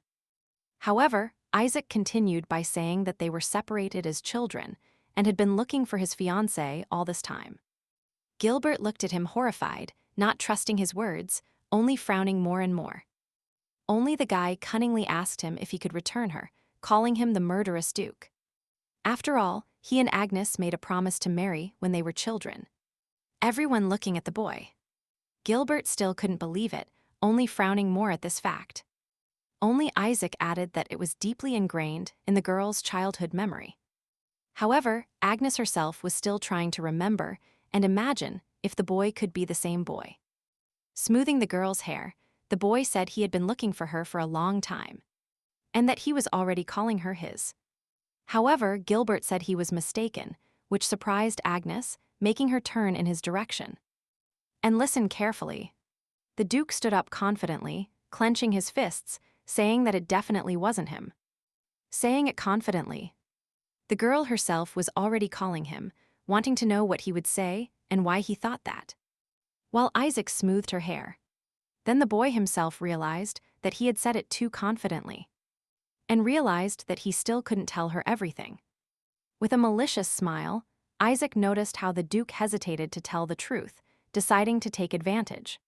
After placing his hands on the girl's shoulders, he cunningly asked why it wasn't him. After asking if Gilbert had proof to refute his words, he simply looked away silently. Running his hands through Agnes's strands of hair, he asked what was missing, which only made her think more about it. Pushing his hair onto his face, Isaac cunningly added if he was interfering only because he didn't want the boy to take Agnes away. Only the girl herself had already reached this rude monologue, asking the boy to wait a moment. Because she wasn't sure. She said that she and the Duke were not on those terms, which seemed to bother him a little. Isaac immediately interrupted him and said that he knew everything perfectly well. Holding her face, he invited her to leave with him before the murderous Duke killed her. He looked her straight in the eyes, smiling and slightly radiant with joy to be here now. He said there was no need for her to marry a stranger. Gilbert himself listened to this conversation as if he was restraining himself from sadness. As his eyes closed, as if collecting tears from this. Clenching his fists, he completely walked away so as not to see as Agnes looked at him surprised. She immediately rejected Isaac's arms and his offer, shaking her head in refusal. At this word, the Duke also raised his head, as if hopefully listening to the girl's words. She added that her memories are still confusing, and that she doesn't have enough information to make such serious decisions. Therefore, she refused to remember everything and decide for herself what to do, mentally not wanting to be someone's puppet again. Smiling at him, Isaac only remained silent, looking at her, slightly thoughtful. Leaning towards her, he told her that everything was fine and that he was willing to wait, ending everything for today. Leaning closer to her, Isaac cunningly added that the next time they met, he would tell her about his own strength. This already surprised and intrigued her a lot, really wanting to know everything at once. Upon leaving, he again wished to see her again, not paying attention to the fact that Agnes was calling him, asking him to wait. Gilbert was even more stressed by this situation, silently listening to their conversations. Saying goodbye to the girl, he wished to meet again soon, upon seeing the Duke's gloomy aura. Passing by him, he said with a malicious smile that he was leaving so he could protect Agnes with all his might. Otherwise, they might have been kidnapped again, which he didn't like. Looking at the boy with a threatening and gloomy gaze. Then Isaac left, closing the door and leaving them alone, upon which silence began to fall between them. Agnes honestly was lost in her thoughts, trying to figure out if Isaac really knew about her power. Although he didn't mention anything specific, leaving a mystery behind. She mentally pictured that boy from her childhood, trying to compare. Only her verdict was that it wasn't him at all, because they didn't resemble each other, and besides, she felt ashamed by the Duke's response. Looking in his direction, she mentally asked him if he really knew something about this without saying anything. Without looking at her, Gilbert asked if he should stay here because she might become Isaac's wife. Turning slightly, he asked her if she didn't want to follow him. Agnes's eyes widened, and she looked at the boy's face as if seeing something bad. Worrying about him. Touching his cheek, she asked him why he looked so unhappy. Gently stroking him, the girl said that she was now engaged to Mr. Gilbert. Looking at him tenderly, Agnes added that she couldn't go anywhere, especially when he had that expression on his face. Only Gilbert gently pulled away from her hand, clenching a fist in his hand, which alerted her a little. He immediately asked her why she was trying to stop Isaac, which surprised her a little. The boy continued, "You really don't want to be with that boy," while Agnes mentally understood that she couldn't ignore the information Isaac had, and that she needed to talk about it. She only kept silent before Gilbert, lowering her head, which is why he somewhat misinterpreted this gesture. Because of this, the Duke asked if there was something she couldn't tell him, looking a little gloomy. Immediately, Agnes began to deny that this wasn't the case, mentally becoming sad because now was simply not the time to talk about it. Once again, receiving silence as an answer, Gilbert clenched his fists and said he understood everything. Turning to leave, he apologized at the same time for such an interrogation, which is why the girl was already worried. Opening the door, he went out into the hallway, assuming she was tired, leaving her to rest until dinner. A minute later, Agnes was already sitting alone with her thoughts, not knowing what to do. In the hallway, Klaus caught Gilbert and told him that the guest had conveyed something to him when he left. The boy looked up, slightly surprised, when he saw an envelope with a seal on the tray. The girl held the same letter in her hands, reading that the Duke of Weston was throwing a ball. Carla smiled with joy because this invitation was personal for her, not believing her happy eyes. Her father pointed out that the whole family was invited and that this would be a great opportunity for her, because their meeting could be fateful. Reading Carl's invitation, she herself couldn't believe it and also said she couldn't wait for it to happen sooner. Looking at his daughter, Yubel was happy for his daughter and thought of something of his own. Carla was incredibly happy that, thanks to Agnes, she didn't have to die at the hands of the murderous Duke. Now she has the opportunity to meet a worthy man, fantasizing about the ball. Gilbert thought the same about Agnes, wanting to know what she was hiding and also thinking she had something to do with Isaac. Only then did he change his mind and realize that she was actually hiding something from him. He, a little boy, then ran towards the hot estate where Agnes lived when she was a child. Looking doomed and not understanding how this could happen. He couldn't believe with horror how this could happen, considering it completely his fault. Sitting in his office and thinking, Gilbert was afraid to imagine what her reaction would be if she knew this tragedy had happened because of him. He became a little sad when he remembered how Agnes said, stroking his cheek, that she was engaged to him. Wondering if she would say that after knowing the truth. In the study, even after classes, the girl kept reading books. The maids soon noticed that the couple was spending less time together. The Duke himself was constantly in his office, dealing with papers and documents. Klaus also awkwardly noticed how they started spending less time together alone. All the maids immediately started worrying about this, discussing if they could have fought. Although they immediately changed their minds, because her classes are still the same as always. Mailing saw this and knew why, immediately reporting to her friends that the problem was different. This alarmed everyone, because it was the time the couple spent together that was reduced, fearing that the spouses would spend more time together. Then the Duke's butler approached them and offered them a cunning idea so they could be together. Very soon Agnes was in the boy's office, apologizing for bothering him, but smiling cheerfully.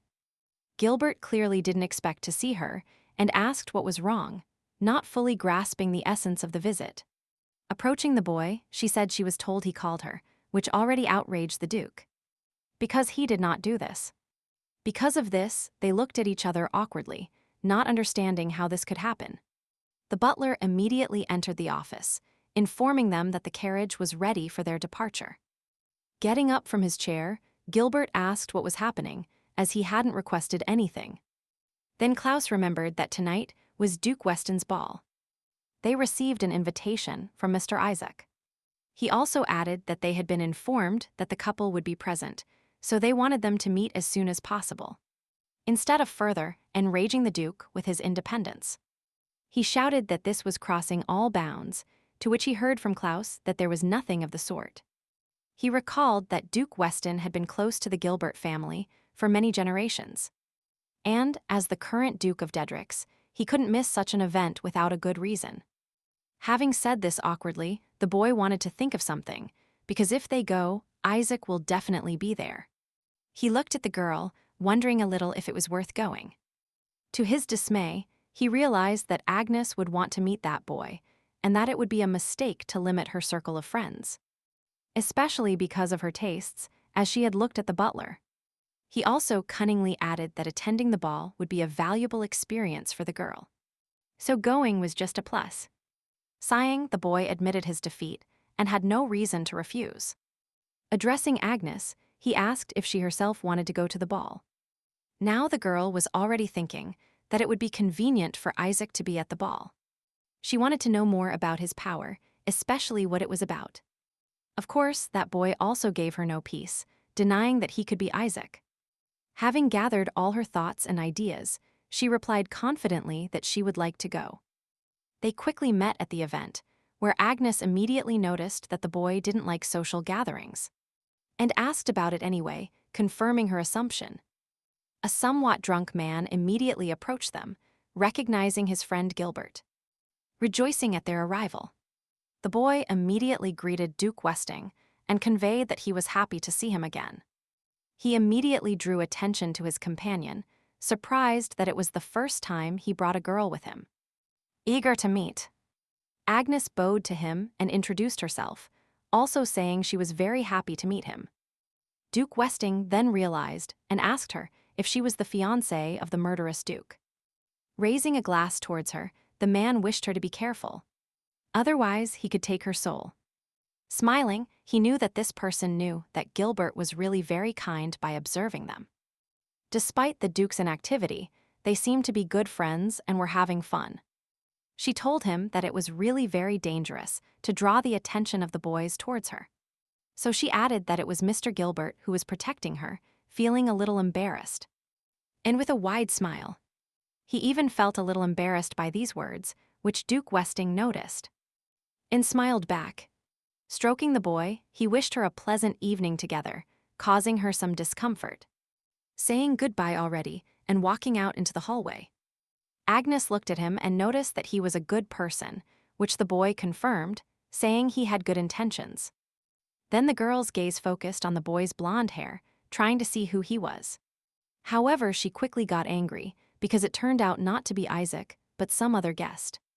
Then Gilbert said he wouldn't mind if she went to find the boy, Hagen, and asked her if he was mistaken. The girl turned awkwardly towards him, feeling a little guilty about this, about to say something. The Duke immediately interrupted her, warning her not to worry about him. That he was fine. Besides, he added that she is his fiancée only in word, so she can do whatever she wants. He especially realized that even if she left with him, it would simply mean that the murderous Duke had lost another fiancé. Looking at her with a little sadness, the boy told himself that she didn't have to stay by his side. He didn't care where she would go or who she would be with. He wanted her to be happy. Only her voice asking why he said that snapped Gilbert out of his thoughts, trembling at her voice. She became sad, pouting, almost trembling at his recent words. The Duke even felt somewhat uncomfortable, so he softly called her, hesitating a bit to say anything. Agnes, staring at him, wanted to say something, starting with I, but immediately fell silent. Not knowing what to say. Gilbert himself didn't understand what was happening, looking at her and again calling her in a low voice for her to say something. The girl sunk into her thoughts, realizing that the master already has someone he wants to marry. And one day they would have to part, which saddened her. She had to accept this, and decided she would stay by his side until then, which gave her some relaxation. Suddenly, a girl approached them, asking for forgiveness and distracting the couple from exchanging glances. Having received attention from both, the girl who came hesitated a little, apologizing again. Looking at the boy, Gilbert asked what was going on, which made Agnes realize they should leave them alone to talk. And she withdrew to the salon. She thought that even if she expressed her selfish desires, it would only cause trouble for the Duke. Agnes decided she just needed to calm down and glanced at Gilbert out of the corner of her eye. It seemed to her that the boy was smiling when he met the other girl, as if they were clearly having a pleasant conversation. With a light weight on her chest, she wondered if the boy was the same one from the day she found her lost girlfriend. At that moment, the girl told the Duke that she had seen him from afar, considering him very handsome. A little embarrassed, she asked if she could invite him to dance, when her friend immediately stopped her and took her by the shoulder. She rudely told her she could go dance, but not with this person, which made her ask the reason, surprised. She whispered in her friend's ear, although many still heard that it was about the murderous Duke. This aroused the interest of the surrounding people, who immediately stared at the guy, not believing it was the same murderous Duke. Many, without being ashamed that he was nearby and could hear them, discussed the rumor that he was killing his girlfriends. Even in the part of the hall where Agnes was, it was clear that the Duke was at the ball, starting to discuss how creepy he was and whether he was a murderer. She turned sharply, wanting to express everything to the people, because she knew Gilbert wasn't the type of person they called him. Just as she turned around, she accidentally bumped into the lady next to her, apologizing instantly. When she turned around and wanted to apologize, she froze. The girl turned horrified, just like Carla, who turned out to be a stranger staring at the accuser. While the crowd discussed the murderous Duke, the lady began to yell at Agnes, not believing what her eyes saw. She asked directly how this happened and why she wasn't dead now, becoming more irritated upon seeing her alive in front of him. Agnes was also surprised, but she heard the scream and the repeated question of what she was doing here. She got a little scared by this behavior from Carla, in silence, while she continued to demand an explanation for what was happening. Leaning towards the girl, Agnes said that Duke Dedrix treated her very well while clarifying if she meant the murderous Duke. Carla was sincerely in shock and asked again if that same Duke was treating her well. However, with a malicious smile, she asked if the girl had simply run away. Carla folded her fan and continued saying that she probably feared death so much that she fled the Duke's property. And then it seems that someone kind-hearted picked her up, reminding her how her father once did with her. Calling her pathetic. Upon getting up, the girl began to insult Agnes to her face because she couldn't even die for the sake of her family. Despite everything they had done, calling her useless. Barely decided, she turned her head and started explaining that she hadn't run away, and that now she was with the Duke. Her speech was immediately interrupted by Carla, who couldn't believe she was talking to her at this moment. Saying she was too arrogant, the girl started lifting her dress with her foot, which Agnes immediately realized, not understanding what she was doing. A moment later, Carla stepped on her foot, causing her to stumble and start falling backward. Where the waiter was with champagne glasses. A tray with drinks fell to the floor, causing the sound of breaking glass. And many guests turned to see what was happening. Agnes herself turned upon seeing what happened and feeling a little guilty towards the worker. And the plates, while the girl looked on arrogantly. Immediately, Carla looked at the girl asking how much it was worth, demanding she clean up the place right away. Agnes lowered her head and obediently dropped to the floor in front of the fragments, reaching for them and saying she was very sorry. The rest of the guests watched with disgust as she picked up the sharp fragments of broken glasses with her bare hands. Carla, looking arrogant, added that she was just a vile rat, even wearing an elegant dress. She wouldn't hide her true essence. While others watched, the lady continued saying that crawling on the floor suited her very well, which made Agnes feel ashamed, mentally knowing she should have defended herself. However, unfortunately for her, the girl understood that in front of Lady Carla, she was turning into what she used to be. A maid. Immediately, the murderous Duke himself walked through the crowd, looked at this picture, and asked what was going on here. Agnes immediately recognized his voice, without looking up, feeling how she was getting better. Gilbert himself looked at this picture, saw her immediately, walked towards her, and looked with regret. Covering herself with a fan, Carla herself apologized for the noise, relaying that it was all because of the rudeness of this lady on the floor. She sat as close as possible to Agnes, while she was a bit in shock, not knowing what to do. The man gently took the fragments from her hands and told her that if she touched them with bare hands, she could cut herself. Agnes guiltily let go of the fragment. She raised her head and began to explain that she was the one who broke the glasses. He sighed and Gilbert called her by name, not understanding what she was doing. Holding her palm with one hand, he asked her what she was doing now, looking her straight in the eyes. As Agnes looked at him more, the boy said that clearly she was no longer a maid to do this. He was gentle and smiled with her, looking softly into her eyes, giving her more confidence that she was safe. He immediately called the waiter next to him and asked what he was doing. Looking at him slightly, he told him to apologize for what his companion had done. But he asked if the waiter should really stand still and observe what was happening.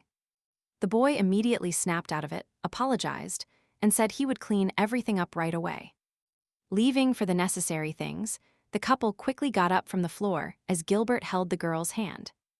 She tried to calm down when the Duke immediately leaned towards her ear, giving her a slight signal, drawing the attention of his eyes to himself. He told her not to dare to apologize immediately for any accident. In addition, he reminded her that she was his fiancée, demanding that she not forget it, which clearly lifted her spirits, causing Agnes to smile at him more boldly, embarrassed. Carla remained behind her and continued saying that this Duke who picked her up must be very strange. Of course, Gilbert himself heard this. He turned to Agnes and asked who she was. Carla looked at her mischievously and sideways, wanting her to admit that she was his maid. Only Agnes was craftier and told the boy she didn't know this girl at all. Smiling slightly. These words made Carla quite angry, looking at her back and asking what that was about. Only now nobody was listening to her anymore, because they had moved a little away and were together. So the lady did not dare to approach and humiliate her again. Isaac had just arrived from the carriage onto the street and was leaving, realizing it was already very late, and that he would be in trouble. Looking at the estate, he was even more interested in knowing if Agnes was there, because he desperately needed her. Clearing his throat, he mentally remembered the girl and admitted she was very kind. Many guests were already leaving the ball, while Isaac mentally replied that he couldn't wait any longer. He wanted to quickly check how real Agnes's true power was, clearly planning something bad. Looking at the crowd that was back at the ball, the boy suggested they act according to the previously worked-out plan. Yubel stood near the window, confirming Isaac's words because if he went, Agnes would be cautious. Furthermore, it seemed to him that she definitely couldn't refuse his offer to the boy. The man also suggested that the boy could at least enjoy the ball with her.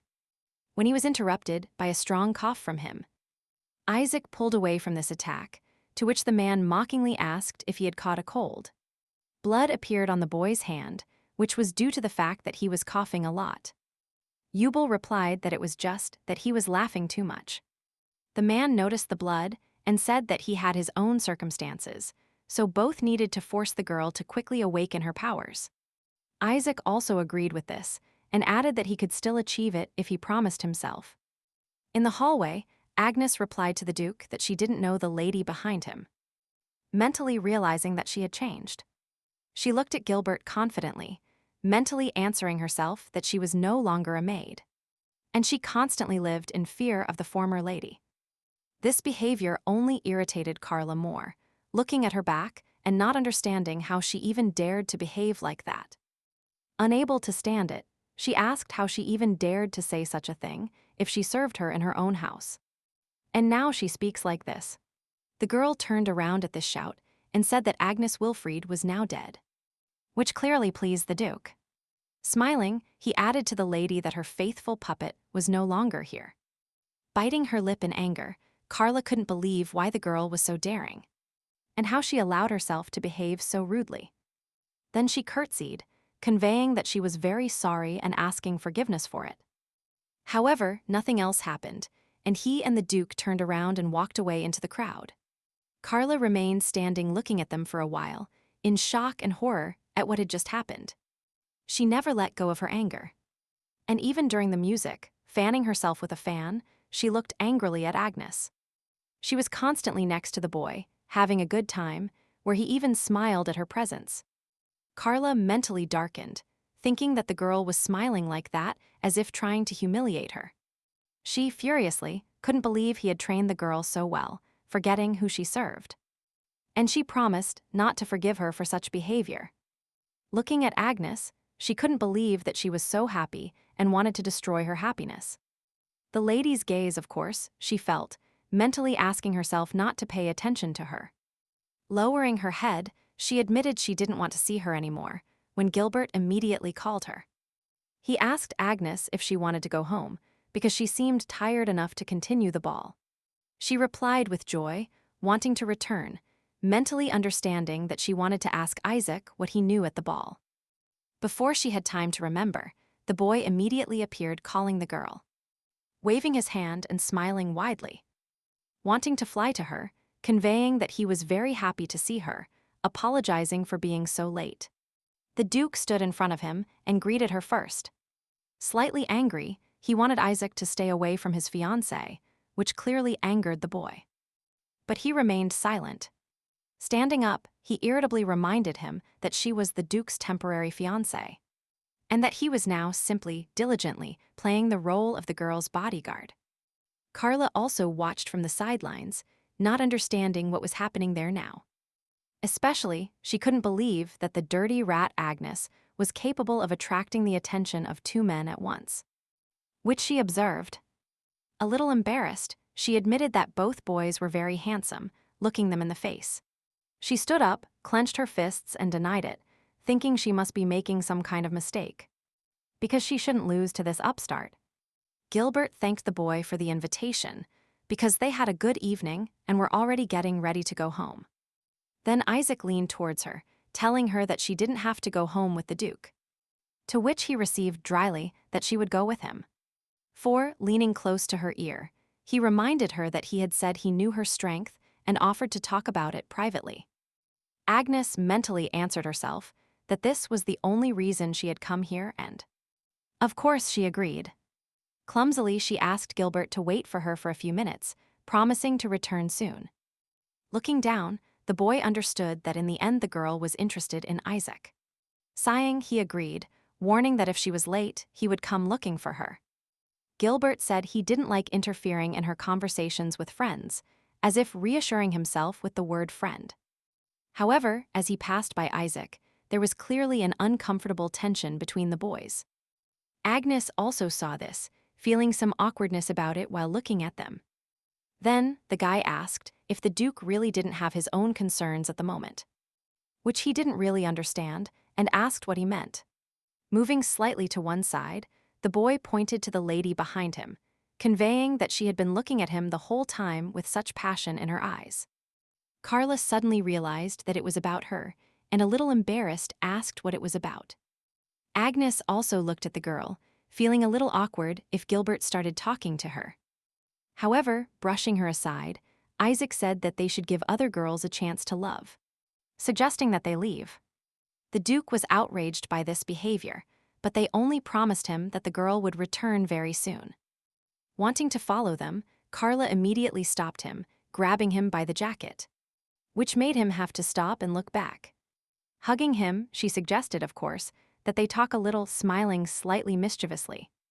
She smiled mischievously, thinking in her mind that if she could win him over to her side, she could corner Agnes. Gilbert looked at her slightly out of the corner of his eye, not quite understanding what the girl wanted. Carla pressed the most important thing, that she knew the girl the boy was with now. Isaac was already pushing the girl toward the street, without stopping too soon, while she scolded him. Agnes explained to him that it wasn't very polite to leave the ball like that, while the guy started making excuses. Apologizing to her, he only wanted a little time, but the Duke was too persistent, which made it difficult for the boy to have a conversation in his presence. Only Agnes justified him and reassured him, looking at Isaac with a slight tone of reproach. The boy happily noticed that they were finally alone with her, approaching her. Only she didn't let him get too close, pushing him away, which surprised the boy a little. Feeling a little embarrassed for being so rude, Isaac asked her why she was avoiding him in the first place. Agnes explained that she had been thinking about something this whole time, wanting to know how the boy found out about her memory loss. Thinking for a bit, Isaac said it seemed to him so, but the girl herself told him. Agnes shook her head without listening to the end, replying that it wasn't so. Continuing to smile, the boy felt a little tension from this question. The girl also looked at him and reminded him that no one knew about her strength either, recalling that her mother also told her to keep it a secret. When she asked him again how he knew about this, Isaac ambiguously noticed that she had already remembered. Then the girl asked him what he was doing then, looking a bit threatening and angry, wanting to know the truth. Isaac started to calm the situation, asking her not to make such a threatening face because she really told him about her strength when they were little. Agnes then realized that the boy was not the same as before and demanded that he stop lying to her. Without having time to ask anything else, the boy suddenly started falling to the ground coughing, surprising her. Shouting that she would call for help and running towards the hallway, he abruptly stopped her, asking her to wait and not to know anyone, wiping the blood from his lips. Agnes stopped and looked at him, a little worried and alarmed. Getting up from the ground and approaching the railing, Isaac explained that he often had those kinds of attacks, conveying that everything would pass soon. Leaning on the railing, he was out of breath. He sat on one knee, while the girl began to examine his condition. The boy became noticeably pale, looking slightly flushed as his breathing began to improve. Agnes approached worriedly and asked him if that was true so many times, sitting down beside him. Getting up slightly, Isaac explained that yes, it had become quite common, clutching his chest.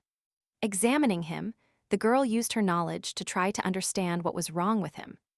She saw that he had become paler and that he also had trouble breathing, thinking the boy might also have a fever.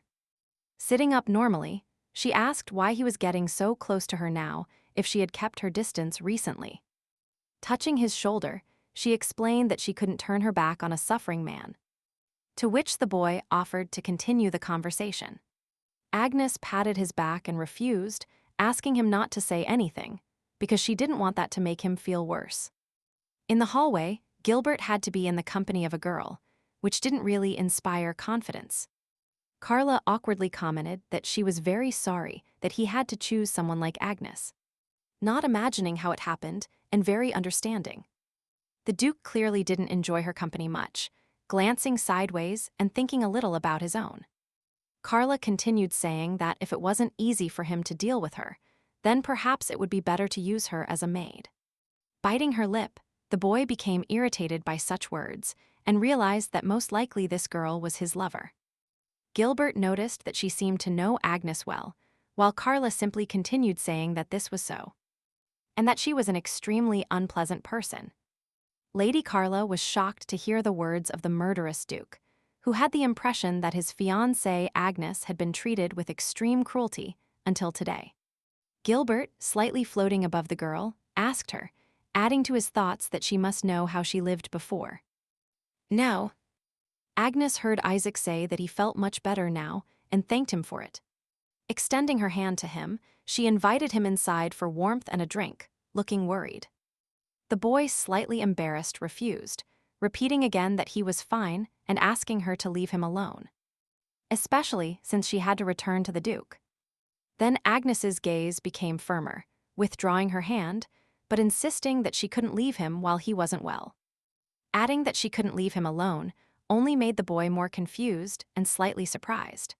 Smiling at her, Isaac noticed that she was very kind, smiling more broadly and smiling clumsily with a pleasant feeling.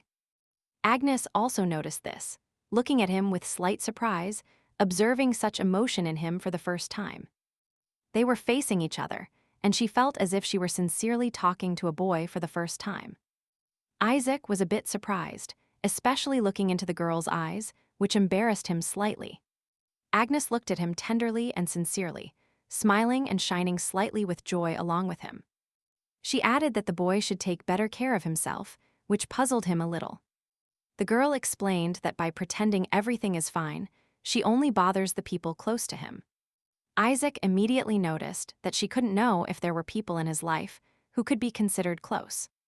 Agnes explained that the mere thought of his suffering saddened her, looking at him lovingly. Because even if she lied, she still said she wanted to be his friend. Having said that this made her very happy, the boy looked at her embarrassed, not knowing how to respond to such words. By just looking away, out of the corner of her eye, she noticed a crowd near the hallway window. Lightly thinking about her own things, in silence, Agnes herself averted her gaze and said that Mr. Gilbert had also told her something similar. Clumsily smoothing her hair, she remembered that thanks to the Duke she had improved, starting to take care of herself. She added tenderly that it was different now, and she lived happier than ever. Suddenly, Isaac noticed that she was no longer a puppet, which the girl didn't immediately hear. Looking at him and asking what he said, the boy diverted the topic that he would now talk about himself. Then his gaze softened, listening attentively and looking at Isaac, incredibly interested. Placing his hand on his chest, he explained that he was born with a chronic illness and that he didn't have much time left to live. Of course, he didn't want that fate for himself. Slowly, someone started sneaking up on them, while Agnes had her back turned. And the boy continued so as not to lose her attention. Isaac said that thanks to the girl's magic, she herself can change people's lives. Only because of this same magic, he lost a lot, which tensed her up. Looking a little gloomy, he listed how he had lost his parents, friends, memories, and his own power because of magic. Agnes's attention was completely focused on the boy, which is why the pursuer attacked her from behind with a knife, hanging on to him while she noticed nothing. Before the stranger had time to hurt the girl with a knife, Isaac immediately fell under him, exposing his back to protect her.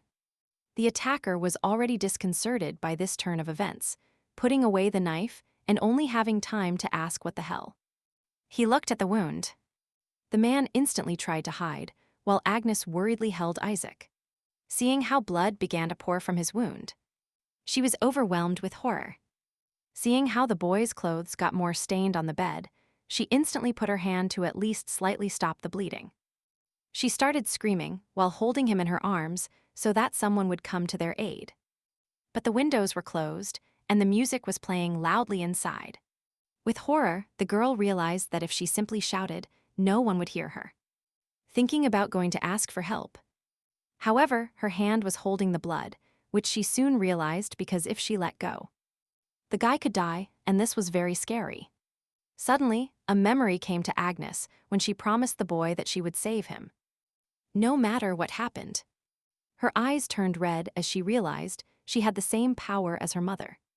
As a child, she promised herself that she would no longer make new friends until she took control of her power. Her mother also wanted to teach her this. That's why Agnes remembered how she told her to do what she said when she was little. A small butterfly lay on the table in front of her, while her mother whispered in her ear to feel the warm energy inside her. The girl told little Agnes to gently touch it with her power, which she did with concentration. Taking her hands away, suddenly, a butterfly began to fly in front of her face, which had recently been dead on the table in front of her. After hugging the girl, her mother also noticed with a smile that she had healed the insect. With pride, the girl explained that this is their joint strength, looking at the girl lovingly. Agnes instantly realized that these were her memories. Trying to pull herself together and repeat the lesson. Placing her hand on Isaac's wound, she tried to concentrate her warm energy within it into this wound. The light around her gently changed the color of her hair as the concentrated girl kept her hand on the wound, thinking about her strength. In the hallway, Gilbert asked the lady if she was really from the Wilfred family, and he asked how she dared to mock Agnes. Carla was incredibly indignant about this question, waving her fan in front of her face and asking what he was talking about. Composing her thoughts, she said she was the eldest daughter of the Wilfred family and averted her head from the Duke's grim gaze. She realized the boy believed Agnes and reproached him, while he became even gloomier at her words. Carla, irritated, shouted that she was the one suffering the most from the appearance of the girl from her family. She considered this the absolute truth, because before, her family only paid attention to her. However, as soon as Agnes appeared on their estate, Carla noticed how her father had changed. She remembered with hatred that he had taken in the girl, even though she always had such an ungrateful expression on her face, still angrily insulting her as a dirty, useless rat. Carla also clearly noticed that they were not mocking her, but only punishing her when necessary. The lady mocked and noticed that it seemed Agnes felt nothing, because she neither laughed nor cried. She felt nothing and acted like a doll. Gilbert had already reacted sharply and said, with a grim expression, that it was thanks to her that the girl became like that. Surprising Carla. Pushing her fan towards him, the lady demanded to stop this act, asking if he, a powerless aristocrat from the interior, really wanted to start a fight with the daughter of the famous Wilfred family.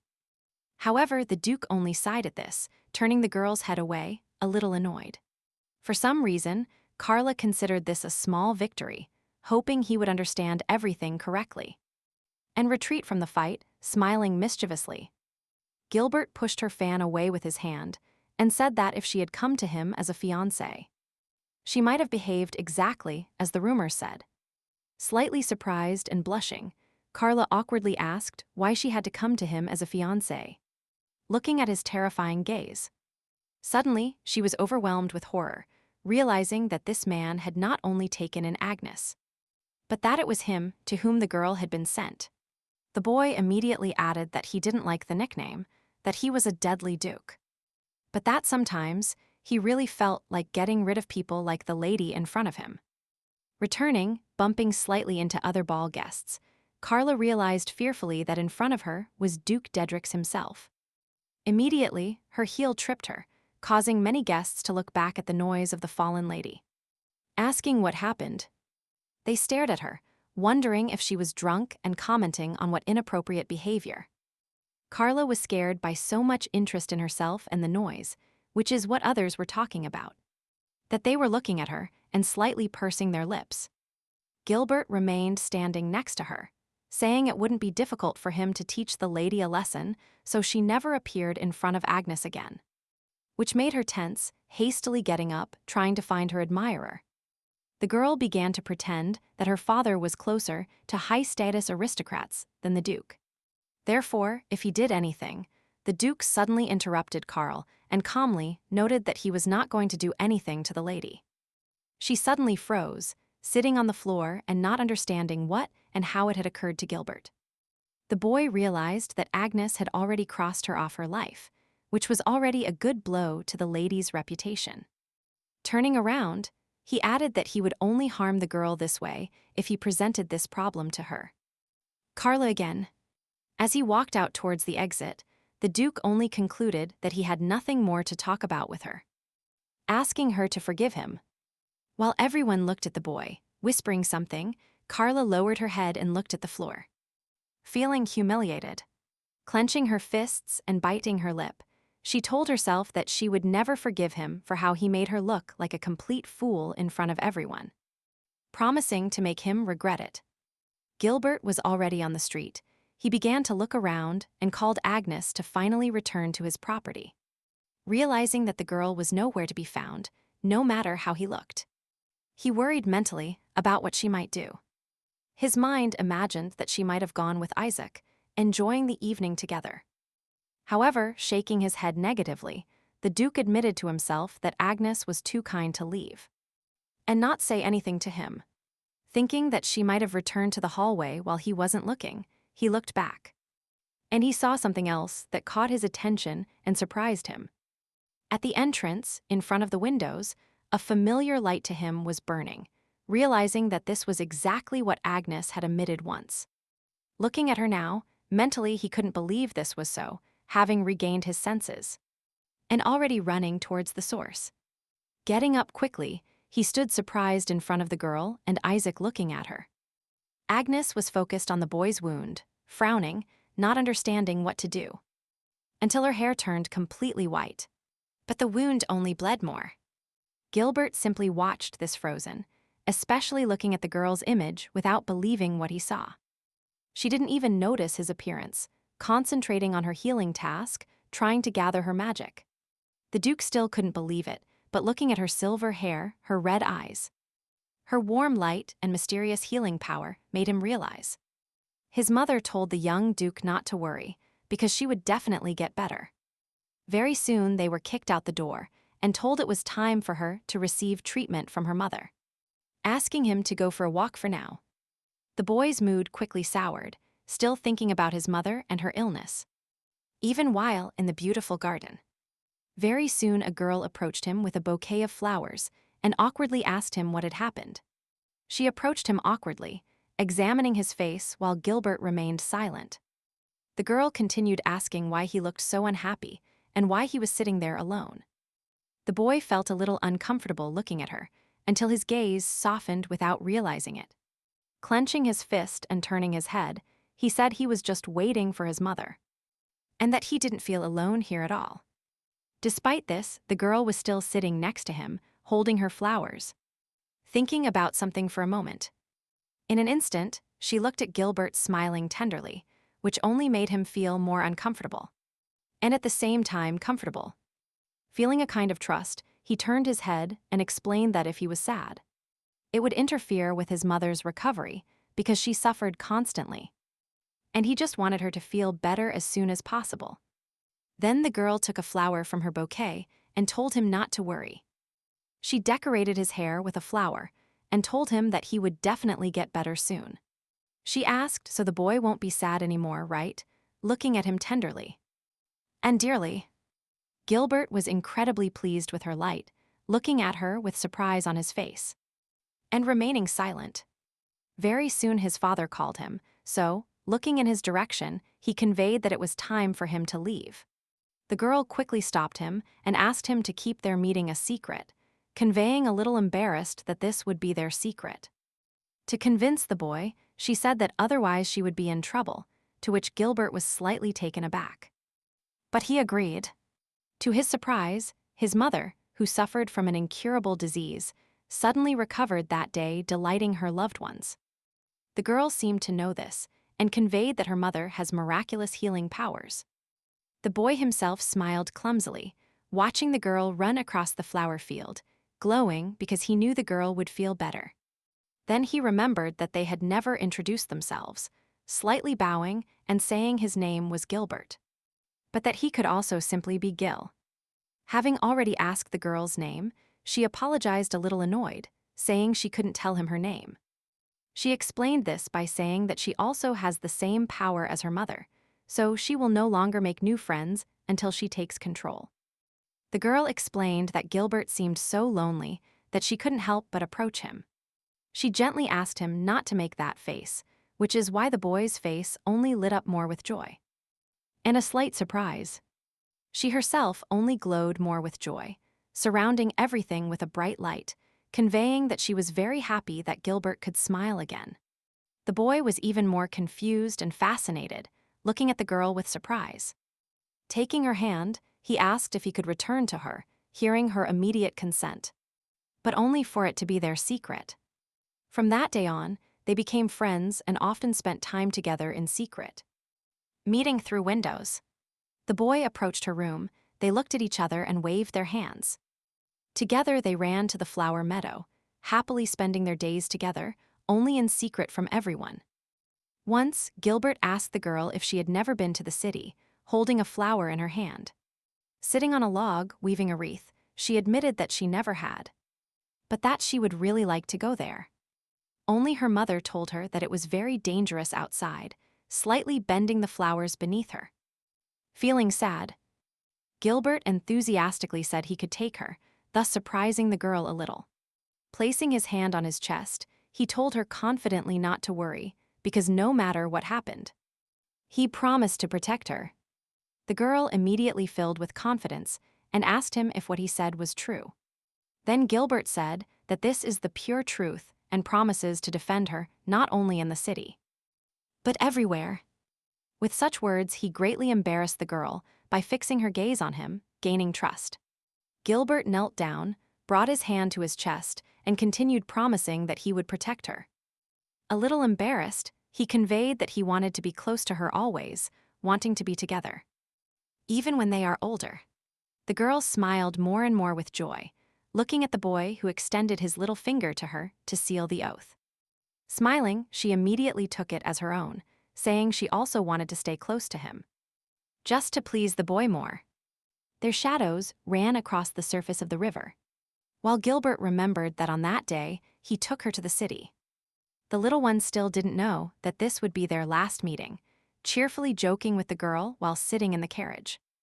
Upon arriving in the city, she immediately became interested in its entire bright appearance and its beauty and looked around avidly. Gilbert remembered that they arrived in the middle of the festival, so there were more people than usual. And there were all sorts of entertainment. The happy couple stopped everywhere, looking at various things that caused unique delight in the girl. They stopped at the puppet theater among other children, laughing and watching all sorts of performances. Soon the girl thanked Gilbert for bringing her here, because she didn't think she would have so much fun in the city, thus embarrassing him.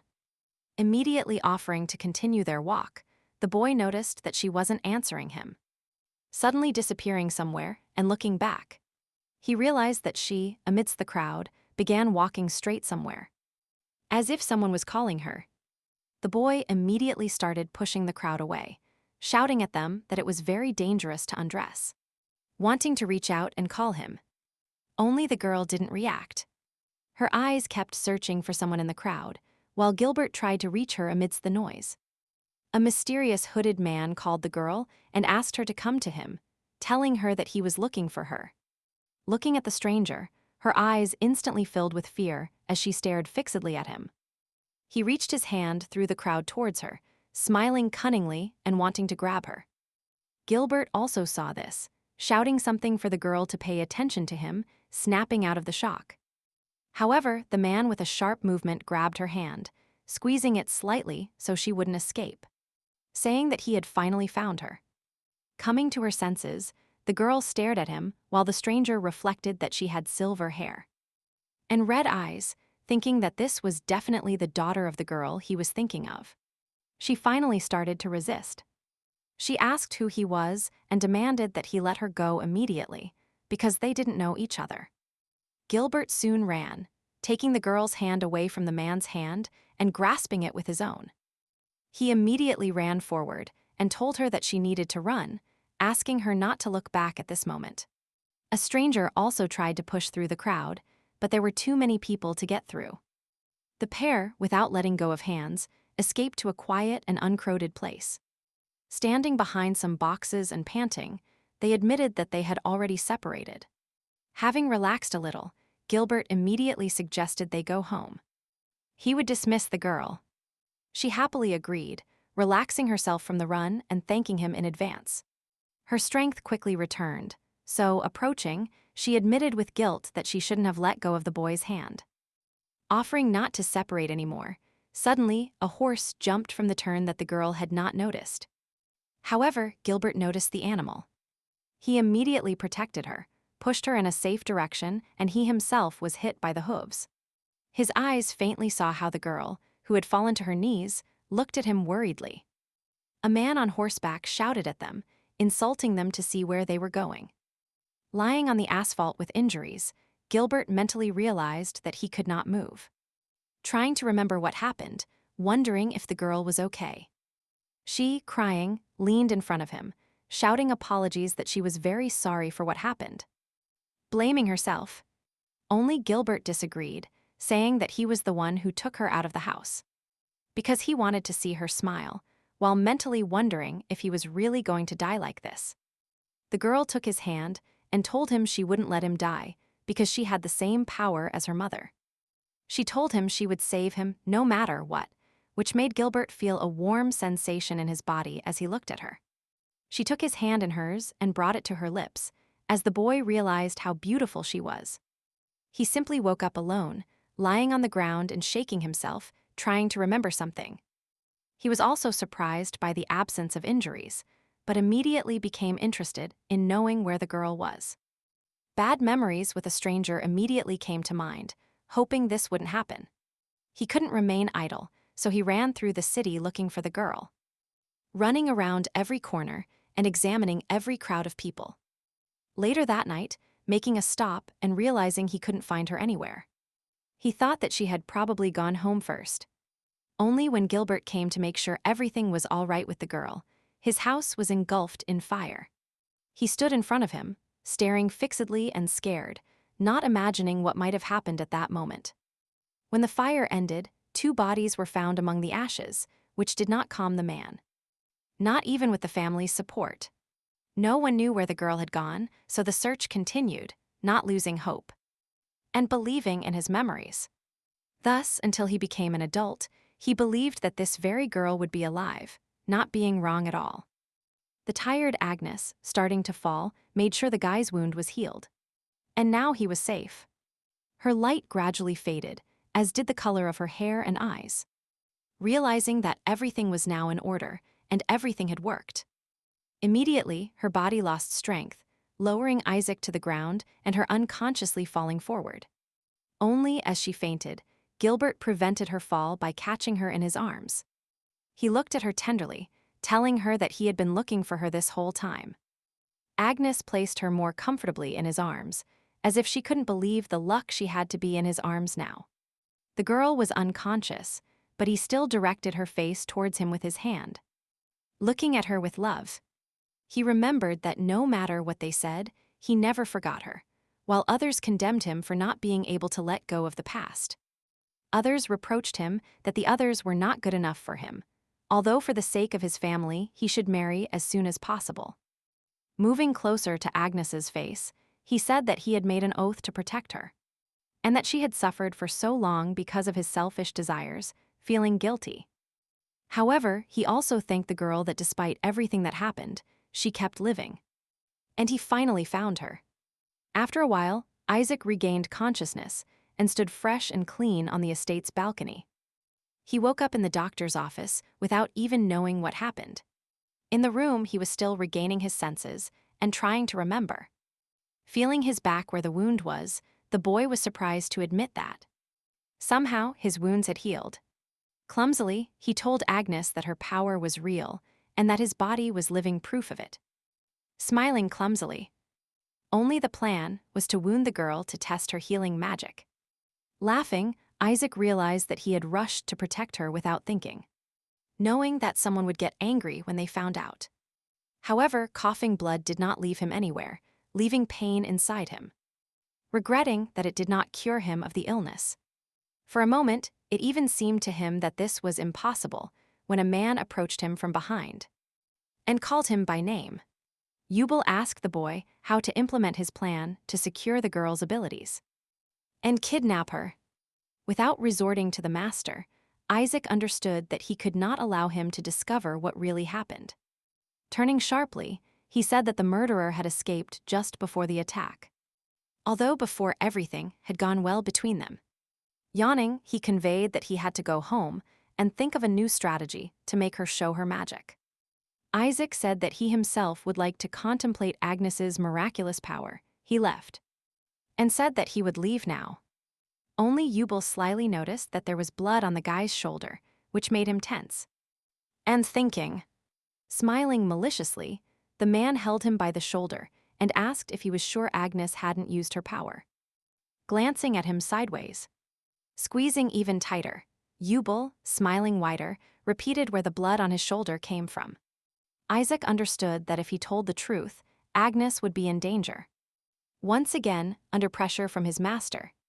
Moving away from the man, he mentally understood that everything was in order, because this is what was planned from the beginning for the girl.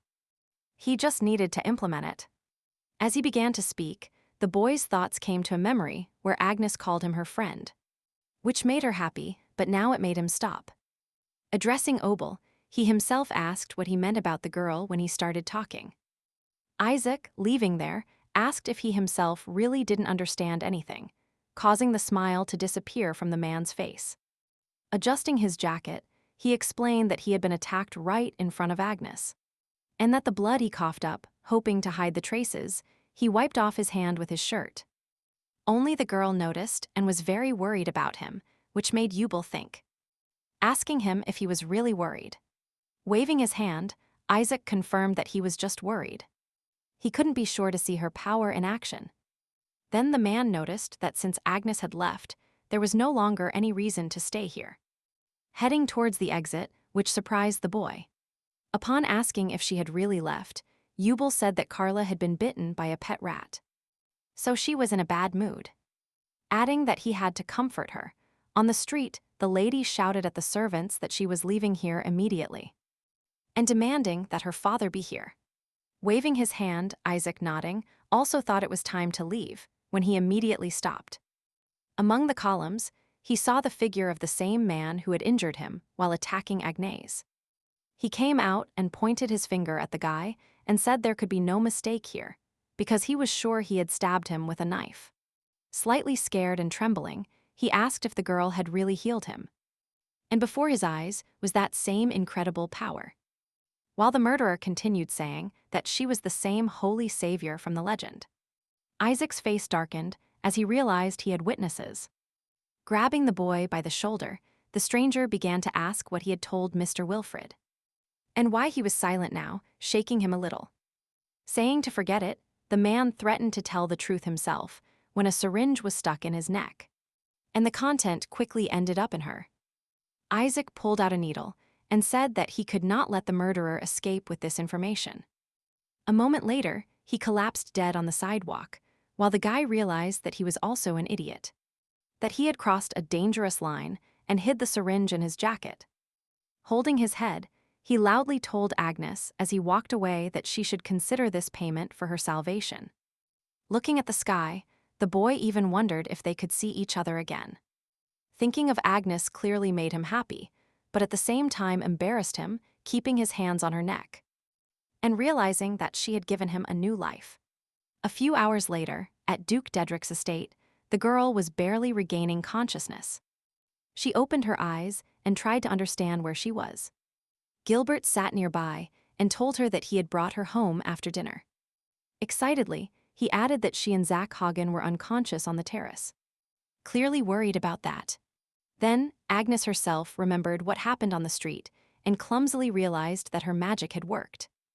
Getting up from her seat, the Duke said that she was probably very tired. And he wanted to let her rest now. Only then did the girl call him, telling him that she had something she was hiding from him and asking him to listen to her now. She admitted that someone had attacked her and Isaac, clumsily kneading her hands and clutching the hem of her clothes. Gilbert listened slightly tense as she added that the guy was injured while defending her. Agnes gently lowered her head and added that unfortunately the attacker managed to escape. With anger at himself, clenching his fists, the boy said he shouldn't have agreed. He should have stayed by the girl's side. Only she immediately got up and insisted that it was not his fault because she told the Duke not to go with her. Turning towards the window, Agnes, lowering her head, said that now she would tell him something. And this would surely make him think she was making up some strange story. Only Gilbert was completely attentive. The girl approached the window, opened it to let the moonlight into the room. She turned to the boy and told him she had mysterious healing powers. The boy listened to her attentively, looking at her without any specific emotion. Agnes continued saying that she wanted to talk to Isaac, because he said he had information about this while looking at her hands. However, closing her eyes, she apologized for not telling the Duke this sooner, because she promised her mother to keep it a secret. Besides, she herself did not understand or know about her strength, to which Gilbert got up from his seat, calmly realizing why she was silent. Slightly hesitant, Agnes added that she was still afraid to say anything about it, because she thought the boy would find her creepy. Clasping her hands and keeping her head down, she admitted that she ended up simply running into danger. Tears appeared in her eyes, saying she was very sorry for causing him so much trouble. Gilbert was immediately by her side, gently touching her shoulder, distracting her from bad thoughts. He directly asked why she had to think that she was creepy, looking at her softly and tenderly. Agnes gently took his hand from her shoulder and pressed it against her cheek, feeling the pleasant warmth of the boy's presence nearby. A little embarrassed by this, Gilbert immediately hugged the girl, pressing her against him, which surprised her, making her blush. Closing his red eyes, the boy admitted that he was jealous of Hagen because he didn't want to see how close they were getting. That's why he tried to pull Agnes away from him while she listened attentively. Gilbert hugged her tighter, telling her that he promised to protect her with all his strength, to which she herself hugged the boy, cuddling up. She shyly exclaimed, leaning comfortably on his shoulder, feeling great, although a little embarrassed. After hugging for a while, the boy finally decided to ask why the girl was so angry with him at the ball. Clumsily recalling that moment, Agnes said that the Duke told her something that bothered her a lot then. Gilbert was caught by the word that he had said something that bothered her, as if asking again how it was possible. Lowering her head, she understood that at some point they would have to say goodbye, realizing sadly. However, Agnes immediately added that, until then she wants to stay close to him. And that is her wish, gently holding the boy in her arms. He also looked at her fixedly, a little embarrassed but happy, not hiding his smile. The girl only added that she was happy to see his smile, while he remembered that he had already heard these words from little Agnes. With a bigger smile, he realized that it was her, remembering that he had promised to protect her, no matter what happened, and to stay by her side. Gently holding her hand, Gilbert also admitted that he should also tell her something, because she had lost her parents and her memories after going through so much hardship. Darkened by his thoughts, he clumsily said that everything happened thanks to him in childhood. Agnes stared at him, a little scared, when he started listing what had happened to him. She was especially frightened by the Duke's grim gaze when he admitted that everything happened because of his fault. She instantly took her hands off his palm, causing Gilbert to tense up. But he understood that such a reaction could happen, so he just sighed. Only to his surprise, Agnes took his hand with both hands, looking him straight in the eye, and asking him not to hide anything from her. She promised to accept everything he said, looking at him tenderly and lovingly, asking him to tell her. A little hesitant, the Duke said that the fiancée he had been looking for all this time was her, which greatly surprised the girl. As a child, Gilbert remembered the image of a girl who said her mother would soon get better. And he knew that was unlikely. While stroking his friend's horse, he remembered that all the doctors said his mother's illness was incurable. Suddenly, a familiar, soft voice called him by name, causing his eyes to immediately fill with happiness. Looking in the direction of the voice, he couldn't believe what he heard, and he saw his mother was in the garden in a stroller with her father. And she was calling him. Worried, Gilbert asked her if she shouldn't rest, and immediately prevented her from moving forward. Luckily for him, his mother replied that she felt no pain today, so they went out. The boy's father also realized that this amazing power really exists, and he is very happy that they turned to him. Gilbert himself was pleased with their smiles and joy, looking at his parents, and smiling widely. Very soon they all left together for the city, happily greeting everyone who was arriving. The boy himself was happy. Mentally, he didn't believe his mother could return to the city.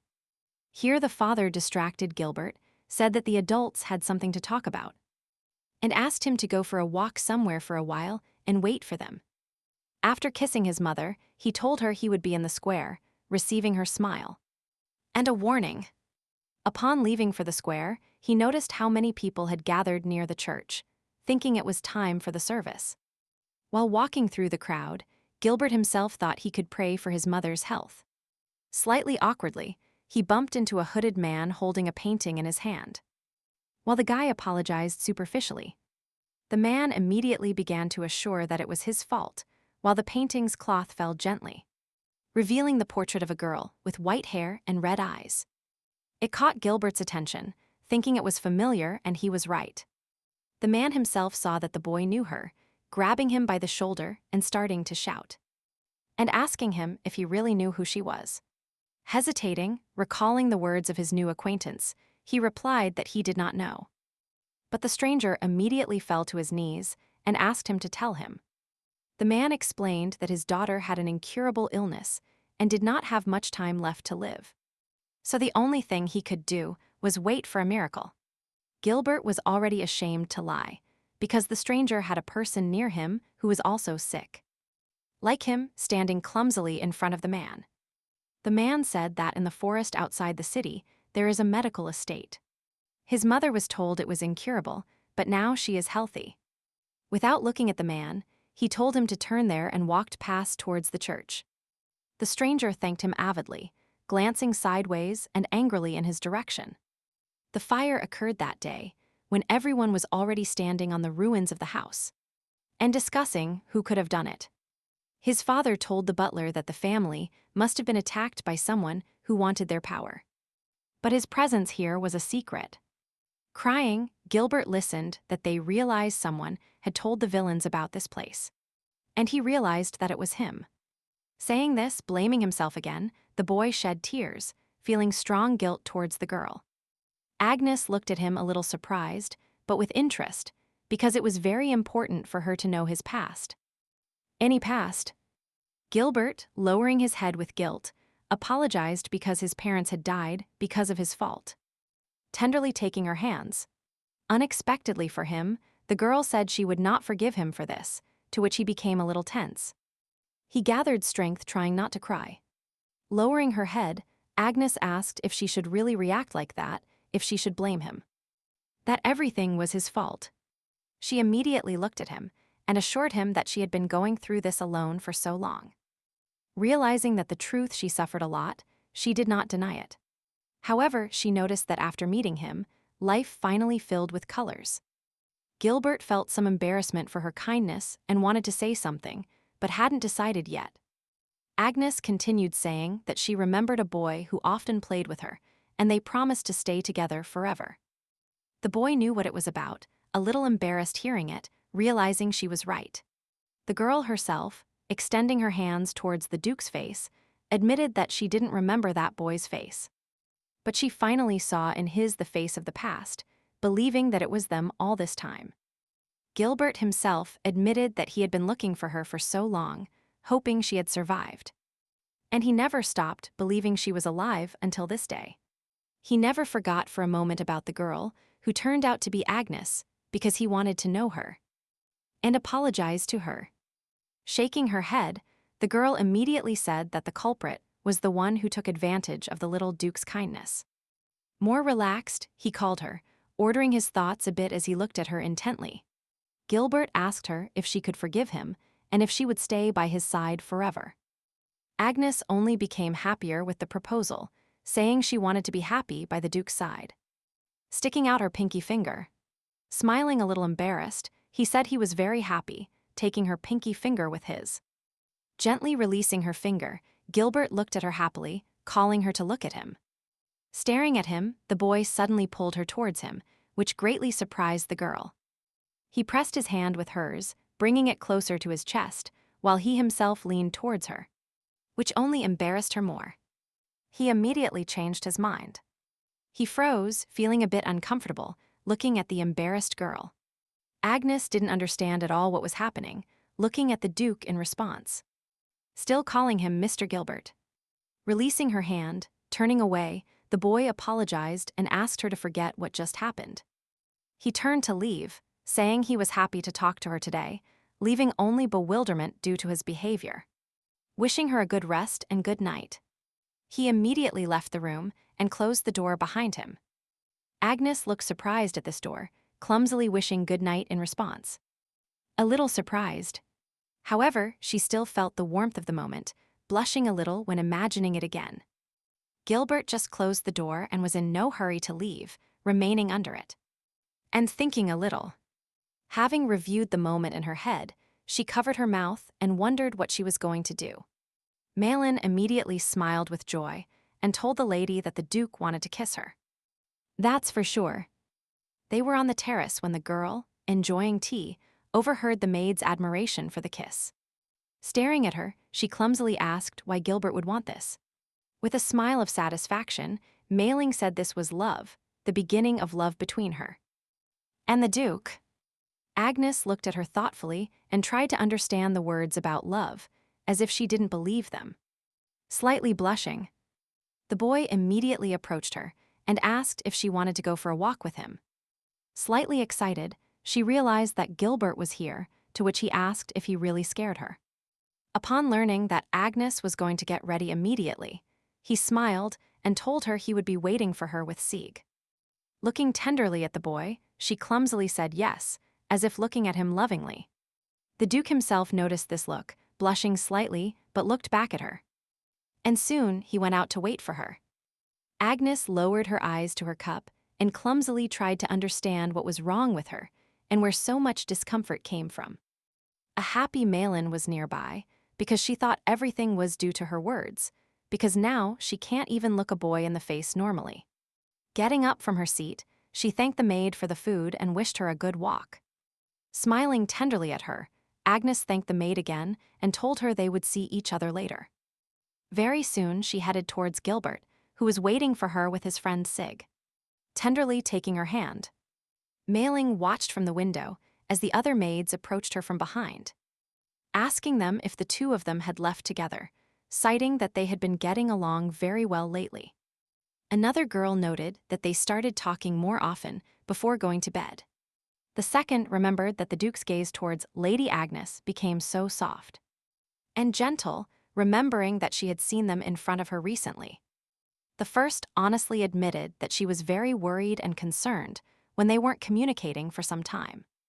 Mailing herself, smiling, agreed that she was very glad that the couple had made up. And now they got along so well. The butler also joined the maids' conversation, without notice or greeting, telling them that they had found her. Only the girls immediately tensed up, explaining to Klaus that they were not playing. They became tense. The man announced to them that Lady Agnes was the girl whom young Master Gilbert had been looking for all this time. Here the maids stared at him, slightly surprised, realizing his words, and becoming delighted. The butler explained that there were times when he strongly recommended the Duke to settle down. And then countless brides arrived at the estate. Only the master didn't need any of them, so everyone feared him like a murderer duke. Klaus lowered his head and concluded that throughout this time, the boy had only been waiting for Lady Agnes. This explained their relationship more, imagining them in the role of the future duchess. The maids, slightly embarrassed, couldn't believe, embarrassed and joyful, that Lady Agnes was the one. Mailing continued for them, noting that the bride herself was beaming with joy. And equally delighted with this information. Gilbert, being with the girl in a flower meadow, immediately apologized for taking her out for a walk so suddenly. He clumsily admitted that the servants' stares were too stressful for him. And now he exhaled calmly. Smiling, the girl herself knew it, clumsily accepting that it was so and that she felt the same way. She looked at him and admitted she was happy to spend time with the Duke, smiling. Gilbert himself said he was very happy about this, clumsily extending his hand towards her. Only then did he stop. Turning around, he mentally admitted to himself that lately he had been unconsciously tempted to touch Agnes. But she hadn't fully recovered her memories yet. Immediately, a girl clumsily interrupted his thoughts, asking him if she could ask him a favor. To which he immediately agreed. Agnes confidently said that there was a place she really wanted to go and discover something. A few days later, at the Wilfrid family estate, Carla scolded the maids, calling them useless and throwing a cup at them. One of the maids barely dodged the blow, apologizing to the lady while the other checked on her. Calming her down, pursing her lips, biting them. Carla was incredibly angry, mentally recalling that night, because after that everything went downhill. Mentally wondering why her and why she was so humiliated, why Agnes was smiling so happily when she was supposed to die. Promising never to forgive these two, the father approached the noise. He called Carla and distracted her from her thoughts. He noticed she was in a bad mood, while the lady shouted that this girl made her feel so much shame at the ball. Gently stroking his daughter's head, Eubal said that she had already told him this many times, pointing out that the poor thing had suffered a lot. With tears in her eyes, Carla said she would never forgive this Duke and his happy and dirty rat. She immediately became curious and asked if they could use her father's power to do something to them, only to receive a cold answer that they would investigate it later. Turning around and leaving the lady, Eubal said he was busy now because guests were waiting for him, offering to talk later while Carla remained slightly frozen. Taking care of her father, she couldn't understand who the guests were, and this made her a little sad. The doors opened, and the man entered the room, immediately apologizing for making them wait. He said he was glad to see Agnes in good health, while the girl looked at him with some disbelief while sitting next to the Duke. A few hours earlier, the couple was getting ready to leave when Gilbert asked her if she was sure it was worth it. And he also asked if that place wasn't filled with bad memories for her, which made Agnes think a little. Only she trusted his decision, conveying that she had to find out the whole truth. Otherwise, she couldn't live in peace. The girl was sure that the gentleman, meaning her uncle, must know something about her parents' death. Gilbert was a little worried, but agreed with her regarding why they were heading to Wilfrid's estate. Upon arriving at the place, the butler immediately thanked Duke Dedrick for his patience. Bowing slightly, they entered the estate together, and all the butlers bowed silently as they saw off the couple. Only among the crowd of maids were there whispers, realizing that Agnes was next to the Duke. Not fully understanding why she was alive, because she was supposed to pay them with her death. They continued to call the unconscious doll, also noticing that she had become more like an evil demon. Which is why the girl seemed tense listening to all this. Immediately, Gilbert leaned over her shoulder and asked if she was okay at that moment, scaring her a little. Saying everything was fine, because she knew they would react that way, she put a finger to her lips and asked him to behave as they had discussed earlier, to which the Duke only cast a sidelong glance at the maids. Moving away from them, looking straight ahead, he said he would do it, feeling some discomfort at the same time. They were given a lounge, where they were asked to wait temporarily until Mr. Wilfred, having freed himself, came to them, where they immediately sat down at the table. While waiting, Gilbert smiled silently, exchanging glances with the girl, trying to make sure she was fine. Soon a maid approached them, bringing a cup of tea on a tray and telling them it was ready. Agnes immediately recognized the woman as the head maid and now felt uncomfortable in front of her. She, in turn, placed a cup of tea on the table and brought it closer to the Duke. This also angered Gilbert, who raised his eyes to the servants and asked why she had brought only one cup.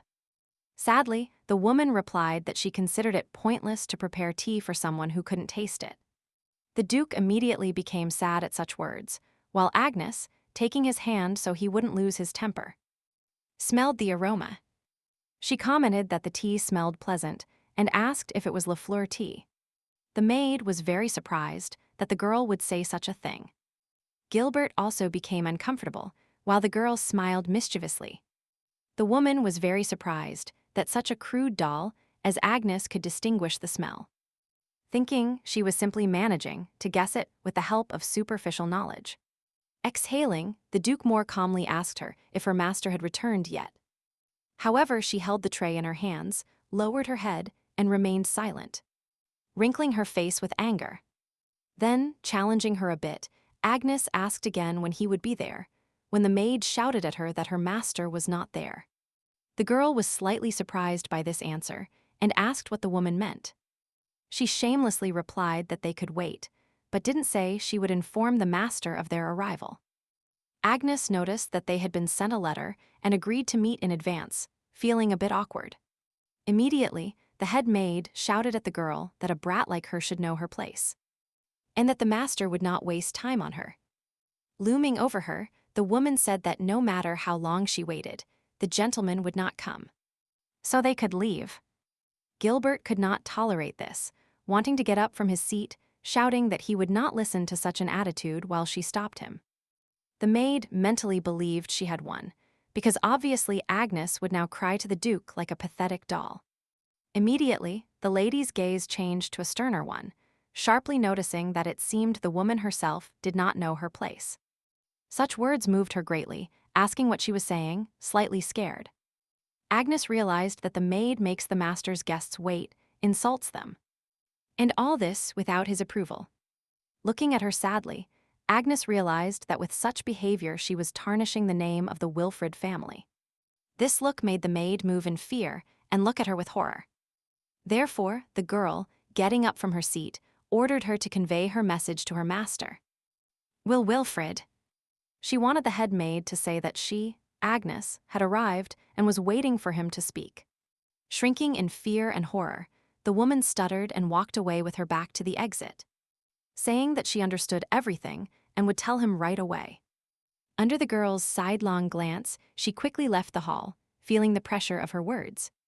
As soon as she left, Gilbert immediately apologized for having lost his temper a little, since he told her to remain silent, which seemed a very cruel request in such a situation. Agnes smiled widely and explained that she just wanted to get a little revenge on the old woman. In his office, Eubel read the letter, mentally recalling how suspiciously Isaac behaved at the ball. And then he received this letter from Agnes, making him feel like something definitely happened there. He looked at the portrait again, which was hung nicely, and said that the girl probably wanted to seal it properly, but she would ruin his plans. Immediately came the memory of how the same girl in the portrait screamed, asking him if he really wanted to use not only her, but also his daughter. Clenching his fist in his hand, he looked at him, threatening not to allow him to do whatever he wanted with Agnes. Eubel angrily realized that there was nothing more annoying than a puppet with free while clinging to a portrait with her nails and tearing it. He wanted to awaken Agnes's power and become a god who would be worshipped by everyone without exception. His bad thoughts were interrupted by the arrival of the butler and the head maid, asking them if the girl had really arrived. The woman said she clearly wanted to demand something from him, thinking in the same way that the Duke might not be real, admitting that she hesitated whether to bother him about this. With a deceptive smile, the man said he understood her, because she was clearly thinking about this family. The maid was satisfied with this understanding from the master, beaming with joy and pride. Only then did the smile disappear from her face, just like Hubel, who knocked her down with a strong blow. He menacingly said that he himself answered Agnes's letter and invited them here. And she took and discredited his name. Upon leaving, the gentleman wished that she would get out of his sight, because he would never set foot in this house again. Tears appeared on the maid's face as she wiped away the pain of the master's strong blow. Remaining in slight shock from what was happening, Hubel told the butler to take care of her immediately while he headed to the meeting. At the door, the man immediately met Duke Dedrix, conveying his joy about this acquaintance. Slightly deceptively, Gilbert also conveyed that he was very happy to meet him. Count Wilfrid. Then he turned to Agnes, remembering that they had recently been at the same ball, and asked the girl if she was present there. Rubbing his forehead, he immediately apologized to his daughter Carla for causing them so much trouble, saying he had already scolded her. Then there was a moment of silence.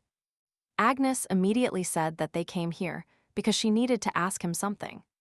She conveyed that she was interested in the death of her parents, namely her younger brother and his wife. Hubel listened, answering only clearly, becoming visibly gloomy about this topic. Thinking for a minute, his face twisted into a malicious smile, saying that the time had finally come to talk about them with the girl. Frowning slightly as he looked at her, Hubel promised to tell her all the truth he knew. Taking her hand, the man began to tell her that his brother Adele and mother Lily were very important to him. He smiled at her and told her that he had been actively searching for her parents for a long time because he cherished them. This slightly disconcerted Agnes, not understanding why he needed to search for them, looking at him in surprise.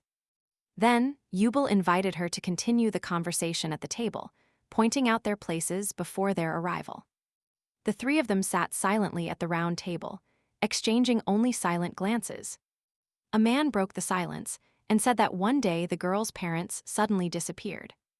He remembered their silhouettes moving away somewhere in the distance, blurring and gently disappearing, while he only repeated that he was searching.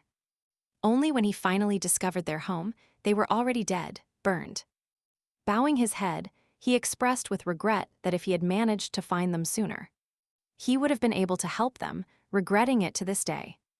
However, Agnes's gaze only became tenser, because her mother and father feared that someone would discover their whereabouts. Even when she was little, she was not allowed to leave the estate walls, leaving her with the servants in case of emergency. Hubel added that he was also sad that they had come this way, and that he couldn't even share useful information with them. Then the girl began to reason out loud that he told her about her parents' death before she left the mansion. That for the sake of her protection, he left her as a maid. His gaze became sterner, noticing that if he truly knew nothing, he wouldn't say something like that, asking him to tell her what he was hiding. Such an idea clearly enraged the Count, who glanced slightly at her, realizing she was starting to guess. Getting up from his seat, leaning on the table, the man noted that Agnes was truly an intelligent girl, which surprised her a little. Starting to walk from his place, he explained that if he delved into the details of her parents' life, he would have to tell things that were extremely hard to believe. Agnes only confirmed with more confidence that she was ready to listen no matter what happened. Removing her hands from her face, Hubel was amused by such confidence, and it turned into a smile. He said that her mother, Lily, had some mysterious power that could heal.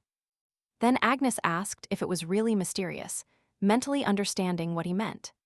Suddenly, Hubel approached her and said that he actually wanted to ask her about this. Taking her hand, the man asked her if she knew anything about Lily's power, mentally wondering what her answer would be. The girl looked at him a little scared, tense, and tried to free her hand, saying she knew nothing. This answer awakened the Count's anger, who asked her if it was true, since he should know, being her daughter, how Gilbert had already squeezed her hand. Releasing Agnes's hand, he called out to her, as if reminding her of his presence here. With some pain and anger, Yubel let go of the girl as she rubbed the pain. Moving away from her, he apologized to them, excusing himself that he was simply worried. When Gilbert leaned over to see how she felt, the man called out to her, making them both look. Opening his arms, the man invited her to return home with them, apologizing because she was treated horribly, although it was for her protection.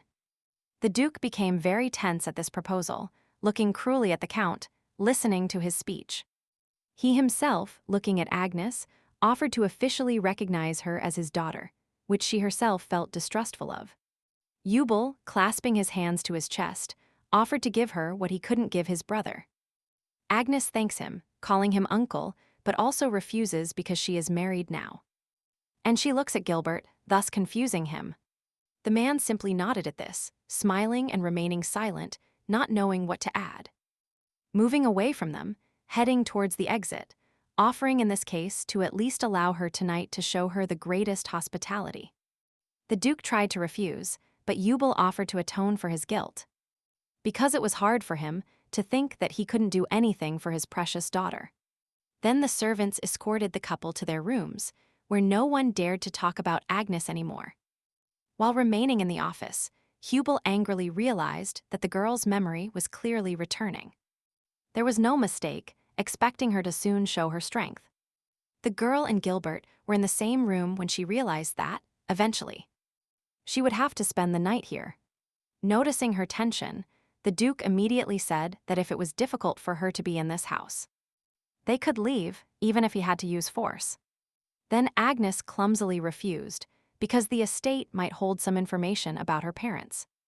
After looking out the window with her, Gilbert asked her if everything was all right, very worried about her. The girl looked at him smiling cheerfully and noting that it was so, because he was by her side. The Duke said he would stay in the room with her, because he didn't want her to be attacked again if they left her alone. Slightly blushing at such an offer, she did not refuse, only thanked him immediately. Only later did Agnes have shameful thoughts that they would spend the night together, and alone, which made her blush even more. The boy also noticed that for some reason the girl blushed and held her cheeks. Then he also realized that his proposal might sound a bit strange, and immediately added that he was simply acting as her guard. He suggested that if she wanted, she could go to another room, to which Agnes immediately refused.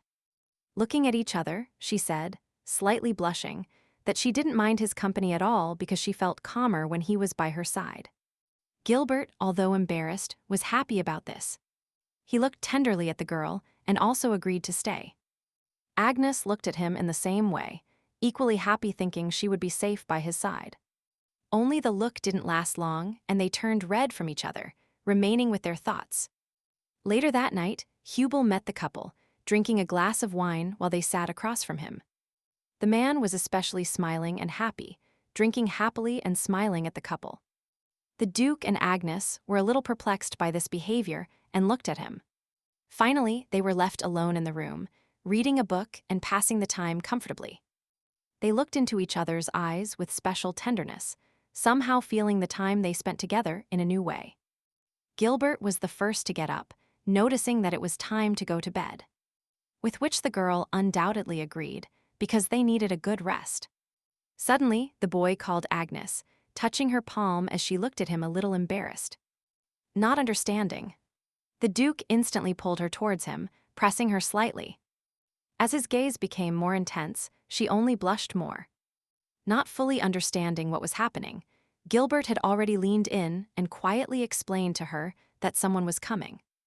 Because of this, they immediately hid behind the curtains with Agnes by the arm, looking only towards the door, waiting for the strangers. As he only pulled her closer to him, the girl clumsily realized, blushing, that they were too close. The footsteps gradually quieted down, but then the door creaked, causing her a little horror. As the boy lurked, he listened and watched. After closing the door, a figure in a dark hood stood in front of it. In front of the couple, making them unable to understand who it was. The stranger immediately began to look around, noticing that there was no one in the room. All the furniture was intact and the lights were off. Thinking they might be hiding in the closet, he immediately opened it and began rummaging through it. While Agnes and Gilbert watched from behind the curtain, wanting to understand who it was. Noticing the nearby curtains, the hooded figure didn't have time to pull them apart when the Duke grabbed his hand and squeezed it lightly. Looking at the man who arrived, the girl realized with horror that it was Lady Carla as she glared at them with hatred. Not believing what she saw, Agnes asked her what she was doing there, looking at her surprised. The girl, with a sharp movement, released her hand, shouting that she would never forgive her. Agnes, looking behind the Duke, she honestly didn't understand what Carla was talking about. And she asked again what she was talking about. The lady became incredibly angry and shouted at her not to play dumb. She saw Agnes fire the head maid because she told everyone what kind of person she really was. Carla was also annoyed because she was now trying to take her own father away. She clenched her fists, shouting that she had realized all of this, until Agnes no longer understood what she was talking about. Because she had come to ask the Count about her parents. Wishing her to shut up, Carla said she had known her terrible nature since childhood. After all, she believed the girl always behaved pitifully to attract her father's attention. She saw and thought she was trying to take her family away, as she approached her father with her pity. Carla thought she would finally find happiness when Agnes left, saying everything with more hatred. Only starting from the night the ball took place, her father thought of nothing else but her. Remembering how worried he was about the girl's letter. Drawing her sword, Carla said Agnes was a demon who stole her father's love. That belonged to her. Gilbert immediately stepped forward to protect the girl, realizing that the lady might seriously harm her. While she herself wondered why the lady was so angry with her. Striking a blow, she shouted that if the Death Duke didn't kill her, she would do it herself now. Gilbert immediately stood in front of her so that Carla wouldn't have time to find an opportunity to hurt the girl in any way. Intercepting her hand with the weapon, surprised, the lady dropped it, hitting the man's face, for which he already had scarlet blood. Agnes looked at this with horror, calling out to the boy and looking at his wound with concern. Only he remained calm and told Carla to drop this unfounded offense against his fiancée. Trembling again, letting go of her hand, the lady shouted that she would never forgive her. Because she was resting on her laurels, thanks to her father's kindness, even though she was just a rat who didn't know worries. With a grim expression on her face, Agnes asked if she truly had no worries while staying at the estate. The lady herself tensed at her voice, slightly surprised that she spoke. Agnes herself approached Carla and asked the Duke to release her hand, and asked her if she understood any of this. Here Gilbert already felt some discomfort, although he had released the lady's hand. He still remained tense. Closing her eyes, Agnes said that she didn't feel a moment of peace on this estate, moreover without feeling anything. However, she immediately corrected herself, saying that if she hadn't chained her heart and behaved like a weak-willed puppet, she wouldn't have lived a single day in this hell that the Wilfred estate was for her. Immediately, Carla became indignant and asked how she dared to say such things about her home. Because they took care of her too. Agnes continued saying that it was Mr. Gilbert who returned her to human life after this place had turned her into a puppet. And now Carla dared to make him bleed, which is why she now shouted that she would not forgive her. From behind her back, in a sheath, the lady pulled out a hidden knife and asked her if she really wouldn't forgive her. She asked how she dared to behave with such arrogance, brandishing a knife at Agnes and running it across her neck. Slightly scared, Gilbert called out to the girl, fearing that the lady might hurt her. Only as she ran the knife across her neck, Agnes conveyed to her that if she really wanted to hurt her, she should let her go ahead. In an instant, bright sparks appeared around her as she said that Carla would waste her time by surprising her.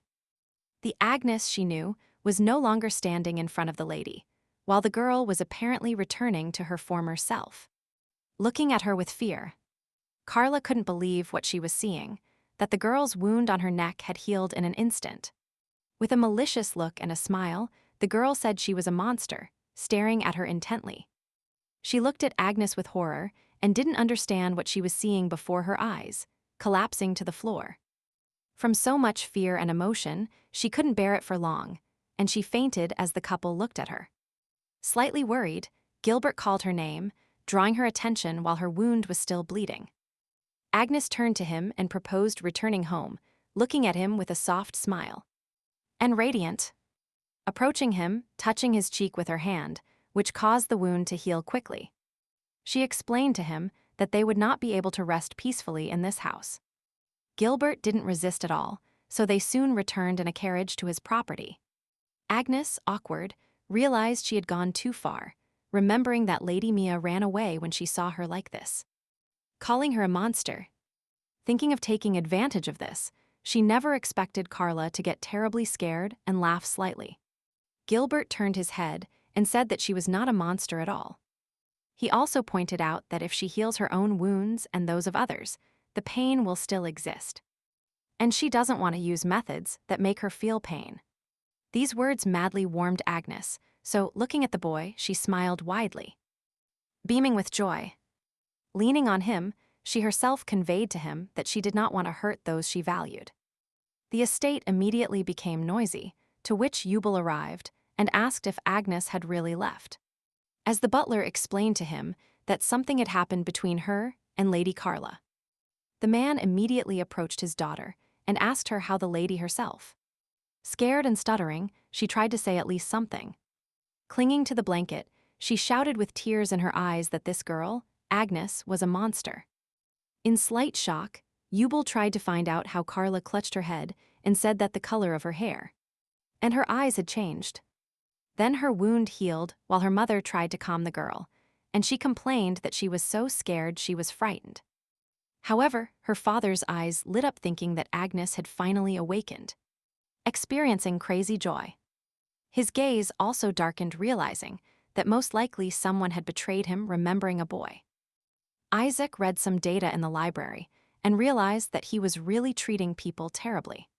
Examining a paper, he also admitted that things looked very bad to him because it was written in it to capture Agnes.